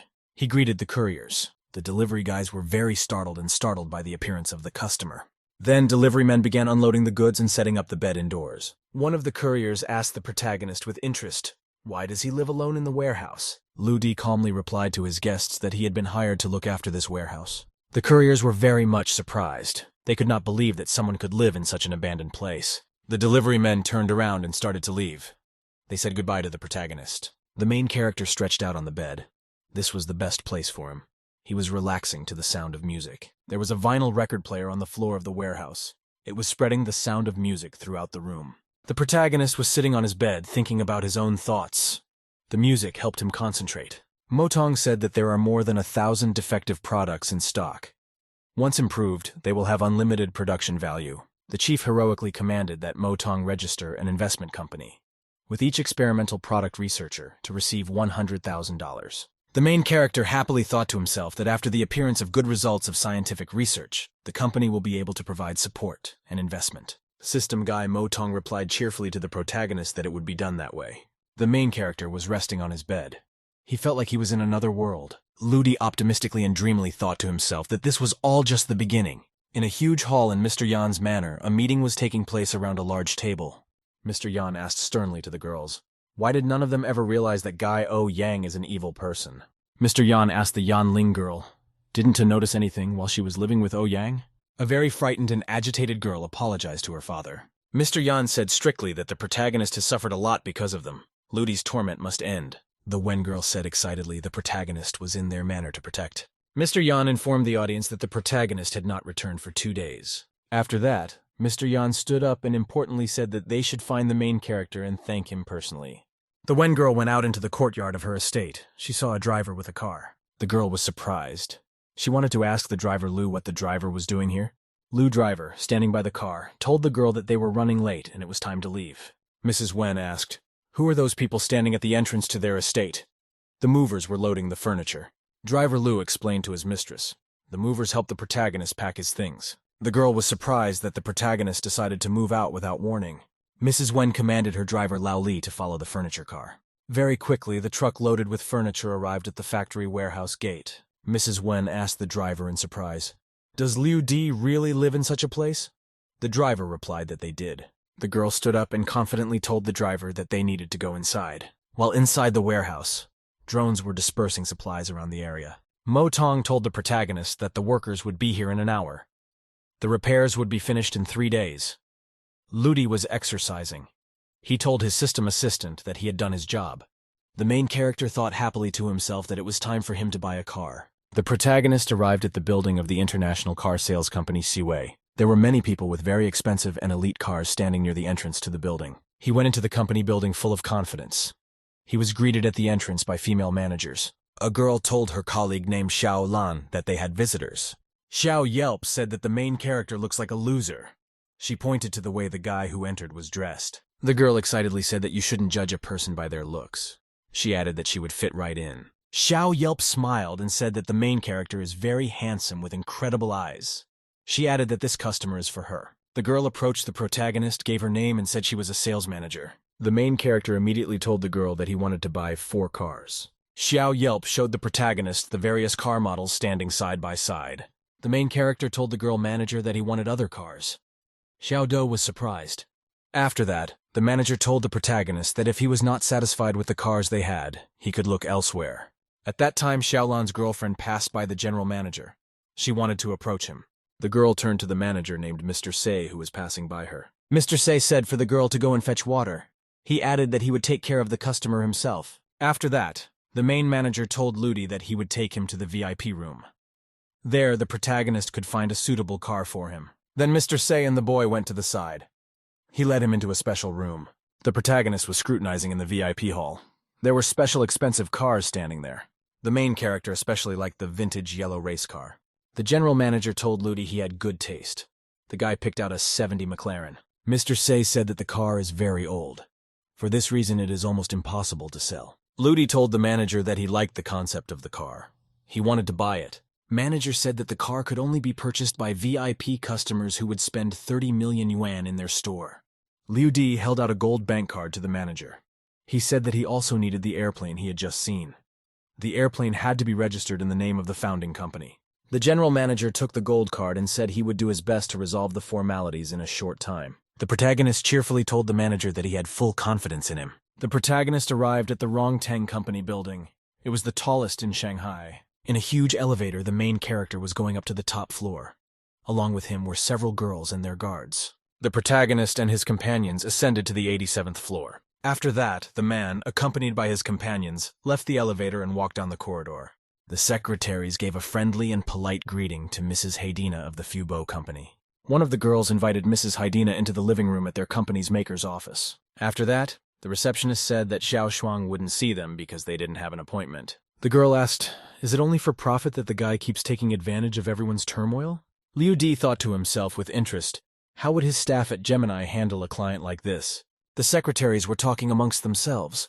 One of the girls said that she would deal with such a client. The secretary asked the protagonist, in a friendly and interested manner, why did he come to the office of their company? Liu Di responded directly to the girl that he was an investor in the witness company. The girl said affably to the protagonist that he could go to the office, even though he didn't have an appointment. Afterwards, the secretary told the protagonist to follow her. The Liu Di thanked her. The protagonist went to the recreation room on the floor. Hayden's girlfriend was already waiting there. A secretary came over and put a cup of coffee on the table for Mrs. Haydina. The receptionist said that flowers had been delivered to them. She also expressed the hope that Haydina's mood would improve. Haydina asked the secretary what Mr. Zhang was doing right now. She also added that she wanted to have a meeting with him. The secretary replied confidently to Mrs. Haydina that she would do whatever she wanted. The secretary asked the protagonist with interest, what would the protagonist like to drink? Ludi replied that he would like to have a glass of water. He also added that he wanted the right person to come. The main character gets a text message on his phone asking him to go out to eat. Miss Haydina said that Gemini Company cannot provide information about the main character, and there is no sincerity in this company. The protagonist asked his interlocutor what he should do now in such a situation. Mrs. Haydina told the guy that he should know the good and bad sides of his opponent. Sitting on the couch across from the protagonist, Mrs. Haydina suggested that he take a look at the maker's company. Haydina said the company has no shortcomings. The exception is that its management has no ambition. The girl excitedly asked, "Can Haydina-sama trust the protagonist to tell him much?" Haydina said the protagonist has the potential to be a real businessman. At that time, the door opened, and Mr. Zhang came out in a business suit. Mrs. Haydina, her secretary, greeted Mr. Zhang in a friendly manner. Zhang continued to the protagonist to go and eat some stew. Ludi agreed to the proposal. Afterwards, Zhang introduced the main character to the girls. He added that Ludi rarely showed up at his workplace. Mrs. Haydina apologized to the protagonist and Zhang because she didn't know about them before. Mrs. Haydina shouted after the protagonist and his friend to wait for them. Haydina told the guys that she and her secretary wanted to join them. Liudi told Haydina that she and her secretary could go with them. He made a reservation at the spice restaurant.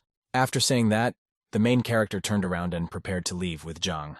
Haydina asked the protagonist to leave her his contacts as a farewell. Ludi replied to Haydina that he would leave her his account number on the Twins app. The protagonist and his friend arrive at Auntie Lee's restaurant for a bite to eat. The hostess brought treats for the guests. She told the boys that they hadn't eaten at her place since they finished their studies. Zhang told Auntie Lee that they only lost weight because they hadn't eaten her food in a long time. The woman told the guys that they don't eat properly at all. For that reason, they can eat more at her place. The guys decided to start a competition amongst themselves. Liu Di said, "Whoever finishes last will clean up the dishes." Zhang started the countdown. Zhang then grabbed the sticks in his hands and said it was time to begin. The protagonist began to eat food at a cosmic speed. His friend Zhang was greatly surprised at his haste. After a big meal, the main character told his friend that he was very full. Zhang told his friend that there would be a staff meeting at 2 o'clock. He invited him to go with him. The main character told his friend he's not going with him. He still has to clean up the restaurant. Zhang asked his friend in surprise, does he not even want to participate in the meetings? He asked, does the person now trade on the stock exchange? The protagonist told his friend that his best decision lately was to invite Zhang into the company. Zhang said excitedly and devotedly to the protagonist that from now on, all their affairs are completely common. Zhang then told the protagonist that there was one reason why he should be in the company. Liu Di asked with great surprise to his friend, what is he talking about? Zhang said cheerfully that he had organized a reunion. This year it would be held on the top floor of their office. The protagonist replied cheerfully to his friend that the latter was a vain man. Zhang said excitedly to his friend that everyone should know what heights Liu Di had reached. Zhang wanted everyone to know that the protagonist was not comparable to any of the other members of the company. The protagonist replied in a bored voice that they would talk about it when the time was right. Zhang said goodbye to his friend as he left, telling him to clean up for now. Zhang reminded the protagonist to pick up his sports car and not to forget about the reunion tomorrow. The main character was alone in the restaurant. He was cleaning with a dustpan and a broom. The guy was cleaning an empty restaurant. There were no people around. At that time, the guy heard someone approaching him. Several people entered the restaurant. It was a man and a woman and a girl with them. The main character saw his ex-girlfriend Shi Yan and her parents in front of him. Father of a girl named Si Zhou approached the protagonist. He greeted him and said hello to him by the hand. Did the woman Yue Shu tell the main character that she hadn't seen him in a couple years and asked how he was doing? Ludi asked excitedly to his guests, what was the matter if they came to him? Li Yue Shu told the protagonist that they wanted to talk to him. She asked that Liu Di take a break from the boss. The protagonist agreed to talk to the guests. Afterwards, he sat with the girl and her parents at the table. Li Yue Shu said uncertainly to the protagonist not to take offense at Auntie. The man turned sharply to the woman and asked sternly for her to stop. Afterward, the man said he came to ask the protagonist for help. The guest wanted the protagonist to introduce him to Zhang Ajia. The man added that he had been here often, but had never seen the local chief. The main character replied to the interlocutor that Zhang Ajia would only agree to a meeting if the man wanted to buy shares in his company. The man said he didn't even know what to do. The woman told the protagonist that Zhang Ajia was now in a high position. He could already forget about Liu Di. The protagonist replied calmly that Ajia was very different from ordinary people. The woman offered the guy money for the meeting. She added that this amount would be enough for several years of work in the restaurant. The protagonist stood up and said that he would discuss such a proposal with Ajia. After that, he said goodbye to his guests. The girl and her parents remained seated at the table. A woman told her husband that the main character has a very arrogant character and can be unreliable. The man said judiciously that Ludi is the only one who can help them. The protagonist arrived at the corporation building, which was located in the center of the city. A man was holding a meeting with an acquaintance on the roof of a building. There were many people around the building in the square. The guy with the glasses told the main character that the event was like the vampire family dinner from the movies. The protagonist asked his friend Dongmin if he had been unwell lately. Dongmin smoked and told the protagonist that he's been fighting one top-notch hacker lately. Ludi put a hand on his acquaintance's shoulder and told him to take his time. Dongmin replied to the protagonist that he would catch the hacker, otherwise he wouldn't be here. At this time, a group of people approached the protagonist from behind his friend Dongmin. One guy asked Dongmin what is he doing next to the main character. He added that Ludi can't communicate normally. Dongmin grudgingly called the guy named Feng Haohan who approached. He demanded that they be left alone. The guy turned to his friend Haohan and suggested that he go for a drink and not waste time. Dongmin shouted after the departing boys that they should be scolded for their behavior. Zhang's boyfriend came over. He asked the protagonist why he was hiding in the corner. Zhang then added that Liu Di should go along with him, as everything would start very soon. The host was Dongming. He welcomed the guests to the reunion. He said to thank their sponsor, Pijia Zhang Tianjia. After that, Zhang came up on stage. He said that he wanted to introduce the main star of the evening to everyone. Zhang then introduced his good friend Liu Di to everyone present. The students grudgingly shouted that they didn't need to introduce the loser to Liu Di. Zhang told all the students that he wanted to reveal the true identity of the person he knew to them today. The students were very much interested. They asked Zhang to tell the story further. At that time, Shizhou and his wife arrived at the reunion. They were not allowed in by the guards. The man shouted that their daughter was Zhao's former classmate. Zhao turned to Shizhou and said that their party was in full swing. He suggested we talk about work later. Shizhou agreed with the boy. He also added that it was better not to procrastinate, so as not to regret the missed opportunity later. Zhao told all the guests present that out of them, none of them had the same value as the protagonist. The woman grudgingly said that Liu Di was an ordinary waiter and could have no value. Someone from the students shouted that the average waiter that the main hero is doesn't deserve to be compared to them. A helicopter was flying over the city. It was carrying important guests to a meeting. Then the helicopter with passengers flew to the reunion building. The main character told the students that the cars he likes are always top of the line. The general manager from the car dealership came out of the downed helicopter. The manager handed the protagonist some documents.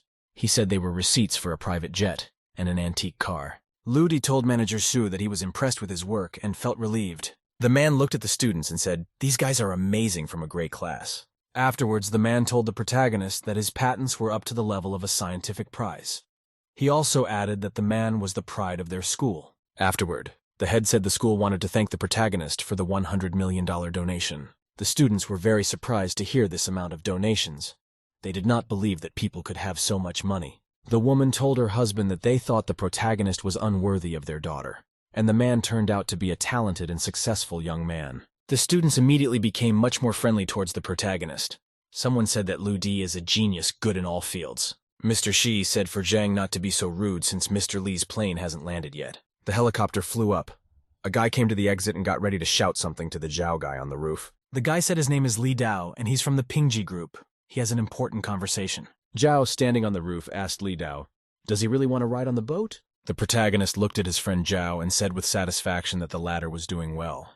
Zhao told the Li Dao guy that they would settle things after the helicopter landed. The helicopter landed, and a man stepped out of it, immediately heading towards the protagonist and Zhao. The man's name was Ten Hualun. He was the founder of the Pingji group. The man greeted the guy Zhang Tianjia and called him a young and talented person.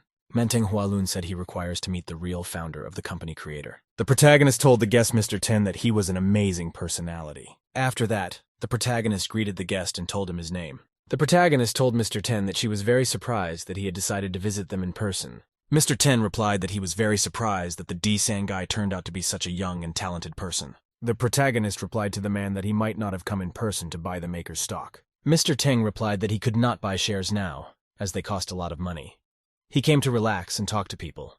The protagonist said that although the twin company has not reached great heights, they will never let them be swallowed up by Pingji.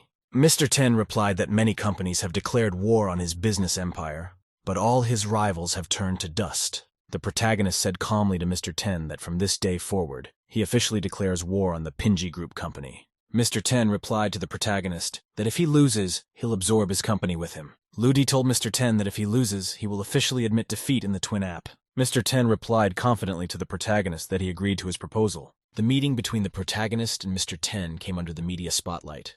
Journalists wrote that the meeting led to a new business war. Jung looked at the news on his phone in amazement. He said that it had been a couple of hours, and the information about the meeting had spread to every city in the country. Jung couldn't remember who had taken pictures of him from such angles.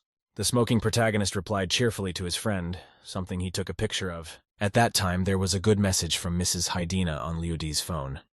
She asked the guy if he was busy tonight. The protagonist told his friend that tomorrow he was going to rest and solve an important case. Jang asked the departing protagonist where he was going. Liu Di said he had a meeting. Duty then arrived at the large building where he had an appointment with Mrs. Haidina. Haidina asked, "Did the protagonist really want to talk to her about investing in times of crisis?" Liu Di explained that his company has $500 billion in assets. If he sold even 10% of his shares, his company would skyrocket. Haidina told the protagonist that his company Gemini is in a bind right now, and he continues to invest. The protagonist lit a cigarette and told his interlocutor that he hadn't come to beg her. The protagonist told Mrs. Haidina that he had something interesting to tell her. After a while, the girl got a message on her phone. She was distracted for a while. Liu Di told Ms. Haidina that he had provided her with a document that calculated all the risks of investing in large companies. Haidina asked in surprise at her interlocutor how he knew her favorite company to invest in was a fake. Liu Di told the girl that this is what is called observation and discernment. Mrs. Haidina told the protagonist in surprise that he was a born investor. At this time, who sounded a loud knock in the office where the protagonist sat with the interlocutor. The doors opened. A girl accompanied by guards entered the room. A girl told strictly the protagonist that she had been waiting to meet him for 5 days. She asked why people don't come to her. The guy responded to a past girl named Waku that he was busy and would meet her as soon as he was free. The girl told the main character that he was the most reliable man in her life, and she would wait for him. After which the guest, along with her guards, turned around and started walking away. Haidina asked the protagonist with interest, what was it just about?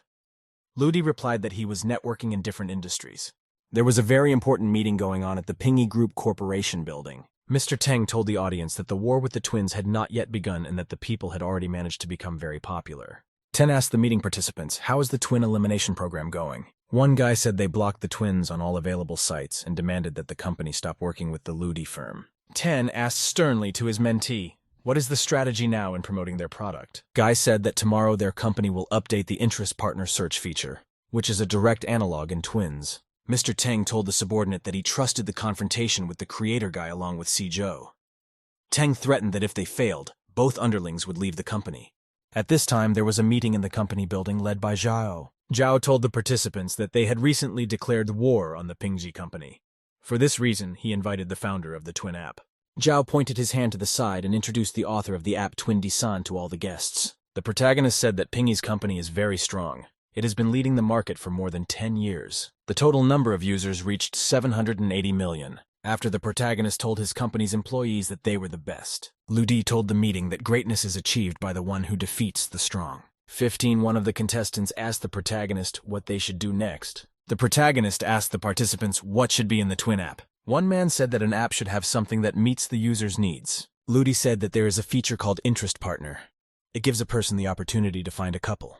The main character said that he only had time to write the basic code for the app. They still have a lot of work to do to improve Gemini. After which there were many in the audience who were willing to fulfill the DeSanto's assignment. The protagonist humbly thanked all his subordinates for their hard work. There was a lot of work going on in the offices of the creator's company. Programmers were improving the application. One of the employees asked Dai-san to help him solve a problem at work. The protagonist walked over and confidently told the guy to take it easy and leave the decision to him. The guy was really surprised at the speed at which the main character was working at the computer. When finished, the protagonist ran the program in the computer using the keyboard. People and the workers around him were very happy that they had succeeded. Users shared their impressions on the forum of the application from the PG Group company. The company's employees noticed a huge number of negative posts on the forum. Programmer told Mr. Lee that they could not replicate the twin technology. Did the gentleman sternly tell the repaired man that he was fired and to get out? Mr. Lee's phone rang at that time. He received an incoming call. Mr. Lee received a call from his superior. The supervisor told Mr. Lee that he had one last chance. If he failed, he would be held responsible. One of the programmers said the twin program has been completely revamped. Mr. Lee angry thought for a moment. He decided to himself that if he couldn't recreate the creator's technology, he would destroy it. At this time, the protagonist, along with his subordinates, was looking at the graph as the activity of the twin program grew. Liu Di happily hugged his friend Zhao and said that they had finally done what they wanted to do. The programmers were very pleased. They shouted happily to the protagonist that they were able to install the twins. At that time, a programmer was on the phone with Mr. C2. The boy told Mr. Shah that as long as he paid him a lot of money, he could easily take out the twins. A guy got a message on his phone that 20 million yuan had been deposited into his account. The guy said confidently that he had the money and would be able to deal ruthlessly with his opponent. They don't call him the King of Fortune for nothing. 2 users were messaging each other in Messenger. The customer demanded from the guy that he hurry up, because he already wants to play, and he is about to have an explosion of emotions. The guy stared at the monitor and analyzed the program carefully. He couldn't understand why he couldn't find a single loophole. The guy looked intently at his phone. He noticed a mysterious lilac-colored cloud appearing in it. The guy was very surprised. The programmer didn't expect this to show up on his phone. A message appeared on behalf of the burrow in the tree. The programmer could scream all he wanted, and no one would hear him. The guy said sadly that he doesn't want to hurt people, and there is nothing he can do about it. He added that he also wanted to start a normal life. After that, the programmer turned to the listeners and said he was sad that he hoped that they would not reveal his little secret. After that, the guy reached out in Messenger with a message that he wanted to change his lifestyle and asked for a favor. The guy sent a message through the computer that he is the king of the photo and his screen name is Big Dog. The programmer tearfully said that he had made a lot of mistakes. He was able to see the flaws, only thanks to the twins. The guy said he got $20 million for destroying the twins, but now he will never slander this application. The programmer was listened to attentively by the people in the audience. The guy told D-san that whoever he was serious. The police arrived and arrested Zhao. They said that he was spreading rumors and slander and demanded that he come with them. Zhao excitedly told police officers that he would definitely cooperate with the investigation. On the forum, users discussed that the programmer had awakened his conscience and surrendered. At this time, one of the mentees ran into Mr. Lee's office and reported that the programmer, nicknamed Big Dog, had surrendered. Mr. Lee replied that so far we are talking about some fines. They need to deal with the twin code now. The guy asked Mr. Lee, "Can't they simply copy the code?" Mr. Lee told his subordinate to just wait as the show would start soon. Mr. Lee then explained to the boy that all the problems were temporary and all because of him. The main character was standing on the stage. There were a lot of people around and they were listening to him attentively. Liu Di said they have a lot of users supporting them. That said, the war with the Pingyi company is not the most important thing for them. They have to remember their mission. Ask the audience what is the priority for their app. One of the guests said that the main thing is to satisfy the interests of the user. The main character said that Gemini has a responsibility to help users find their soulmate. The guy then asked the listeners what else can trigger deep feelings in people. Someone in the audience replied to the protagonist that music can evoke deep feelings. The protagonist said that music is great at awakening emotions in people. He added that the Gemini app will go to the kingdom of music. One of the guys asked the protagonist if he wanted to destroy the Pinjin. The main character told viewers that he simply wants to fulfill his dreams and provide users with the best content possible. Liu Di approached a guy named Ruan Liangji and told him that he was now the head of the twins' music project. The main character said that strong people can survive any difficult situation. He also added that he and 400 of his colleagues are looking forward to the success of the Gemini music project. The protagonist told the guests proudly that their musical masterpiece was waiting for almost 1 billion users. He showed a system message that the music platform for twin users would be launched in 24 hours. One guy told the protagonist not to worry as they would accomplish all the tasks. 13. All the workers present told the protagonist with glee and pride that they would accomplish all tasks. One guy approached the protagonist and apologized for disturbing him. He added that they needed a platform to meet and discuss. The protagonist stood with Zhang. He agreed to his employee's proposal. After that, the protagonist and his friend Zhang went up to the roof of a skyscraper. Zhang asked Liu Di if he wanted too much. The protagonist calmly asked his friend, "Is he afraid of a war with Pinji?" Zhang said he's afraid.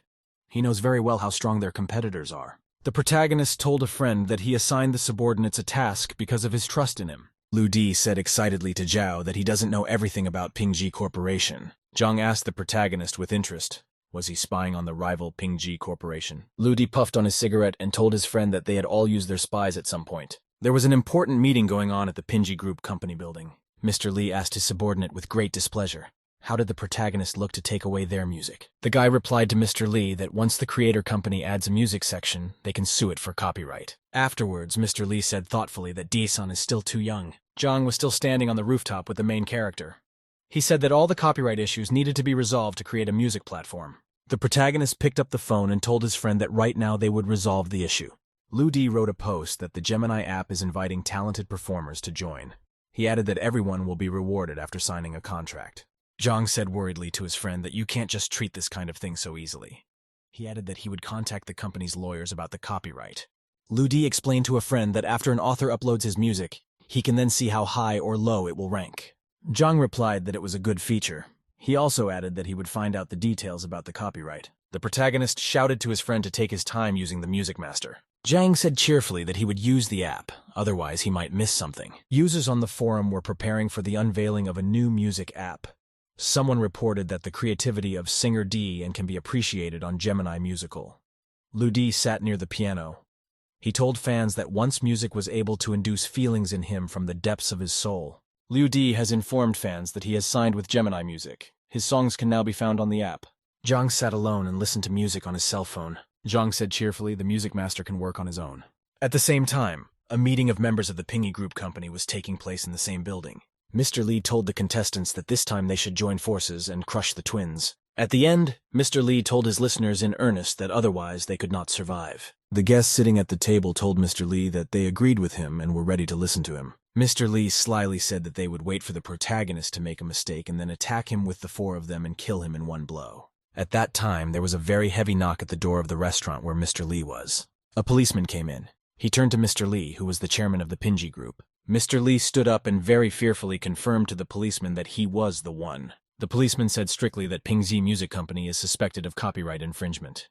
He demanded that Mr. Lee cooperate with the investigation. Mr. Lee excitedly said that their company has everything legal and all copyrights are bought out. The officer explained that the performer D and signed a contract with the twins, with his song still being played on the Pingy music platform. For this reason, DI filed a lawsuit against Pingy. Then a group of reporters broke into the room.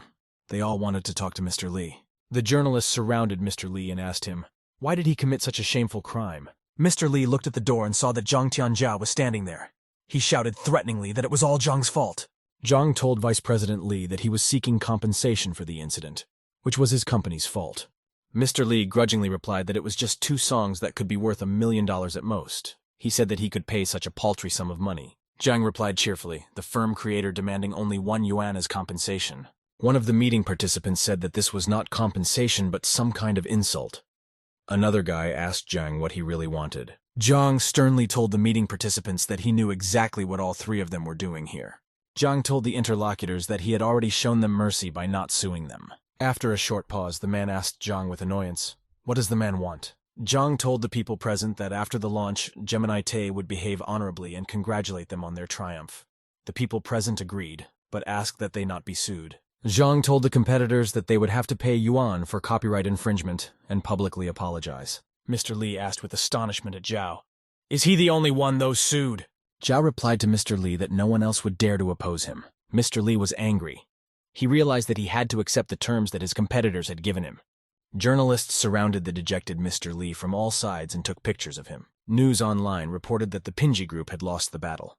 It was also reported that the emergence of music twins has turned the music industry upside down. Mr. Lee was very furious at this news. He realized that he was defeated. Mr. Lee then picked up his phone and started reading the latest news on the forum. There was an announcement that in 18 hours, all content on Pingy Music will be free to listen to for a month. Users began to write that it was nice for them that the music would be free. After that, Gemini Music announced that the monthly membership fee would be 15 yuan. Mr. Lee told his subordinates that Twin Musicals will launch their platform. He said it should attract the attention of their users. In the end, Mr. Lee said he proposes to spend 10 million on a lottery and invite popular artists.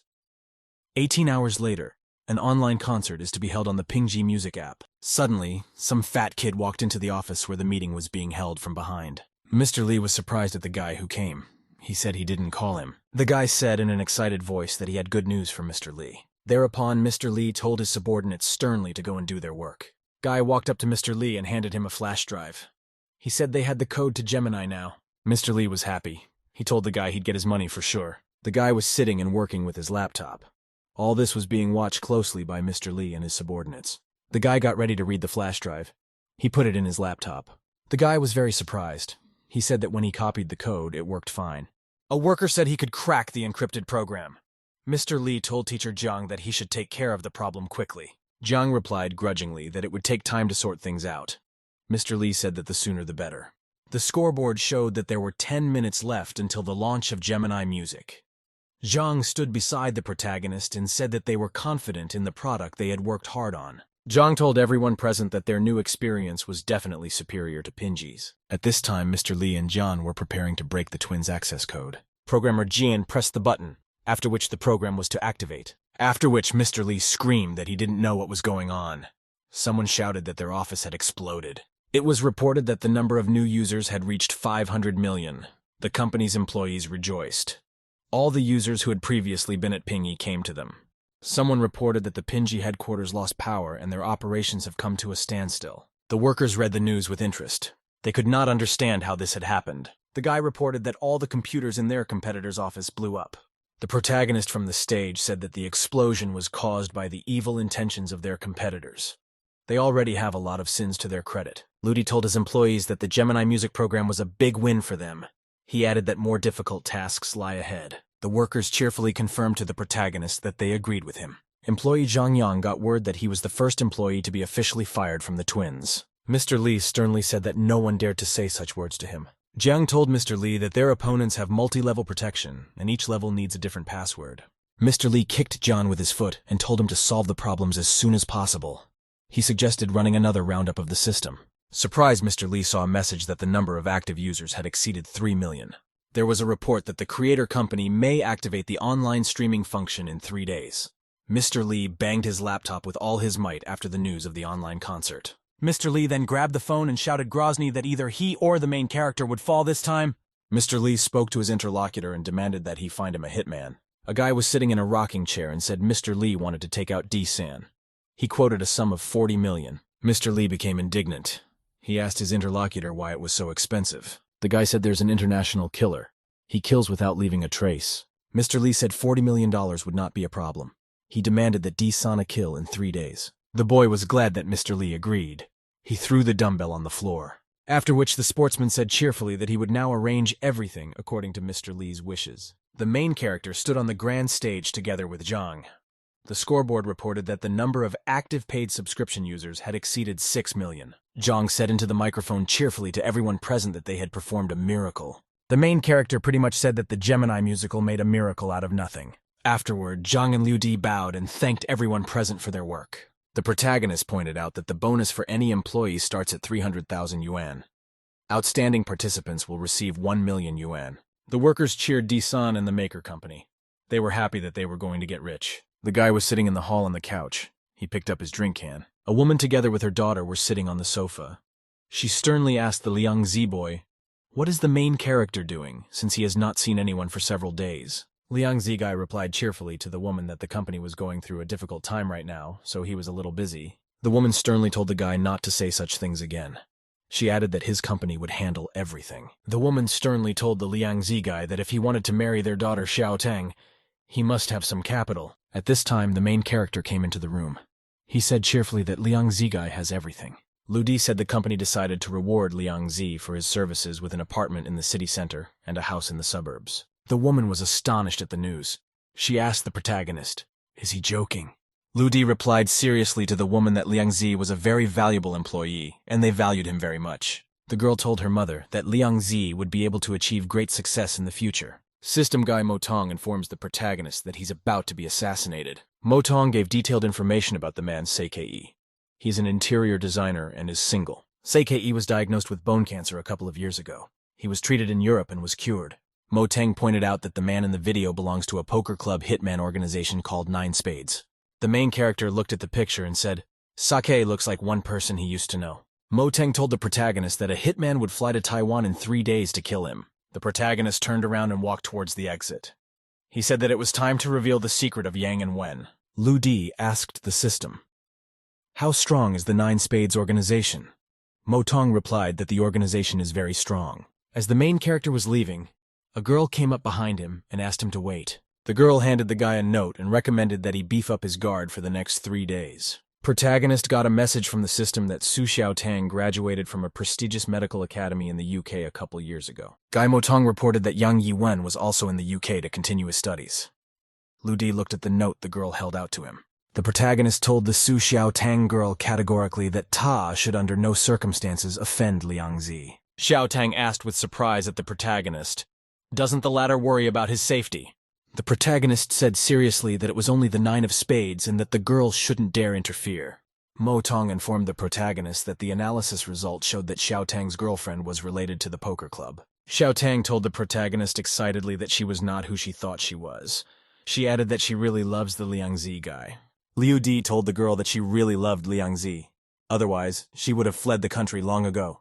The protagonist orders his assistant Mo Tong to follow the girl and find out what organization is behind her. After that, the protagonist headed for the exit and told the Liang Zi guy that it was time for them to go. Lu Di said cheerfully and joyfully to Liang Zi's boyfriend that he had an amazing girlfriend. Liang Tzu said very dreamily that his favorite girl is a goddess to him. The media reported that the Gemini music program is a new spin on computer technology. Mr. Li was lighting a cigarette. He was in Mr. Teng's office. Li told his superior that he was already willing to accept whatever punishment he received. Mr. Ten said judiciously that there is no fault of Mr. Li.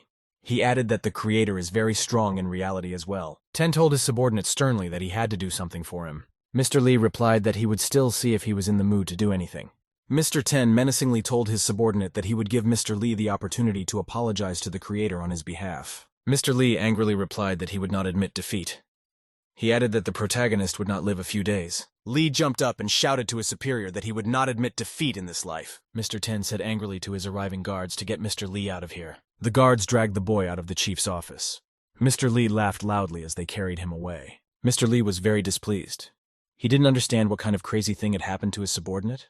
The protagonist was at home in a large factory warehouse building. Ludi, holding a huge wrench behind his back, commanded himself that it was time to start work. The protagonist looked around and saw huge boxes and containers in the warehouse all around him. At that time, the main character's cell phone rang. He picked it up. Haydn's girlfriend enthusiastically asked the protagonist to get the camera lower. The protagonist stood half undressed. He asked unhappily to the interlocutor what was the matter. Haydina replied that the cooperation the protagonist wanted was successfully ended. The guy got really excited. He told his companion cheerfully that she had done a good job. Haydn's girlfriend told the protagonist that he had to show up and sign the treaty. The protagonist told the girl that after this case is over, Zhang Tianjia will come to her to solve all the issues of the company witness. Haydn's girlfriend asked cheerfully to the protagonist, "How does he want to thank her?" Lu Di replied calmly to the interlocutor that she had been given the position of CEO of the company by the witness. Afterward, the protagonist informed Haydina that he was going on business and said goodbye to the girl. Haydn's girlfriend was very much displeased. She didn't like that the main character didn't understand what she was implying. A long-haul plane has arrived at the city airport carrying a killer Sake. The guy got off the plane and looked around. He sniffed to himself. Sake, looking unhappily around, said contemptuously that the air smelled of poverty. At that time, a large white car pulled up. Sake told the driver that he was late. The driver explained to the guest that there was traffic jam on the roads. He asked where they would go now. Sake opened the front door of the car and asked that the driver take him to the beautiful Chinese women to rest. The chauffeur cheerfully replied to the guest that he would do so without any problems. To himself, the guy thought that he would show the stupid foreigner the real beauty today. The next day, Sake woke up in a hotel room. There were women's clothes on his bed. Sake grudgingly smoked. Next to him on the bed was a full woman. The guy said grudgingly to himself that he must have been tricked. The full woman opened her eyes and cheerfully told the guy that he was already awake. Sake guy was very much surprised to see such an unpleasant woman beside him. The main character posted a message that D-San will go live on Twins tonight at 12 o'clock. Ludi said that lately he has made many enemies. Some of them want to kill him, but he will launch an online assassination broadcast today. Users were amazed that D-San would kill a man live on air. Mr. Li sat in his office and smoked nervously. He decided to call his subordinates. Mr. Li sternly told his subordinates that the killer's plans had been discovered. He demanded a change of plan. Mr. Li heard someone on the phone report that they couldn't reach the Spade 9. At this time, night has descended over the city. Sake's killer decided to sneak to the main character's place of residence. Killer was walking very carefully through the woods. He looked around to make sure no one saw him. Killer Sake began to move slowly. He ran through the woods from tree to tree, while the protagonist's subordinates were scrutinizing the surroundings with thermal imaging cameras. The guy sent a message to the protagonist that the killer Sake has already showed up. The protagonist cheerfully told his subordinate that he could get some rest. The protagonist watched carefully through the security cameras as SAKE advanced through the area. After that, the man switched the CCTV feed to online. The main character turned to his audience and revealed that his name was D-san. Users began to greet the protagonist. They thanked for the twin app. Someone wondered, where did the killer go? Liu D told users that the best part is ahead. He added that the killer is right outside his door. Some users reported D-san to run away and save his life. Users scrutinized the main character's dwelling through the broadcast. Someone could not believe that it was the house of a rich man. Users saw Seikei. They realized that he was the killer. Someone wrote that it was the best broadcast for him. Seikei opened the door of the sewer manhole. He thought he still had to take the most secret route. Through the pipes, he would enter the house silently. Killer Seikei smiled wickedly and thought to himself that D-san is the end. The protagonist told subscribers that they added comments with their reasoning to enhance the viewing pleasure. Users watched the video broadcast with interest. Some found the whole thing amusing. Killer Seikei looked carefully at the time. He prepared to open the grate and go downstairs. The killer couldn't move the grate. He asked angrily, "Has this guy fallen into the sewers?" The protagonist said to himself that for a killer Seikei, such a path is blocked. After that, the killer Seikei pleaded and asked for Luke's lid to be open. Killer then tensed up and was able to open the hatch cover to climb down. The Seikei hitman climbed down the sewer ladder to the bottom and stepped his feet on the ground. The guy thought to himself that he had already built a diagram of the sewer in his mind.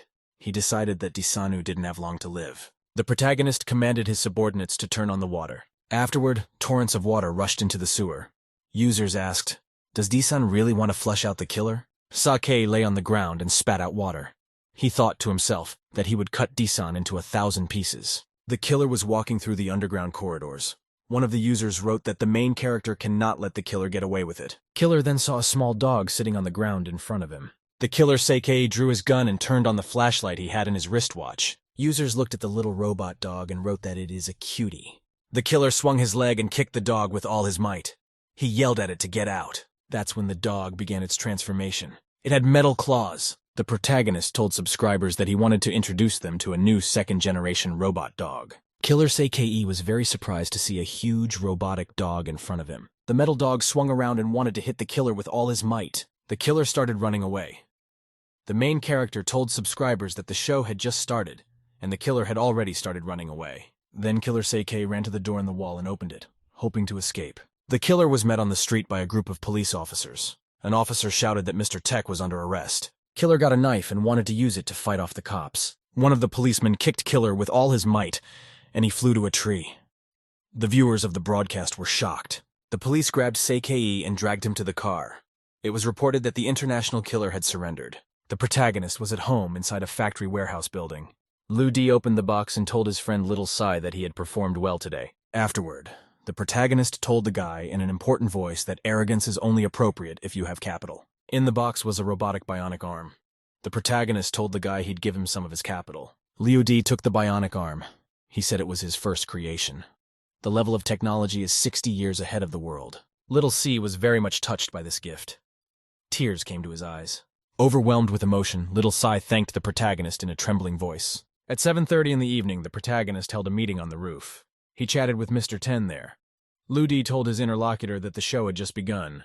Mr. Ten was very much surprised. He interrogated the guy. What kind of performance was to begin? At which time a bright blue system hologram appeared in the evening sky. The image showed that the main character sat down at the piano and started playing a romantic song. People in the neighborhood started coming to the windows. It was amazing to them that someone could sing and play here. Some guys standing nearby were mesmerized, listening to the lyrics from the main character. Mr. Ten, holding the phone in his hands, told the protagonist cheerfully that he admired his cleverness. After that, Mr. Ten pointed out that D-San's goal was to outperform all companies on the internet. The main character told Mr. Ten that he was very kind. He added that they are starting to work with the users of the app for now. At this time, people saw an image in the sky of the main character sitting and playing the piano. Mr. Teng said he was very impressed by the veil in front of him. It was the first time he had seen such technology. Mr. Ten revealed that he wants to work with the main character. He said that they can help each other become stronger. After a short pause, the protagonist asked cheerfully to his interlocutor, "Does the latter think he needs his help?" The protagonist pointed his finger down and said that 3 floors below was his new company witness. A man asked the protagonist with interest why he needed a new office and whether he had a research group. The protagonist pointed his finger up meaningfully and said he had a whole warehouse of interesting inventions. Mr. Ten was very surprised. He didn't expect his interlocutor to have such potential. Ludi told Man that he could reach great heights on his own without his help. Mr. Ten nervously took out a cigarette and said there must be a catch. He doesn't believe Ludi has always been the best at everything. After that, the man lit up and said that the protagonist is now one of China's top businessmen. Ludi is not as simple as it may seem at first glance. Mr. Ten looked carefully at his interlocutor and told the latter shrewdly that he was different from the others. Afterwards, the man said that he feels guilty with the assassin. He also added that the main character has no sense of competition. Mr. Teng then told his interlocutor angrily that he would not be able to surpass him in the business world. He also added that he had better physical strength than the man. Mr. Ten was very angry. He threw his lighter against the roof with all his might. The protagonist told the man confidently that there was no man to stop his designs. After that, the guy walked over and picked up the lighter that was lying there. He told the man that he couldn't understand the circle of his elite, and then he clenched the lighter he had picked up in his fist with all his might. He added that when a person has money, he is always looking for ways to increase it. Mr. Teng was very much taken aback by the main character's words. He didn't even know what to say. Ludi was holding a metal ball that he had made out of a lighter. The protagonist held out a metal ball to his interlocutor. He added that Mr. Ten would be punished if he used something to bully the weak. The protagonist became alert. He noticed some danger at the side. Suddenly, the main character swung the ball to the side with great speed. The metal ball flew upward and aptly struck some man standing on a rooftop in the distance. Mr. Ten was scared out of his wits. He asked the protagonist what it was. Ludi sternly told his interlocutor that there was no need to worry. Some people had come to kill him. Mr. Ten asked the protagonist excitedly, who was he talking about now? Ludi told his interlocutor that he would have to publish an article about his defeat, after which Mr. Teng took out the black ring. He said it was an attestation that only the best of the best could have. The man handed the guy a ring and told him it was a gift and to go have fun. Mr. Ten wrote in the message that he was very much impressed by his interaction with Disan. He also added that he was now ready to recognize his inferiority. In the following message, Mr. Ten said that the company's creator has a lot of work ahead of it. He urged internet companies to work hard to develop their technologies. There is news on the internet that Dai-san and his company creator are the new business sharks. Mr. Yan read the news about the main character with interest. He thought that Liu Di was really a talented guy. Mr. Yan sent a message to the protagonist, where he suggested to meet and discuss something important. The protagonist wrote back to Mr. Yang that he agreed with his proposal. Mr. Yan drove his car at full speed down the street. The driver was too late to see the obstacle in front of him. A huge truck was coming at him. The driver didn't have time to brake, and so the white car hit the truck at full speed. The white truck was thrown sideways and overturned. After the accident, Mr. Yan and his driver were found lying unconscious inside the car. At this time, the protagonist, along with Mr. Duan, was interrogating a detained hitman. Duan turned around and said that they had interrogated this guy for 6 hours, and if the protagonist hadn't come, they would have wasted even more time. Liu Di took the glowing blue card in his hands and said that it was the killer ID card that the Nine Spades organization had. Mo Tong reported excitedly that this card was a source of destructive power, and they were obliged to look into it. The protagonist asked Mr. Duane to lend him the evidence. The man was unhappy that Liu Di wanted to take the evidence with him. The protagonist told Mr. Duane that he would be indebted to him. The man replied that it was okay. Mo Tong informed the protagonist excitedly that Mr. Yang had been in an accident. Liu Di was very much taken aback. The protagonist jumped up. He excitedly shouted to Mr. Duane that something had happened. After that, the protagonist, accompanied by Mr. Duan, arrived at Inji Hospital. A man and a woman walked very quickly through the hospital corridors to the ward. The protagonist noticed a girl sitting off to the side. Liu Di told Duan to go to Mr. Yang first. The protagonist wanted to talk to the girl Yang Yuan. The protagonist looked with surprise at the girl Yang Wen. Her attention was absorbed by some documents. He approached the girl and snatched the folder with documents from her hands. The girl looked at the protagonist with an angry and disapproving look. Liu Di smilingly and cheerfully told Mrs. Yan that he had underestimated her a lot. Miss Yan angrily lashed out at the protagonist and demanded that he give her the documents. The protagonist read with interest the documents he had just taken from the girl and held them in his hands. Liu Di told the girl that she visited the orphanage to pass information to the killer. The girl froze briefly. She was very surprised that the protagonist had found out about her. The protagonist asked snidely at the interlocutor, "Is she having a baby with Aoyan's boyfriend?" The girl was very angry. She couldn't understand how the guy knew such details about her. The protagonist told the girl that he was willing to give her a chance to vindicate herself, and even keep her alive. At that time, the doctor shouted that the patient's brain was dying and urgent help was needed. The protagonist and his girlfriend became worried. After that, the girl along with the protagonist quickly ran into the hospital room. Mr. Yan was lying unconscious on the bed. A doctor was standing nearby. The girl called out to her father, very frightened. Mr. Yang was lying motionless. He gave absolutely no sign of life. The very frightened maids begged the doctor to save their father. He said, "We need to collect Mr. Yang's brain activity now. It will help us think of a treatment plan." The protagonist asked the system assistant for help. Motong replied that he couldn't control the nanorobots yet and needed time. Afterward, the protagonist asked the assistant if he had found the information he demanded to verify. Motong replied cheerfully that he had found it.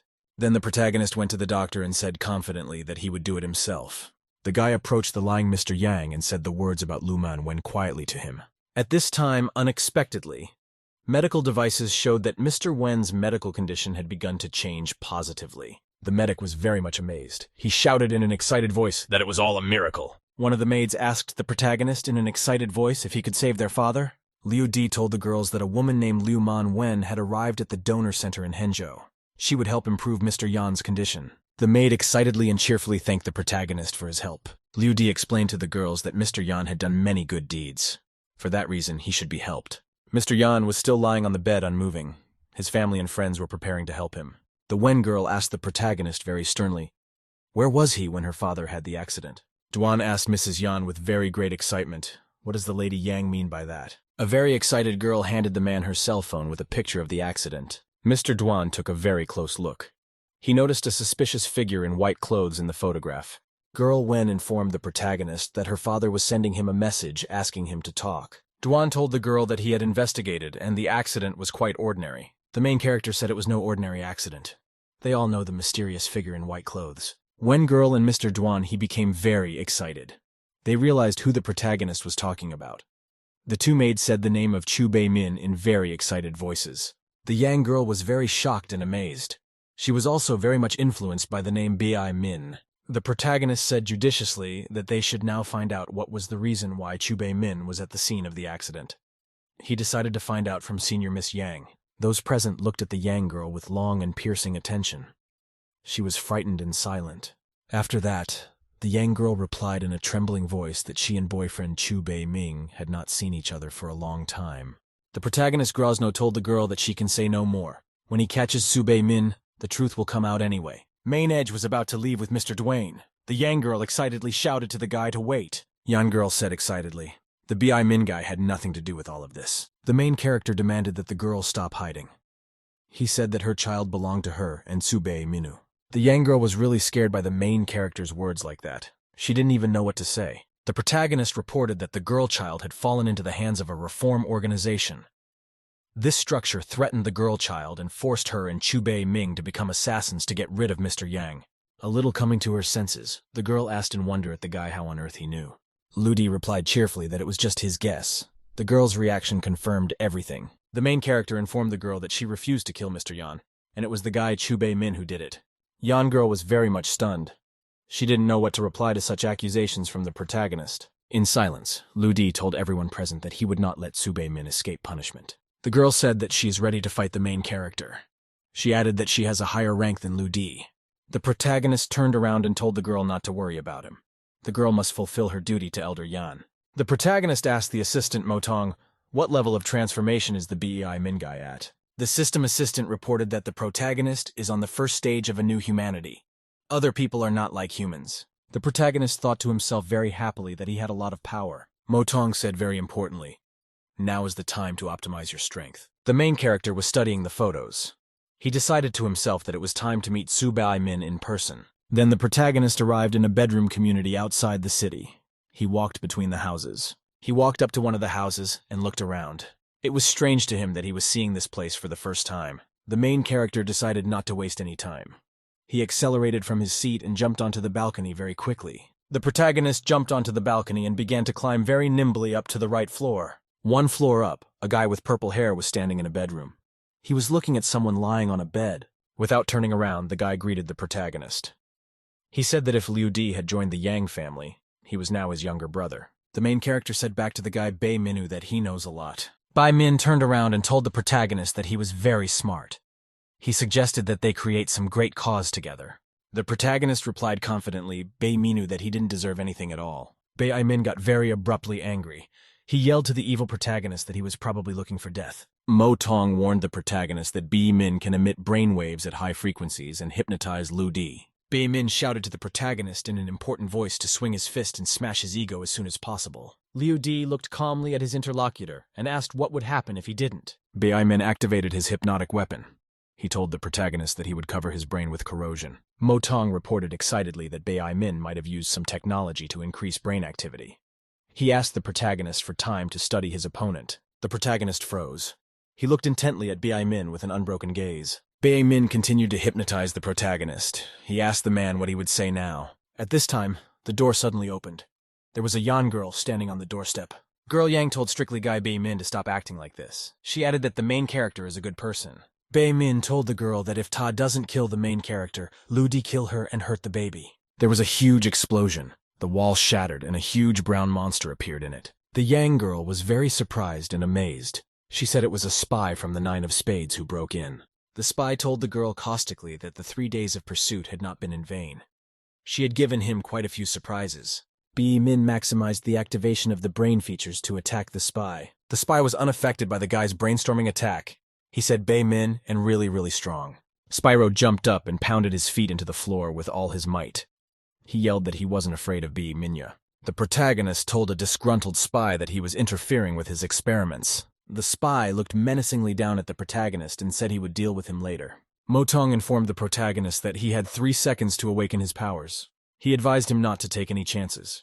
The protagonist began the process of activating his magic skills. Yellow lightning bolts flew from him in different directions. The protagonist sped up as much as possible. He shoved off to take down the spy in one blow. Then Liu Di took off, and in flight he hit the spy with his knee with all his might. From the most powerful and strongest blow from the protagonist, the spy collapsed to the floor without strength. Mo Tong reported that the energy in the main character's body was not enough to sustain the release of power for long. He asked, "Will Lu Di fight Bei Min?" The protagonist replied that he would not fight. The protagonist said very conciliatory things to Bei Min to keep working on people's brains. He himself wanted to continue his research. Bei Min Evil yelled that his girlfriend didn't kill anyone. He did it all by himself. The protagonist prepared to defend himself and fight off his opponent. He tapped him with his hand. From the hardest blow, Bei Min flew far off the balcony and fell down from the height. The protagonist rushed to chase after his rival. He asked, "Does Bei Min want to escape from him?" At that time, someone grabbed the protagonist's leg unexpectedly. Lu Di was very surprised. The guy Yang was lying on the ground holding the protagonist's leg. He continued to let him go out to play. Completely calmly, the protagonist shouted at his opponent to back off and kicked him. The main character stood on the balcony for a long time and watched the Bei Min guy run away from the house very quickly. Mo Tong reported that the guy Tsu Bei Min is almost a ghost. He can bypass almost any surveillance camera. The protagonist told the assistant that he should master the first stage called Battle Consciousness as soon as possible. The protagonist traveled to a virtual partition of the system to meet with assistant Mo Tong. Mo Tong shouted joyfully to the protagonist that he was finally back already. The helper got a science hat. The protagonist very sternly asked his virtual assistant if it was true. Mo Tong very importantly informed the protagonist that he had upgraded and now it was up to him. The system assistant said that if the guy wants to get battle consciousness, he needs to pay attention to the body. The condition of the LUDI does not make it possible to endure the transformation. The main character said that he now needed to start changing his body. He decided that this was how he would succeed. Mo Tong said it is very important that organs and bones can develop in the same rhythm for 7 years. The protagonist asked with interest, what can he do to speed up his metabolism? Mo Tong said that the guy should consume a lot of food, expend energy, and strengthen the vigor cells with external forces. There was a knock on the warehouse door. It was the food delivery guy with a bag. Mo Tong told the protagonist that he was worried about him and for that reason ordered takeout for him. The system began to report that the protagonist's digestion had improved. After that, people's energy efficiency and muscle metabolism increased. The guy sat and consumed mountains of food at the table, at which time a robotic dog ran up to the protagonist and brought him some clothes. Mo Tong reported that they have released a suit with an electric pulse. It affects all muscles and helps the body to use more energy. Mo Tong pointed to a vessel of water and said that this water chamber enhances cellular activity and speeds up metabolism. The protagonist pretty much told his assistant that he was satisfied and that's what he needed. Then the main character put on a new suit with electrical impulses. The Ludi in the suit reached out his hand towards the food. Mo Tong said cheerfully, the protagonist now knows how difficult it was to create the suit. The protagonist confidently told his assistant that he would show him what people were capable of. Then the main character was placed in a bathtub deep in water in his advanced suit. Motong said with surprise to the protagonist that his stamina was superior to almost every creature on the planet. Motong then announced that he would prepare enough components for the main character to grow. At that time, the courier brought another order.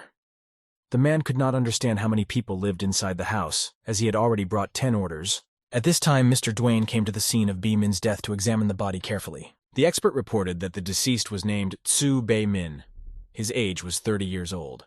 Multiple fractures and internal bleeding were reported. The examiner said the wounds were inflicted over 20 days ago. Duan thought to himself very unhappily, why hasn't the protagonist arrived yet? A whole hour has already passed. The expert added that external examination showed that the body of the deceased had changed a lot recently. Right in the cave, the main character walked in. He told Duan that he was late because he had a lot of things to do. Duan said grudgingly that they wanted to arrest Chu Bei Ming, and the latter died very suddenly. The protagonist explained that the body of Chu Bei Ming's doppelganger lay in front of them. Previously, he had been implanted with a voluntary consciousness. Duan suspiciously asked the protagonist, why is the protagonist so agitated right now? As calmly as possible, I told the man that he was simply busy playing sports at the moment. At this time, inside the Yinzi hospital, preparations were being made for an operation to cure Mr. Yan. Mr. Yan lay unconscious and motionless on the white bed. There was a woman lying on the next bed. The media reported that the company's director, Inzi, had turned into a vegetable. As a result, the company's stock fell heavily. A meeting was taking place in the conference room of the company's office. Someone in attendance told Miss Yan that it was time for her to take responsibility for her family and the company. Miss Yan sternly asked her subordinates, do those people really want to destroy the company by selling their shares at a low price on the stock exchange? The girl turned to those present and said that they should trust her. She promised to resolve the situation in their favor. At this time, suddenly a guy named Wu Yang walked into the meeting room. He laughed evilly. Wu Yan looked at the girl and asked with interest, what is she going to do? Mrs. Yan asked with great displeasure at the guy. So why did that guy come here? With Ao Yang was his lawyer. Ao Yang told everyone present that today he would like to buy up all their shares. Ao Yang showed the documents to the participants and said that the agreement for the purchase of the company's shares was ready to be signed. All the participants present began to take turns signing the document. The Wen girl shouted with great excitement and indignation to the participants not to sign. After that, all the participants of the meeting turned around and started to leave. Mrs. Yang was astonished. Wen girl was very badly shocked. She sat on the floor of the office and couldn't get up. A man approached her and asked that Mrs. Wen not despair any longer. The girl turned to a man named Alfred. He helped her and sat her down on a chair. Alfred told Mrs. Wen not to despair. She could raise all her money and buy the remaining shares before Ao Yang did. Mrs. Wen told Alfred that she couldn't just give up, but it wouldn't be easy for her to find that much money. At this time, the Wen girl's maids ran into the study. They were very excited. One of the maids said in a frightened voice that a fellow Ao Yang had taken over their house and chased them out of their rooms. Girl Wen read the news that the founder company has shown a tough maneuver in acquiring internet companies. The Wen girl's mood improved. She told her maids that she must find the protagonist and he would help them, at which time the protagonist arrived at his corporation's building in the city. The protagonist walked through the front doors and headed for the girl near the receptionist's desk. The secretary told the protagonist that the girl Jia asked to see him. He added that if anyone came to see him, they should go straight to his office. The secretary told the protagonist with a smile that she would make it all happen. Very soon the Wen girl arrived at the corporation building, accompanied by her 2 maids. The secretary said that the protagonist was in his office. She told the girls to come with her. The secretary led the girls to Desan's office. She said she couldn't go any further with them. There was a lot of office furniture around. The main character was sitting in a chair with his back to the arriving girls. He told them to sit down. Mrs. Wen told the protagonist that her company is in a difficult situation now. She asked that Desan can buy out her controlling stake. After that, the guy will be able to set conditions. The protagonist calmly lit a cigarette. He told Mrs. Yang that her proposal was not to his liking. A worried Mrs. Wen asked the protagonist how he could help her. The main character told his interlocutor that there was a document on the table. He asked that the girl answer all the questions. He would help her if he liked the answers. Girl Wen read the paper carefully. She noticed that all these questions hit exactly the right target. The protagonist told the girl that Inji Group would be doomed if they didn't solve all these problems. The guy told the girl that she could go. Miss Wen can email her answers to the email address on the document. After the conversation was over, Mrs. Wen headed for the exit, followed by her 2 maids. Girl Wen thought to herself excitedly that the guy's lighter looked like a $1 million limited edition Zippo by singer Lu Di. Protagonist sitting in his office at his desk. Girl Wen looked at him in surprise as he said goodbye. The Wen girl was riding along with her maids in the elevator downstairs. She was silent and thinking about her own thoughts. After pondering, Girl Wen came to a simple conclusion for herself that musician D and it is the same person as Lu D or boyfriend D-san. The astonished maids asked their mistress, did she really see the face of the boy D-sana? The Wen girl told her maids as affably as possible that to her, the D-san guy was the most handsome. The maids told the lady that she should take Dai-san's boyfriend for herself. They want D-yin and Liu Di's boyfriend for themselves. Mrs. Wen wanted to say something to her maids, but she decided to keep silent so as not to disappoint them. The main character asked Mo Tong why the Ween girl didn't have a special consciousness implanted in her head like his. The system assistant explained that the Yang Chin Wen girl had two personalities. If the personalities changed, the implanted consciousness would become ineffective. The main character thought happily to himself that God didn't want to help the guy Sube Minu. The protagonist called his acquaintance Mr. Ten.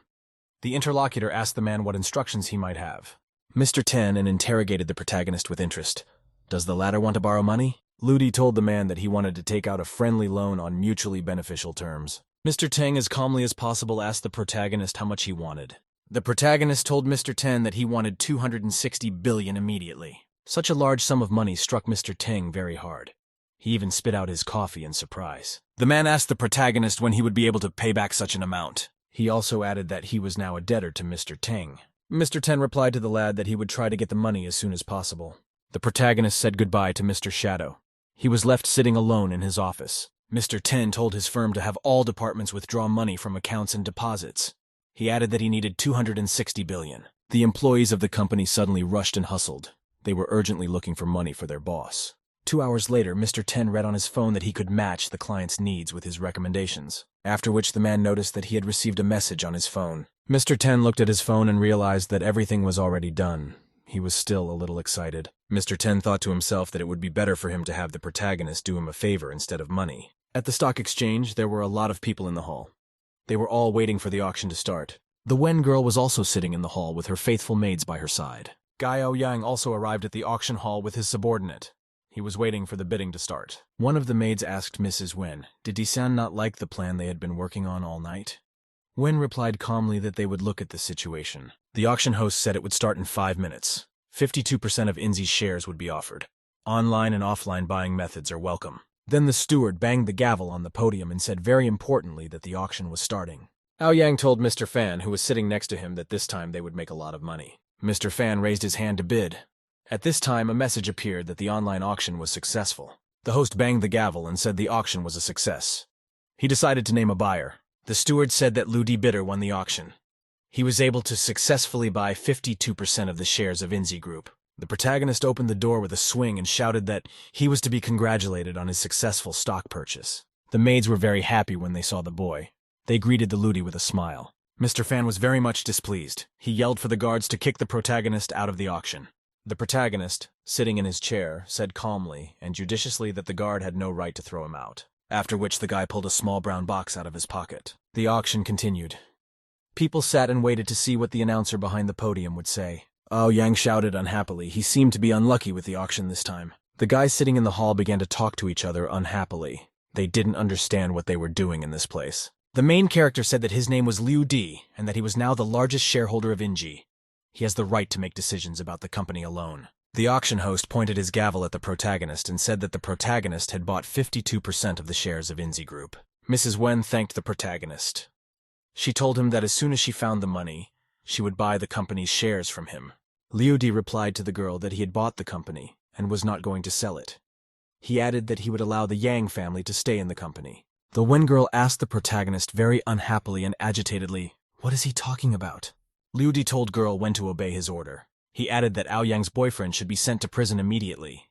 He demanded that girl Wen propose a plan to restructure the company's policies. The protagonist arrived at the building of Inzi Group and went inside. He had to go up to the main office. After that, the guy got in the elevator and went up to the floor he wanted. He was on his way to a meeting. When the protagonist stepped out of the elevator, he met a satisfied secretary in front of him. The secretary smilingly but sternly asked the protagonist, "Where has he been all these days?" After that, the secretary came up close to the guy and asked him in a romantic voice, "Didn't he miss her?" Lu Di told the secretary Kian that he had a lot of things to do right now and suggested that she do something else. After that, the protagonist ran to the meeting hall at top speed. Secretary Qian still had something to say to him. The protagonist walked up to the meeting room and grabbed the door's handles. He prepared to go inside. Ludi went into the hall where the meeting was held. The participants of the meeting were sitting at the table. Miss Wen told the audience that they should welcome Mr. Liu Di, the new owner of their Yingzi company. The attendees stood up and started clapping for the protagonist as well. The secretary asked in surprise as she stood in the doorway, "Is Liu Di going to be their new boss?" The Wen girl held out documents to the protagonist and said that these were the plans she had drawn up. Liu Di looked at the documents he had received and said in a disgruntled voice, "It's all garbage." Wen girl said resentfully that they had spent a lot of effort on this report. She didn't like the main character treating her like that. Liu Di stood up and threw the documents on the table. He said it was just paper and the text on it was garbage. The Wen girl reminded the protagonist not to take any action himself, just watching them work. Liu Di walked right up to the girl and asked her, does she understand why he helped her at the last minute? The Wen girl hesitated. She was restlessly thinking about what the main character had just told her. People present. The meeting was listened to by people. The boy said that the girl Wen was in a desperate state. It is in such a state that a person grows as a person. The protagonist told the participants that there would be only one project he would interfere in. Liu Di added that the girl Yang Qin Wen would be the new head of the company. For this reason, everyone is obligated to help her. The guy told those present that they could only count on him if there was good news for the company. Liu Di added that you can only call him when something good happens to the company. The workers were delighted. They thanked the chairman and said that his words had inspired them very much. The main character prepared to leave the meeting room. Wen girl turned to follow him. In parting, Wen bowed to the departing guy and thanked him. A month later, the protagonist was in the woods doing extensive training. Liu Di conducted physical classes while standing on a huge white sarcophagus. Mo Tong reported that the protagonist's speed has increased a lot. It has surpassed all his predictions. The protagonist, standing on his hands, thought happily that his new body was proof of his perseverance. Mo Tong informed the boy that the release of his consciousness had reached 75%. A group of flying drones appeared. Mo Tong said that these drones are equipped with air cannons. The main character decided to finish his workout. He shoved off with his arms and landed on his feet. Liu Di cheerfully told his system assistant that it was time to move out. There were many different drones flying in the sky above the protagonist. Mo Tong asked the protagonist, does he feel anything new in his body? Liu Di said excitedly that his skin felt slightly numb, but other than that, he felt nothing else. Mo Tong told the guy that he'll have this until the first crisis. Liu Di can't find a purpose for himself unless he's in danger. As the drones flew in, they turned around to attack the protagonist. Liu Di felt the gunshots after it started being attacked by drones. Mo Tong told the protagonist that the strength in his body had increased a lot. This meant that there should have been an increase in resistance to pain. The protagonist excitedly said he had to be more careful now. The drones directly started attacking the guy with beams. Liu Di said his body couldn't keep up with his thoughts. Mo Tong explained that the protagonist was literally held back by leather armor. After the workout, the protagonist examined his body and he thought it was amazing. Mo Tong said it is important that no one can compare to the protagonist when he is freed from his battle consciousness. But for this to happen, people must be in danger and participate in real combat. Liu Di reported that blurred scenes appeared in his imagination and a very bright light appeared. Mo Tong told the guy that he had become the equivalent of a new human being. Liu Di asked with interest, what could change people so much? Mo Tong explained that it is a product that helps a person go against the flow. It also stimulates growth and breaks the laws of evolution. The protagonist asked the assistant, are there any new people besides him? Mo Tong explained that one new person appeared in the year 2000. Mo Tong told the guy that his assignment was to raise the technological dimension of the entire world. Liu Di was surprised to realize that he was the chosen one. The protagonist stood all alone on the roof of a white sarcophagus. He was illuminated by the setting sun. 2 months later, the protagonist continued his active and in-depth training. Liu Di sat on the roof of the sarcophagus and meditated.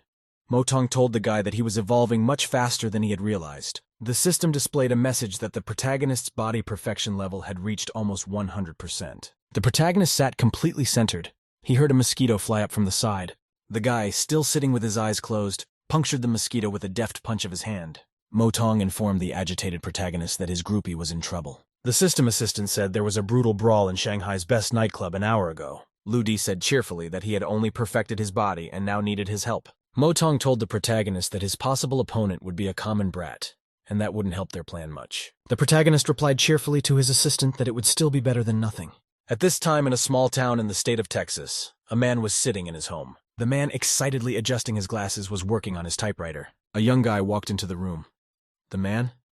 Without taking his eyes off his typing, he asked the guy named Kofi Dahl how the other guy was doing. The Kofi Dahl guy called the man Mr. Bon and said excitedly that things were very bad. The man asked the boy to calm down and demanded that he speak slowly and clearly. Kofi Dal told me that their agent K was imprisoned in Shanghai's Huaxia prison.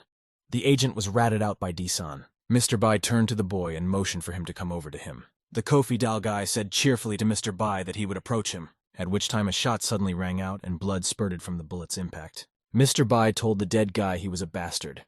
He reminded him that he'd already told him a couple times not to come to him. Mr. Bai told him to call him Mr. He from now on. There's a message from Mr. He. The document check at the entrance to China has been relaxed, and it is now possible to move out. Mr. He typed a reply with a confirmation of the murder. Mr. He then fired his gun into the computer monitor. Bullets pierced the monitor screen. The caption reported that among the poker club deaths was the King of Spades, the 9 of Spades, and the 7 of Spades. The man angrily said that D-san killed his children. He threatened to bury the guy alive. There was a meeting going on in a conference room on the 5th floor. A girl was standing aside, and a man with a bandaged arm was sitting at the table. The man looked at his subordinates very unhappily and silently. He waited to see what they would say to him. The guy with the anger in the voice reported that some strangers just picked up and broke into their place.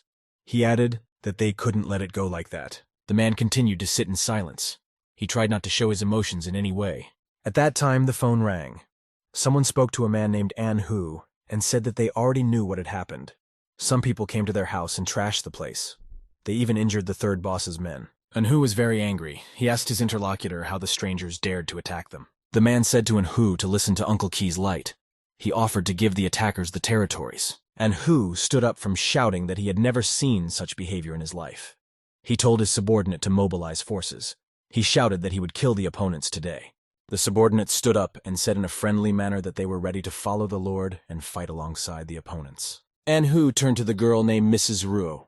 He told her not to worry as there would be enough male strength in this fight. An Hu said excitedly to Mrs. Ruo to pack her things and go home. He added that the girl should never come back here. Mrs. Ruo said with certainty that they should fight together and die all together too. The protagonist walked into the office out of the blue. He asked cheerfully whose death was in question now. Ludi said with a smile in the voice that no one would die but would just get what they deserved. And Ho excitedly told the guy that he should make the decision instead of them. A guy told the protagonist that there's a gang of unknown people in Shanghai. They're acting very loose. Liu Di calmly took out a cigarette. He listened carefully to what the guy was telling him. Mrs. Ruo picked up a lighter and lit a cigarette for the protagonist. The protagonist looked closely at the girl's face and noticed a small wound on her face. Liu Di looked worriedly at the girl's face. He got worried because she was hurt. The protagonist touched the girl's face and asked who dared to hurt her. Mrs. Ruo looked away. She said it was nothing, and it was just a scratch. An Hu said that the gang is called the Mad Dragons. It is led by 3 brothers who are martial arts masters. The protagonist received information about the gang leaders. Their names were Chang Long, Chang Hu, and Chang Leo. Liu Di thought angrily that if the rivals dared to harm his men, he would not let them down. The protagonist asked the audience very sternly and angrily, who dared to touch the Rui girl? There was a long silence, and Hu didn't say anything. The girl was also silent and looked away. After a short pause, An Hu said that the girl was injured by Chan Bao during the attack. The main character said in a very serious and threatening way that he'd straighten this guy out first. The girl grabbed Ludi's shoulder. She said excitedly that if he interfered, it would affect his reputation. The protagonist replied to the girl that someone had offended her. He added that he would not leave it without attention. The girl was very excited to get so much attention from the main character. The protagonist decided to help the girl. He took out a first aid kit and prepared to treat her wound. Liu Di held out his hand to treat the wound. He told the girl to trust him. An Hu said in a satisfied voice that the main character was a true knight with his princess. Next to the protagonist was An Hu and a girl, followed by the guys from his group. The protagonist arrived with his companions at an establishment labeled Foot Massage. The guy excitedly said, Chang Bao came today with 30 of his minions. The protagonist briefly told his companions to wait for him to come in. The boys were very much surprised that the headman went in alone. Someone said that the owner wouldn't like that. The front doors opened and the man himself walked inside in complete peace. 2 minutes passed. The girl asked An Hu, can DR alone handle the opponent? An Hu replied that they can come to the rescue. Suddenly the door opened and the body of an unconscious fighter fell out. The surrounding people were very surprised. When people looked closer, they realized that the unconscious Chan Bao was lying in front of him. After that, the main character came out of the door. He calmly smoked and said that people could take the body. The guys got really excited. Someone said Mr. DR is the best. After that, the protagonist turned around and headed for the exit. Someone ran up to the body of the unconscious Chan Bao. Bound Chanbao asked the agitated protagonist, where did he come from? He said he was only having a massage. Ludi, looking at his opponent, replied to that one cheerfully that he simply wanted to save time. Chanbao angrily threatened the protagonist that his brothers would make him pay for everything. The protagonist sternly said to Chanbao that if he dies, all his rivals will also die. Anhu held out his phone and demanded that Chanbao call his brothers. Anhu added that there would be a meeting today at 7 o'clock at an abandoned stadium in the suburbs. Chanbao replied to his rival to make his own appointments. He also added that Anhu would soon be rolled in asphalt. Anhu kicked his opponent with all his might. He shouted that they belonged to the Haley clan and were not afraid of the likes of Chanbao. At the appointed time in the late afternoon, people gathered for a meeting. It was raining heavily outside the city. There were two groups of people in the middle of nowhere. They stood opposite each other. The protagonist was sitting in a chair. Next to him on his lap was a bound Changbao. The leader of the enemy group demanded that Mr. Pao be released. He said that in that case, no one would be harmed. Anhu said angrily in reply that brothers Changlun and Changhu did not come to the meeting. The girl stood next to him and held an umbrella over him. She was excited, at which time the leaders of the enemy's force stood on an eminence under umbrellas. The man said that even if there are few people in the Haley gang, most of them look like cripples. Another man said that the Haley gang has a boss called DR. He's doing quite well. The man replied judiciously that there was no need to take that seriously. He added that there was a big difference in the number of people. The main character told the Haley guy that if he falls off his feet, the rest of the let's keep fighting. And Hu was astonished. He wanted to say something back to the protagonist, but he couldn't. Dudi then took off his clothes and handed the surprised girl a rui. The girl took the main character's clothes in her hands. She wanted to say something to him last. Ludi replied to the calm girl not to worry. He added that he wouldn't gesture. The protagonist, without any consternation, took a black blindfold to cover his eyes before the battle. The man, carefully looking at the main character, said that if the Ludi didn't die, he would definitely become a hero. The protagonist stood absolutely still, and across from him was a huge gang of armed gunmen. Ludi told the system assistant that there are 600 trained thugs against him. This is a good opportunity for him to sharpen his skills. The thugs raised their weapons and prepared to attack the protagonist. The protagonist himself, to waste no time, accelerated and rushed against the opponents. He was absolutely calm in flight, crushing his opponents with powerful punches. Bandits from all sides rushed at the protagonist with their swords and knives. He thought to himself that he was acting very slowly. Liu Di punched the enemies and scattered them around. Mo Tong surprisingly reported that the neural communication speed had reached 240%. I felt absolutely calm and confident against opponents even blindfolded. The protagonist fought hard.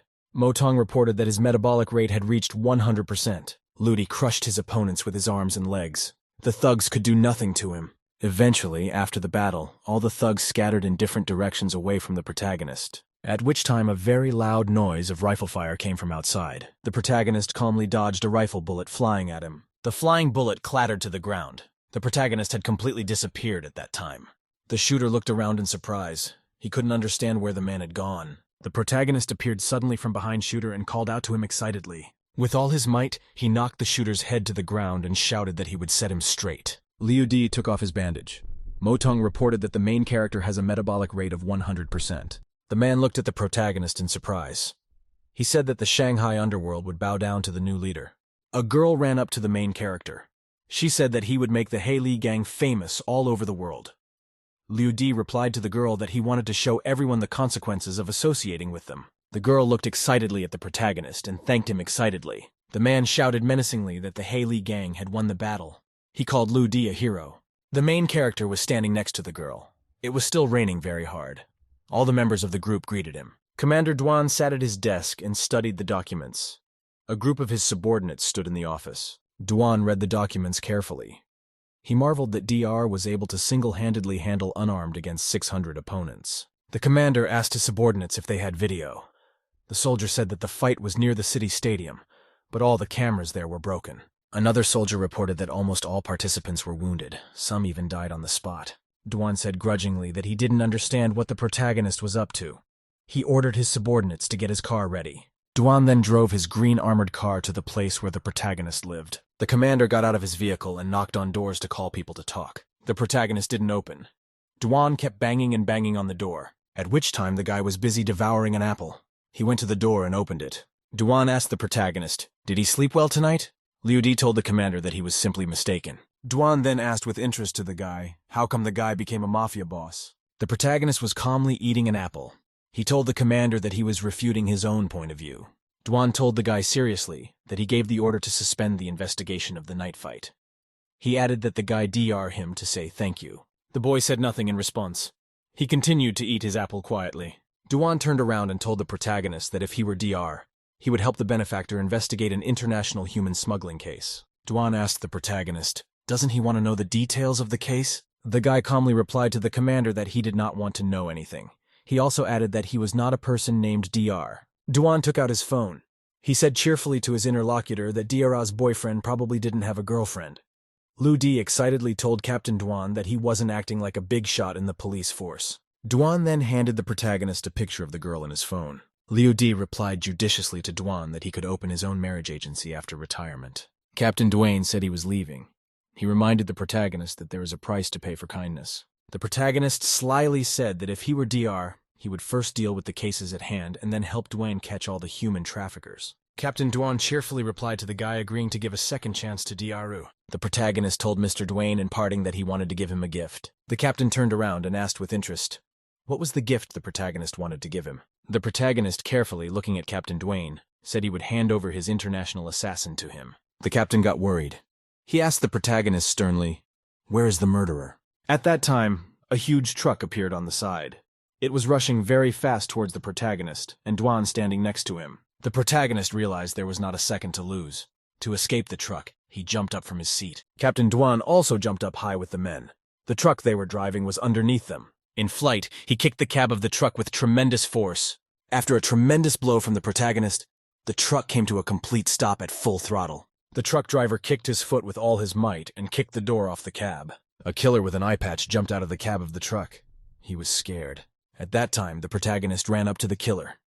He hit him in the face with his hand with maximum force. After a tremendous blow left the killer lying unconscious on the ground, he walked over to the lying assassin and pulled a playing card, a 6 of clubs, from his wallet. Dwan asked the protagonist to say, what is his transformation level? The protagonist said cheerfully that Captain Dwan wanted to give him a rank. The man very seriously replied to the protagonist that there was no such high rank in their system. Liu D pointed at the unconscious killer and asked the captain if he wanted to reward him somehow. Dwayne said if the protagonist wanted to go to the killer's lair himself. After a brief pause, the captain told the protagonist to forget about his offer. Liu D asked the captain to send some experts to the lab. He needed support. The captain asked the guy, could he really be making discoveries in the transformation of the human body right now? Liu D told Dwan that in just 1 month he would be able to raise the level of 10 of his soldiers. After that, the captain would be able to defeat the gangs of Tianluo and Heipan.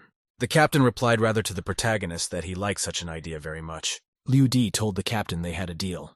He turned around and started to leave. After thinking for a bit, the man asked the protagonist with consternation, also the one doing the same? Liu D told the captain in farewell that he had gone to the He Li gang.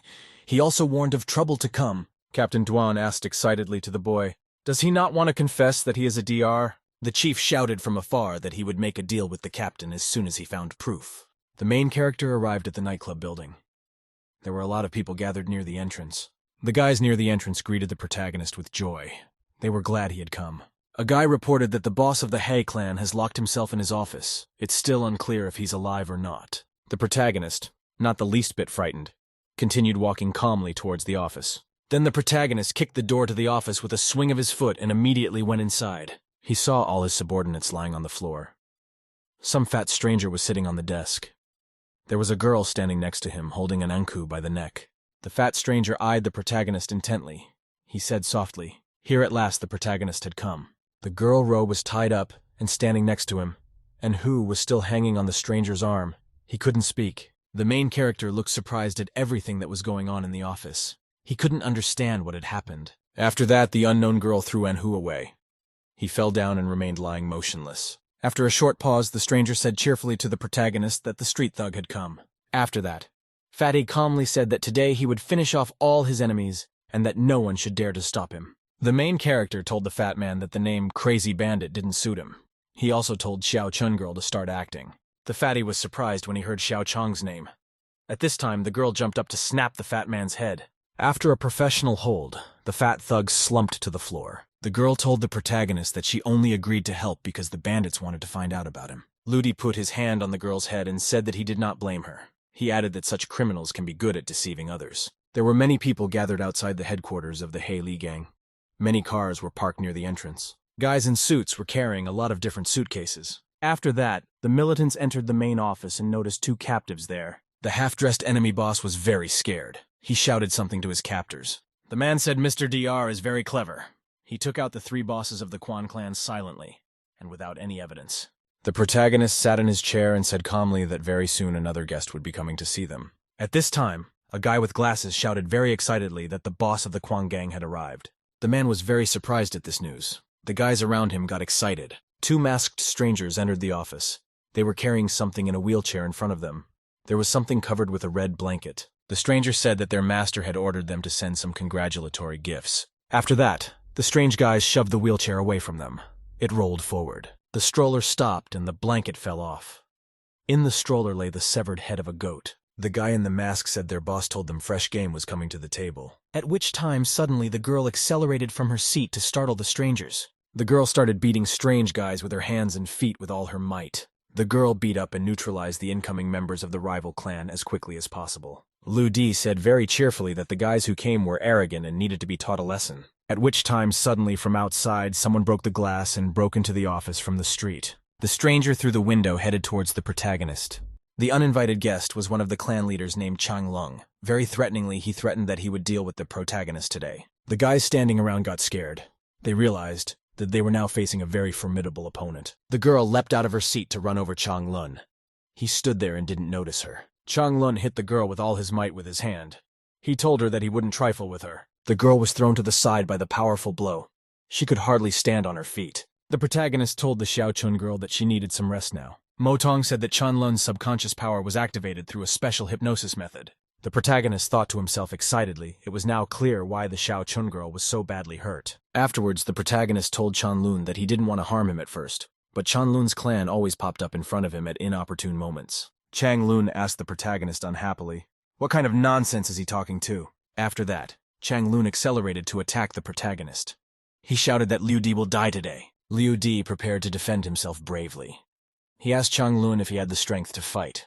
After that, the protagonist struck with all his might the Shan Lun who was running at him. The opponent flew far away. The powerful blow from the protagonist, Chan Lun, flew off and smashed the furniture. The protagonist commanded his lying opponent Chang Lun to get up. The main character told everyone present that if anyone touched him or his team, he would return all the pain tenfold. The protagonist sat at a table. Next to him, kneeling in front of him, were the heads of the enemy clan. Mo Tong told the protagonist that he could achieve the hypnotic effect of Chu Bei Ming. Liu Di looked carefully at the opponents kneeling before him. He decided to begin. The protagonist picked up a pen. It was supposed to help him activate hypnosis. Liu Di held the pen in his hands. He looked at Chan Lun and slowly said his name. Chang Lun could not resist the hypnosis. A detached look appeared on his face. Liu Di asked strictly to Chan Lun, holding a pen in his hand. Had he ever seen Chu Bei Min? Chan Lun fell down in a bow. He said that he was willing to pay homage to Master Bei Minu. He said that he was willing to die for the master. Protagonist received a message from the system. He realized that Su Bei Min has founded a very strange organization. Liu Di remembered the suspicious words he had heard from Ao Yang. The protagonist commanded Mo Tong to check if Chan Lun was communicating with Lan Jingsheng's boyfriend. Mo Tong reported that every 5 days Chan Lun and Lan Jingsheng go to the same church. The protagonist thought about it. The information from the system assistant interested him a lot. The main character very vividly recalled a ring he saw in someone's hand. Liu Di remembered that Teng Hualun had said that this was the key to the highest circle. Captain Duan was in his office reading documents. The clan members were kneeling in front of him. The captain was holding documents that contained information about the kidnapping of the children. Duan said that unfortunately this is just the tip of the criminal iceberg. The officer said that in the criminal world, many gangs have started suddenly closing their nightclubs and casinos. Captain Duan asked his subordinate what the subordinate was going to do now. The officer said there's serious business ahead. Maybe high-tech development? The captain asked in amazement, "Can bandits really read?" He asked his subordinate, "What about high technology?" The officer informed Captain Duane that all decisions are now made by DR. The captain said not to follow the underworld for now and let them deal with it themselves. Suddenly, Captain Duan asked his subordinate, "Where is Miss Fei now?" The officer replied that Mrs. Fei has been partying and living life since her arrival in Shanghai. The main character came to a cozy coffee shop. It was near the place he needed. The waitress came over. She brought the main character his cappuccino on a platter. I thanked the waitress for the drink she'd brought for him. He was still sitting at the table by himself. The main character was drinking his cappuccino. There was a church building next to the coffee shop. Suddenly, a very loud and strong church bell sounded in the neighborhood. The protagonist realized it was time. He got up from his seat and walked to the entrance of the church. The guards near the entrance sternly demanded the protagonist's pass. The protagonist, without saying a word, showed the guards the ring on his hand. The guard told the protagonist to leave all means of communication at the entrance. He pointed to the glowing eye on the door and said that the person had to be checked. Motong told the protagonist that this device is used to scan pupils. This is how the club members are recognized.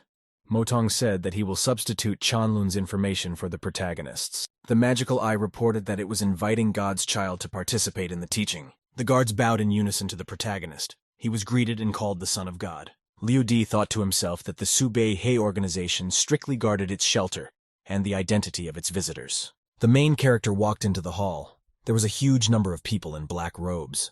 Priest shouted that he was preaching his doctrines in other higher places, and it was for him to fulfill his mission. Stood there in a black cloak. He thought to himself that there was a lot of power involved. The priest turned to the children of God's children and asked that each one tell about the fulfillment of his mission. One believer called the preacher a great messenger and said preparations were in full swing. Protagonist received a message from the system that the great envoy is the president of the North China Bank. Another parishioner said it was important that a dozen publishers were willing to partner with them. Someone present reported that he had sent 3 followers into the army to sow discord and chaos among the soldiers. A parishioner said the acquisition of the medical company is now on hold. He asked for another chance to find a new target.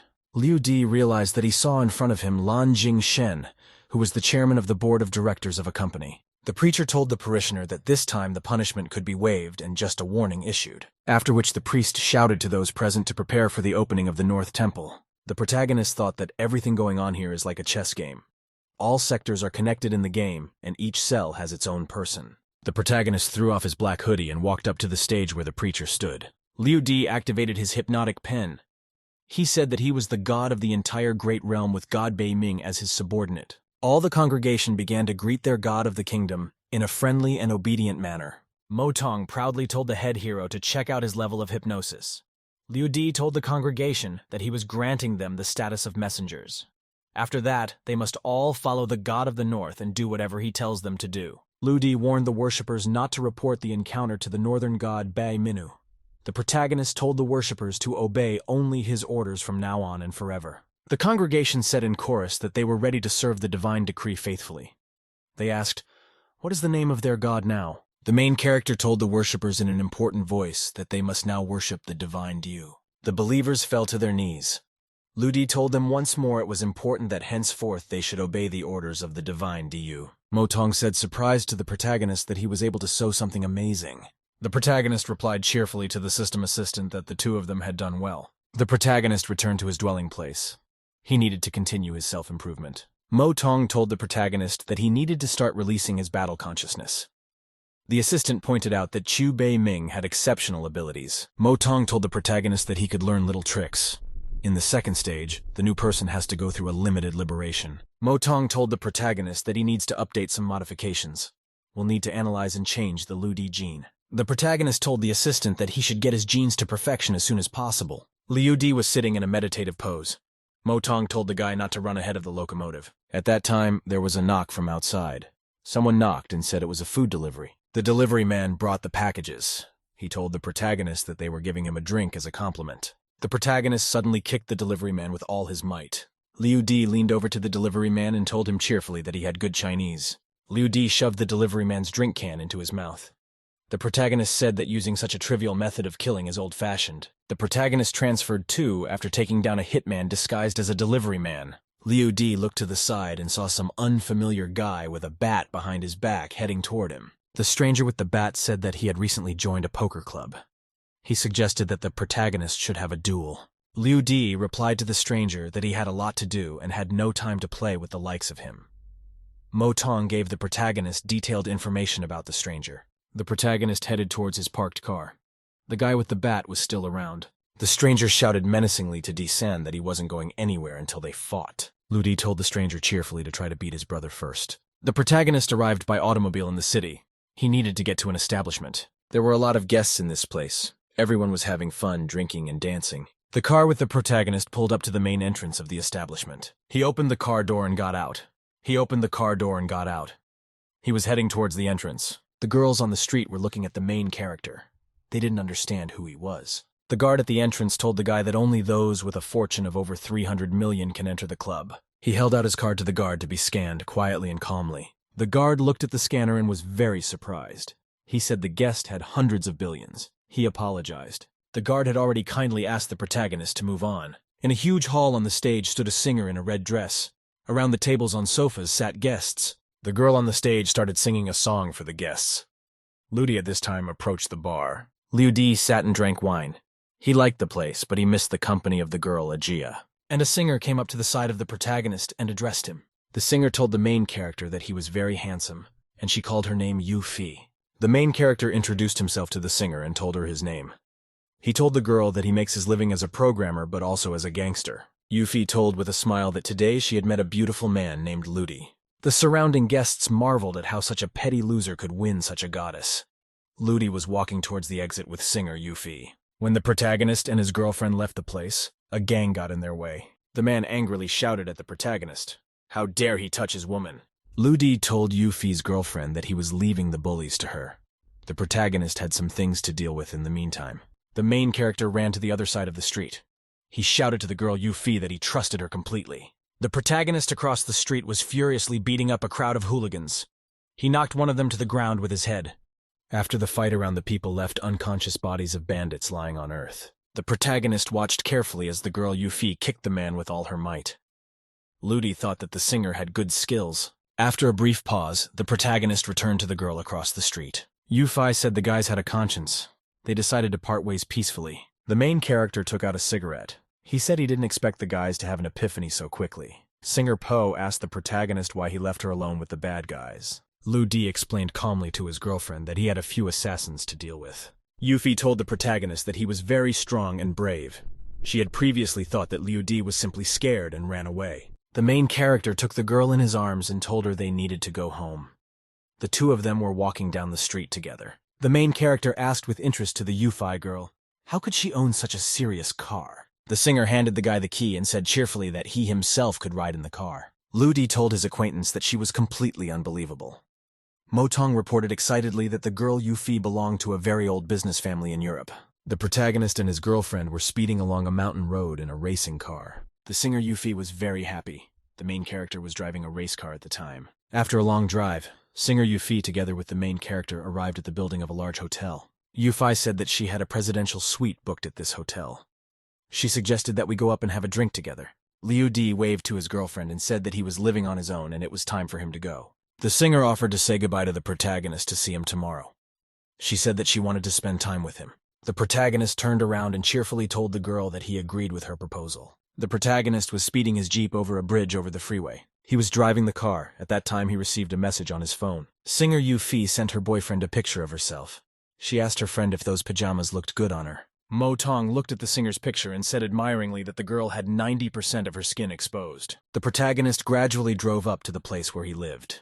There, at the same time, the boy versus stranger was practicing to fight. The boy was hitting the stranger with very powerful, strong blows. The boy could barely hold back the attack. The protagonist drove up and looked at his charges. He told them they had done a great job. Liu Di said seriously to the fighting boy and the guy that they had a good time. The boy said that his opponent was very tough. The tired boy said that he would defeat his opponent in 3 days. The protagonist approached the boy Xiaoxia and the boy Kun-san and told them that they could come to his office for any questions. Xiaoxia guy continued to fight against his opponent in the forest. Mo Tong reported that Quan-san had a new awakening. The protagonist said that Quan-san was still continuing to grow. Liu Di said cheerfully to himself that although the boy didn't have any special skills, it wouldn't be easy for the boy Kwang-san to defeat Xiaoxia. The next morning, the protagonist woke up and decided to check on his charges. Kyun Sangai was sitting at this time in the forest in a meditative pose and consuming bread from a bowl. The Xiaoxia boy sat up and regarded his bionic arm with great attention. The protagonist approached with his robotic dog. It brought a huge bag on its back. Liu Di told his charges it was time for a snack. After that, the robotic dog unloaded its bag. It was full of delicious food inside. After that, the guy along with the boy Xiaoxia and a big appetite pounced on the food and began to lose it. The main character smiled and told the guys that he was leaving as he didn't want to embarrass them. The Kun-san guy jumped up and said angrily that he would have a duel with the Xiaoxia guy tonight. The protagonist arrived at the hotel building in his car. He had to meet a Yu Fu girl. The singer left the hotel and got into the car with the main character. Yu-Fu asked eagerly to the protagonist, how could she get his attention? Motong reported that Ludi's pulse was very fast. He also reported that the girl had great energy. She could seduce anyone. To relieve the embarrassment and awkwardness, the protagonist coughed as much as possible. Yuffie asked her acquaintance if Tom likes women who work for the mafia. The protagonist confidently replied to his girlfriend that he liked girls like that. Yuffie hugged the protagonist and said that they should go to the Quan clan. She was curious to see how the clan was doing after everything that had happened. The main character got a little out of control, and the car started to skid on the road. After arriving at the location, singer Yuffie got out of the car and headed toward the clan building. The girl said confidently to the protagonist to follow her. After that, Yuffie and her boyfriend walked through the building to the doors of the hall. The singer confidently opened the door. Inside the hall sat a huge number of clan fighters. All of them were battered and mangled. Yuffie asked the militants, "Where's their big boss?" One of the guys said their boss was overthrown by a real demon. The singer thought about it. She thought she had been given the wrong information. She thought that Zhang Lun was just a loser. One of the guys approached the girl. He told her they could deal with her abusers and then have a drink and celebrate success. At this time, the main character came up behind the girl, and he addressed the clan members who had approached. The guys were very surprised and frightened. They saw the man who had killed their boss. After that, all the guys turned around and started to run away. Yuffie's girlfriend was very surprised. The main character told his girlfriend that the person she was looking for wasn't here. Yuffie asked the guy, "Why is he called a demon?" Ludi replied that people had mistaken him for someone else. The singer turned around and stepped aside. She told the main character that she needed to touch up her makeup. For complete privacy, the girl went into the bathroom stall and slammed the door shut. With great excitement, Yuffie began to type something into her phone. She was absorbed in the process. The singer replied that it would take 50 seconds to identify the person.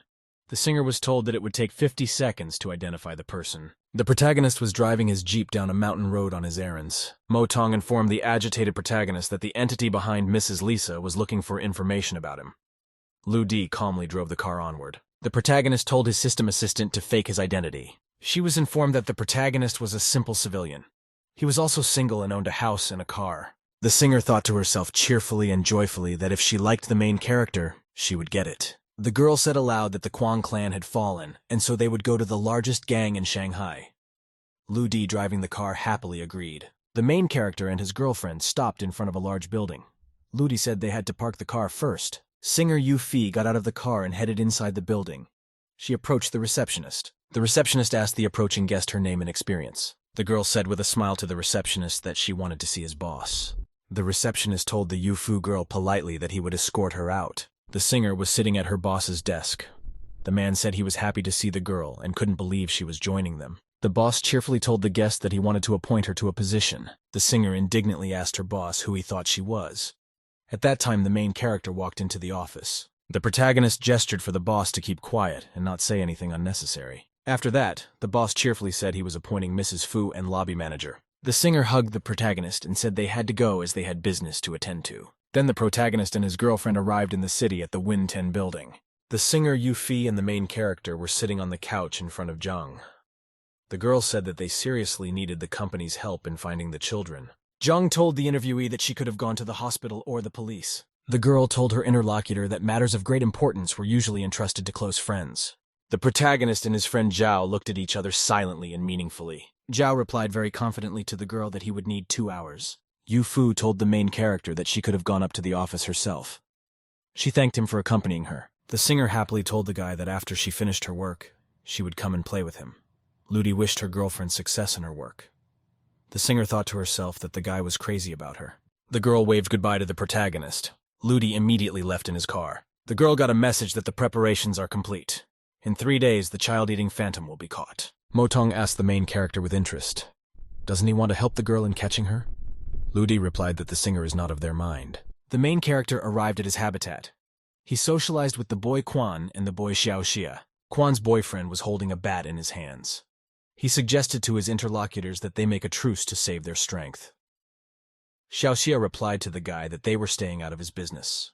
Guy Quan thought that if he could get rid of the useless bastards, he would prove to himself that he could compete with Disan. The main character suspiciously asked the Quan guy what he wanted to tell him. Quan guy told the protagonist that tonight would be the event of the century.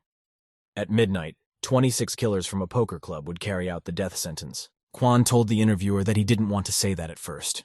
He assumed that the protagonist would want to do everything alone. Liu Di smoked quietly. He answered Quan that 30 people would oppose him. It would be 27 men and 3 women. After that, the main character started to show very precisely where the killers would be hiding in the area. Liu Di ended up pointing out to the guy Quan where 2 more assassins would be hiding in the bushes. Quan said admiringly to the protagonist that he had some kind of super consciousness. The protagonist calmly asked Quan if he still wanted to compete with him. He said he would give him another chance. Quan asked slyly, "Will it be necessary to compare the number of people killed?" He clarified afterwards, "Where are the people killed?" The Xiaoshu boy walked over to Quan and placed a special bracelet on his arm. Quan was very much surprised by such technology. A hologram rose from his watch in his hands. Yufi girl received a message on her phone. A large number of reformers were expected in the city. The singer told an agitated Captain Duan to take immediate security measures. Duan replied to the girl that there was no need to worry. They had a trump card up their sleeve named Zun Sheng. He will help them solve any problem. Captain Duan then ordered Captain Wei to prepare ambulances and police cars. 30 solitary confinement cells would also need to be vacated. Duan then told Mrs. Liza to forget about the alarm. Now all energies should be directed to catch the child kidnapper. The singer told Duan in an agitated voice that if he was so negligent in his work, it would lead to disaster. Captain Duan replied confidently to the girl that tonight they would catch luck by the tail. A guy was relaxing at his house in the pool with some girls. He told them he was going to kill one rat today and then come back to them tonight. The girl said in an admiring voice that the guy had very big muscles. She asked the boy, "Is he really very strong?" The guy lifted the girl with one hand and said in a confident voice that he was a god among men. The protagonist stood on the roof of a building and watched his enemy closely. Without wasting any time, the main character jumped from a great height and headed straight for the swimming pool in flight. The guy was surprised and scared. He didn't expect to see the main character. The main character fell into the pool at a high rate of acceleration. The girls were thrown in different directions. After the main character's flight, the guy's body is left floating on the surface of the water unconscious. The main character was walking down the street and talking to someone on the phone. He said cheerfully that problem number 5 of the poker club had been solved. Quan Guy was jumping from one building to another very quickly and professionally. He was looking for his target. Then Quan saw a white car underneath him. He realized he'd found the right man. Quan accelerated and swung. He hit the white car with the bat with all his might. Quan said, very satisfied to himself, that the 3 of spades was already knocked out. Suddenly, Quan was surprised to realize to himself that the D-San guy appeared to be very fast. Quan said excitedly to himself that he had very little time. He pulled out a grenade. Quan then activated the grenade and launched it to the side with a very strong kick. The grenade flew at high speed and hit the building. There was a huge explosion. The satisfied Quan shouted happily to himself that the spade 6 had been defeated. The interlocutor grudgingly shouted to the Quan that grenades were forbidden in the city. After that, the Quan would pay his own bills. 20 minutes later, there were many ambulances outside the hotel building. They were carrying people out on stretchers. Mr. Duan watched carefully as his subordinates carried the wounded on stretchers into the medical vehicles. The Yu-Fu girl said in an excited voice, 26 people were affected and all of them were a level reformer. Captain Duane said that they could have been destroyed in one blow.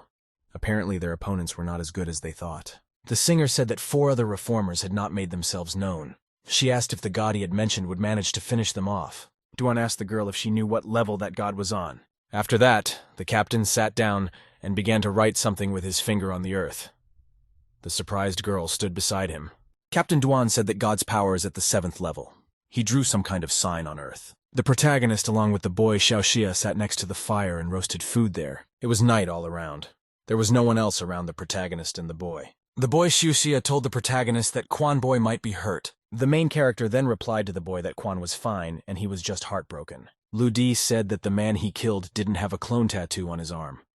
Quan sat next to him looking unhappy with a bottle in his hand. Quan raised the bottle. He said that he would drink to his desperate desire to please the master in everything. Liu Di turned around and asked excitedly to Quan, "What does this one know about the poker club?" Quan replied grudgingly to the guy that he used to follow the members of this club. Quan leisurely consumed the fried fish. He said that the headquarters of the club was in the state of Texas. Liu Di told Quan that he had enough of the information he had gotten. System Assistant Mo Teng told the protagonist to leave this for him. Quan told Di-san that he should try to escape the death sentence of the poker club. He specified that they had never met the ace and the 2 strongest jokers from that club in battle. Xiaoshu Boy drunk and excitedly said that the protagonist will kill any jokers. Liu Di looked carefully at the moon in the night sky. He said that they would soon meet their main enemies. Quan, bat in hand, said that we should prepare for the meeting. Suddenly Liu Di said he had an idea. Suddenly Xiao Xia was very angry. He squeezed the bottle with his hand, and it shattered into pieces. Mo Tong said that the boy had undergone a change. Xiao Xu had awakened an unknown power. Quan was very much surprised and frightened. He could not understand what Xiao Xu was turning into. After that, the boy ran into the main character. Liu Di told Xiao Xia to go and rest, otherwise he might hurt someone. The moon illuminated the area. A group of professional assassins had gathered on one of the ledges. In front was a masked fighter with a sword behind his back. Behind him were guys with their eyes closed. The boys told their master in a friendly way that everyone else was scared, and they were the only ones left. The leader replied to the Ling Tiao guy that those here are also superfluous. He added that he wanted to deal with Di-san himself. The boys told the leader that as soon as he was done with Di-san, they would kill his successors. The master told his subordinates to be quiet. The moon brightly illuminated the surroundings. The mercenary killers prepared to attack.